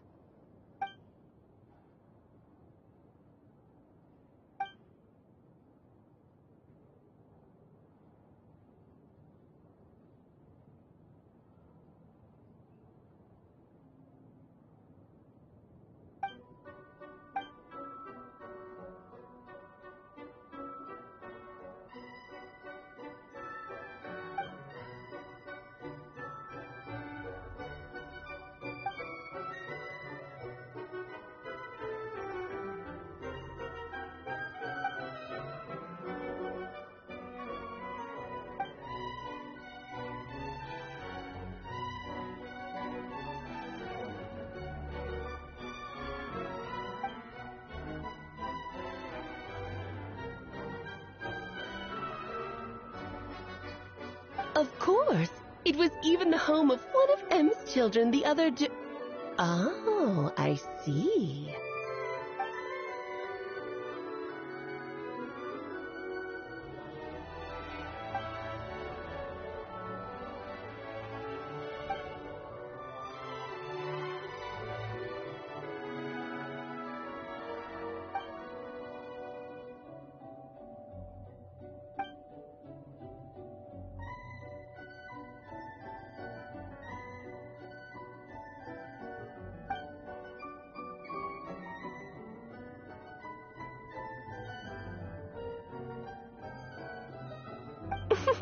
The glint in your... Of course not. In any case, that said, we're happy to give you what you need. But there is one condition. You need to prove you can wield them. And so, you must pass the Hexenzirkel's trial.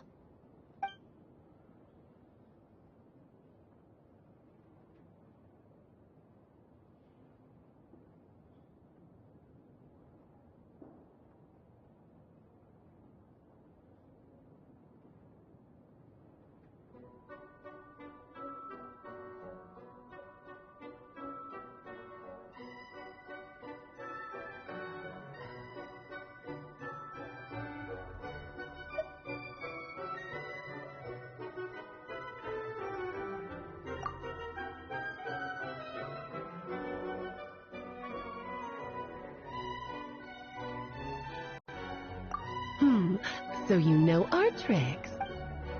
Well, success means little if you have no one to celebrate it with, no? Although, I'm afraid dear Paimon will have to sit this one out. What? Why?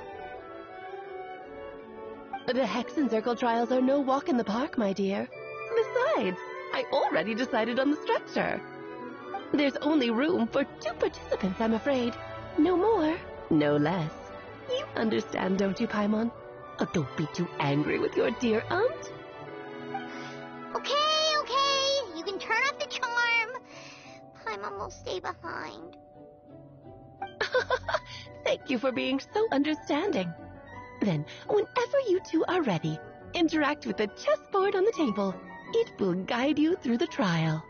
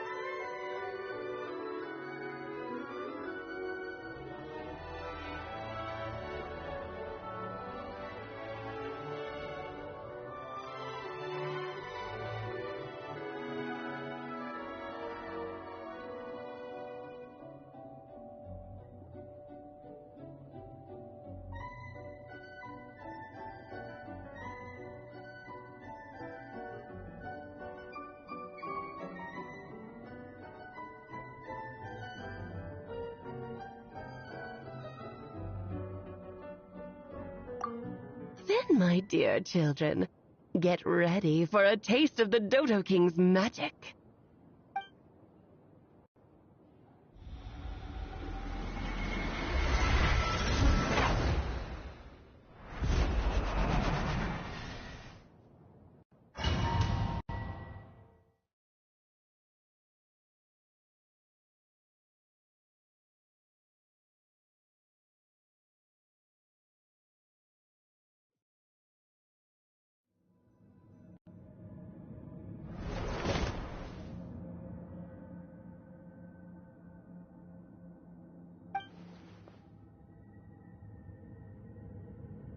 Whoa, you're so tiny now. Take extra care of yourselves, okay?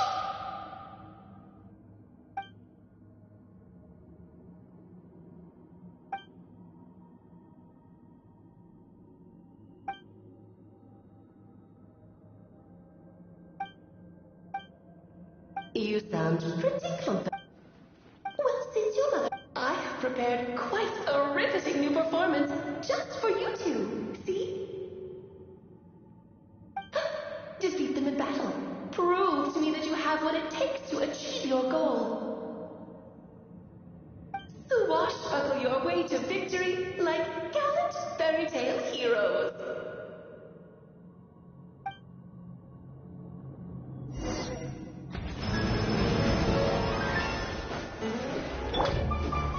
Stabilize! Order guide you!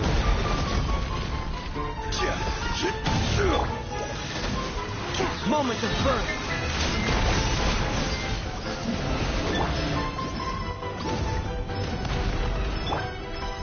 Solidify! You can't get Come into being!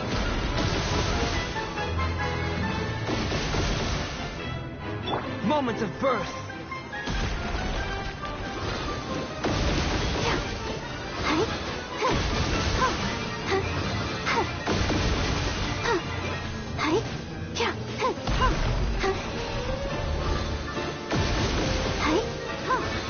Witness a great undertaking.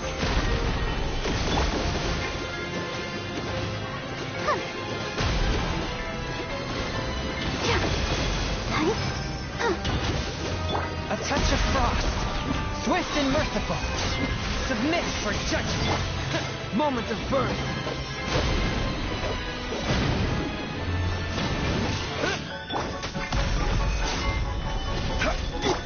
A touch of frost. Spirit blade. Let's dance. Moment of birth. Gather flow. Ramming speed. This is New Orleans. Burst forth.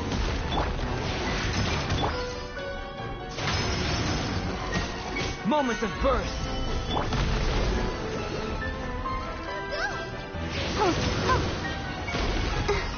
Go, Barbara. Yeah, hi.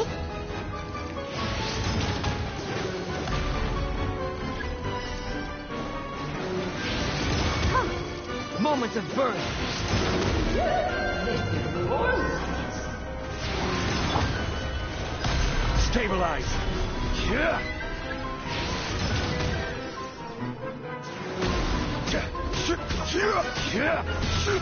Swift and merciful. Moment of birth.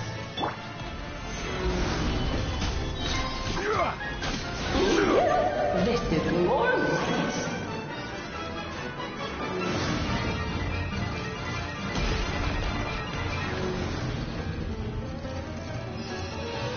Moment of birth.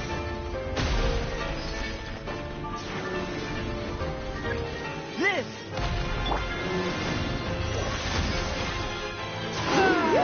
This is Burst forth.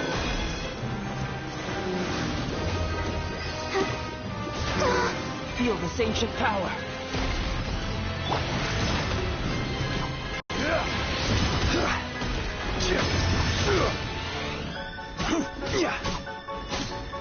A touch of frost. Forth, my... This is order. Feel this ancient power.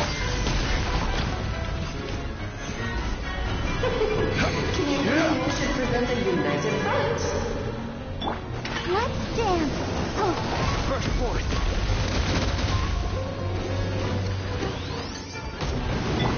Witness my great undertaking. Blade. Forth, my blade. Let's have a ball. Gather. Moment of birth. Whence you came.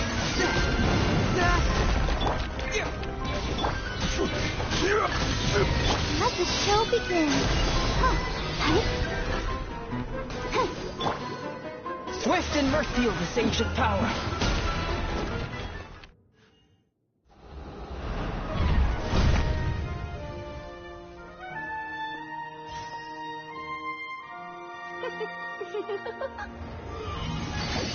Oh, it had to be this form? A toy really doesn't suit me. Well done, but this isn't over. I will now preside over the second trial. Stare straight ahead, and you will see things as they appear. But change your perspective, and you will see them as they are.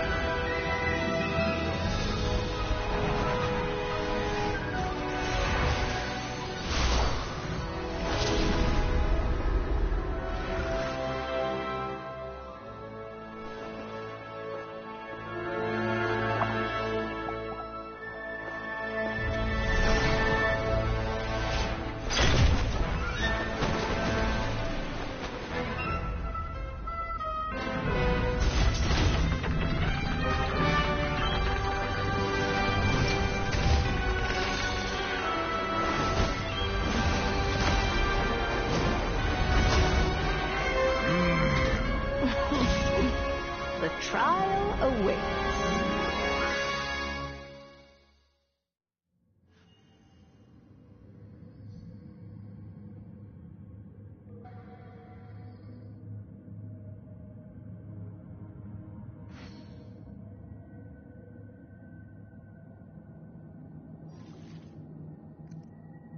Only by turning the world on its head can we see its true colors. So, it begs the question, what do you see on the other side of this chessboard? Pawns earned true freedom the moment they gained legs with which to run. Quite enough. So, in the spirit of Rheindotter, I prepared a little surprise for you. No need to thank me, of course. Just a small gesture of kindness from me, Barbala, to you. Oh, Albedo, you're always so charming and delightful. This calls for some pomp and ceremony. She can be so full of herself. I do wish she'd take a leaf out of your book. I feel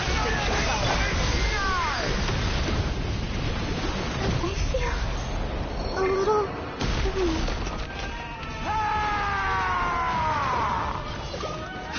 Feel this ancient power.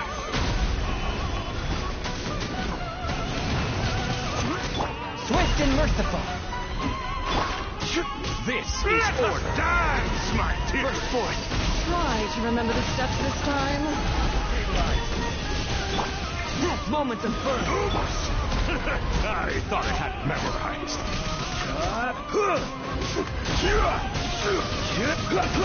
Gather. One with my blade. A touch of frost. From whence you came. Witness my great undertaking. And now, a towering return to form! Force my blade.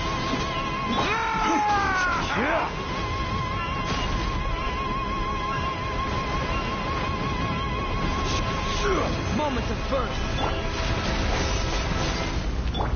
Idle chorus sings for you! Can be turned to dust.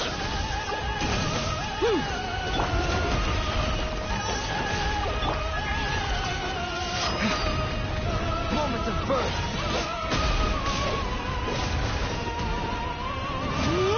Burst forth.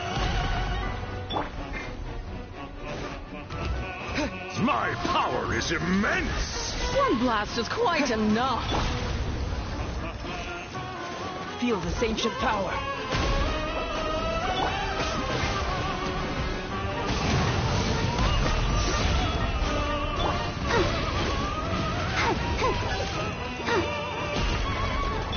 A touch of frost.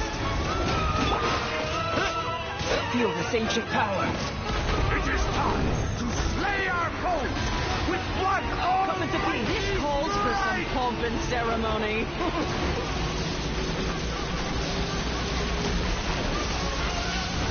Annihilation is nigh! Moments of birth.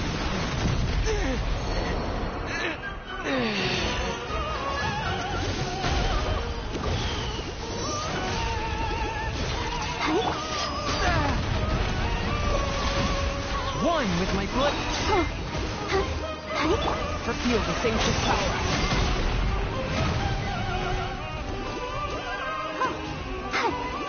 Let us dance, my dearest. Try to remember the steps this time.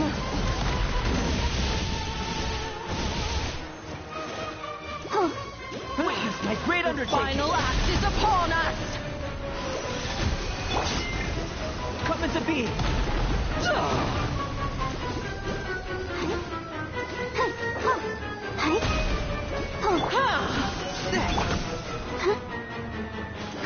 Moments of birth.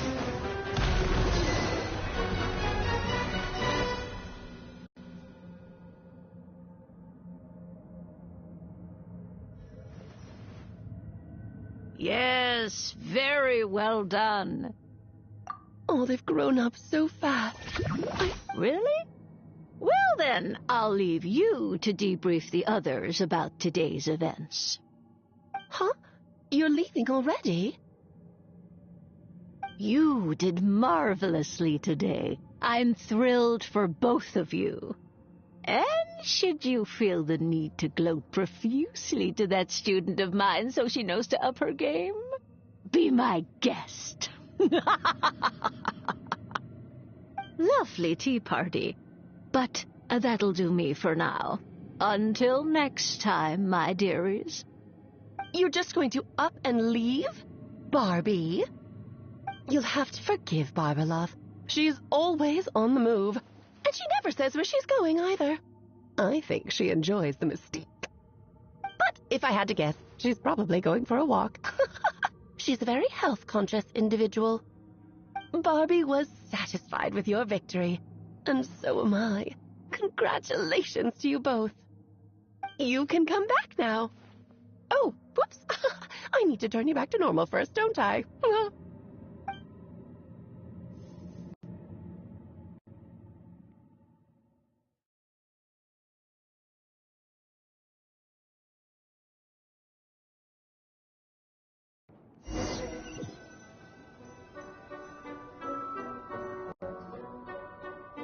You're finally back! Great job! You made it all look so easy! Nice to have you back safe and sound. Now time to relax and switch off. You've earned it.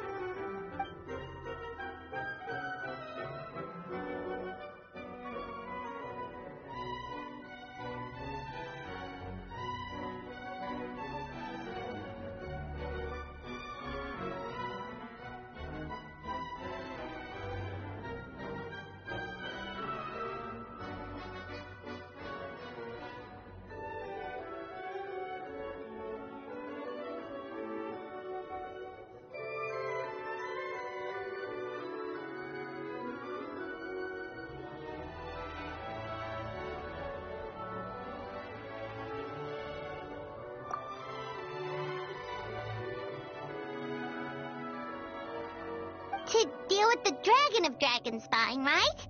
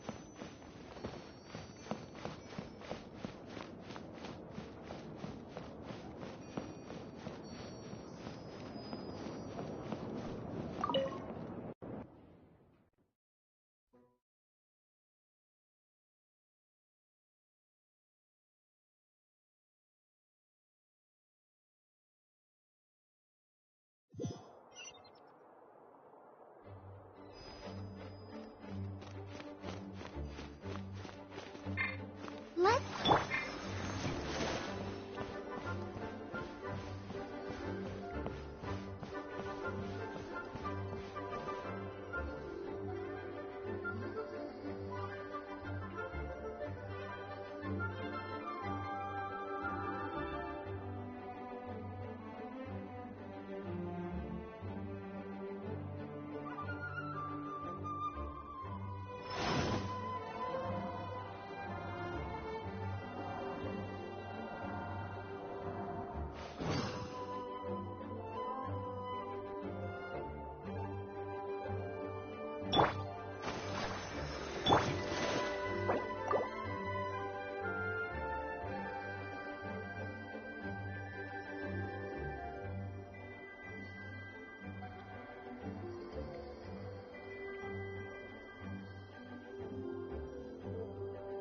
Osmanthus wine tastes the same as I remember. But where are those who share the memory?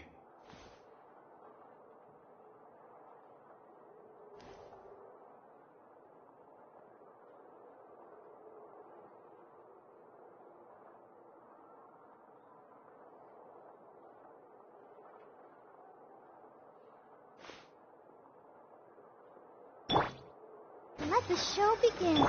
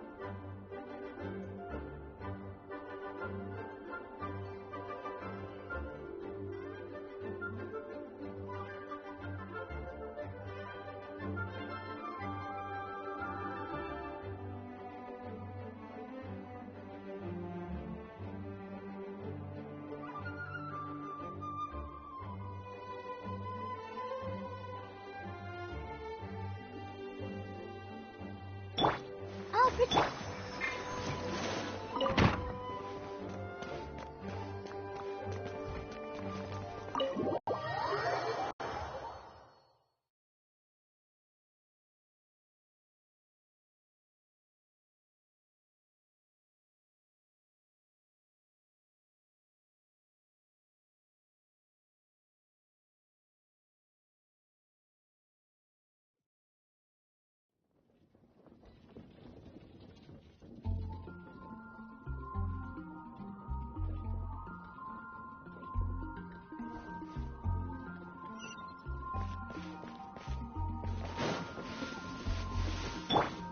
Let the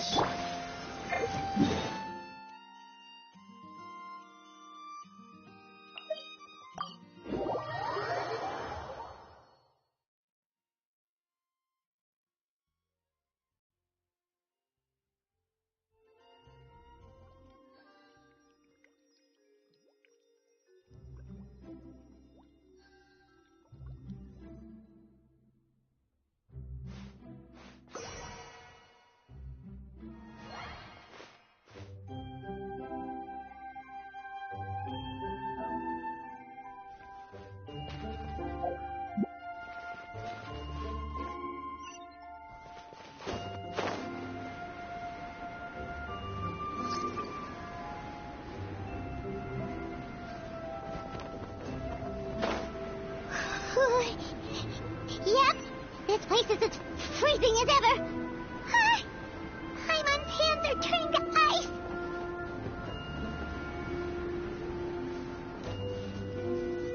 You sure? Is it warm in there?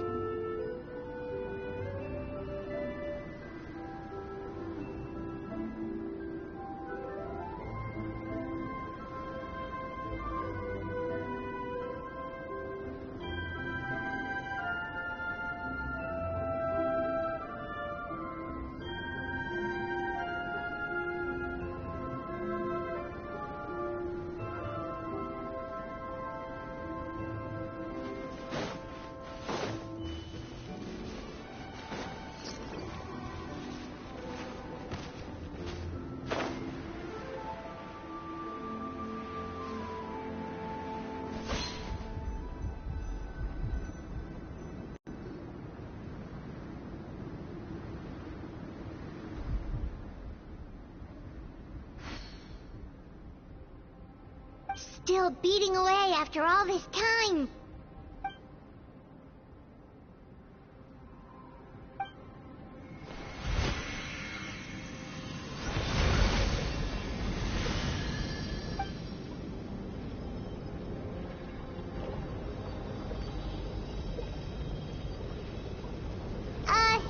May Paimon ask a question?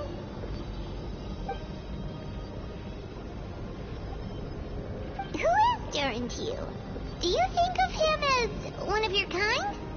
And is he a dragon, person, animal, or monster?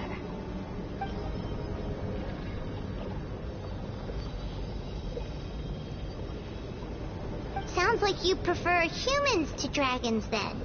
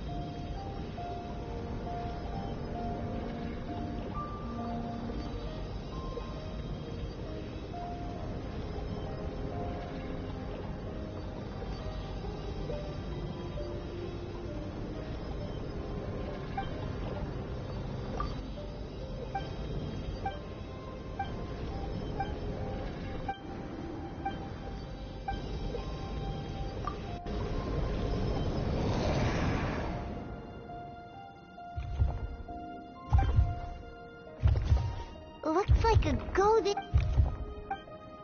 Wait, but in that...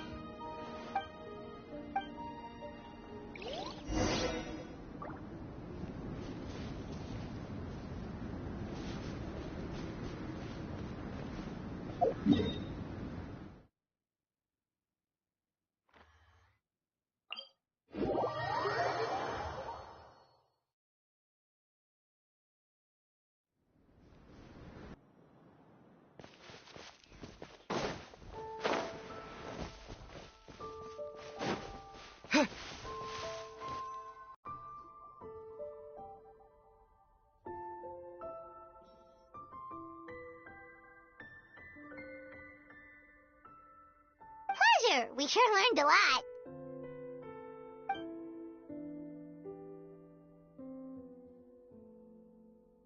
Oh yeah, the festival! Wonder who the Wimbloom Star is gonna be this time. Well, we've been too busy dealing with this situation the entire time. Who else would be free to work during the Wimbloom Festival?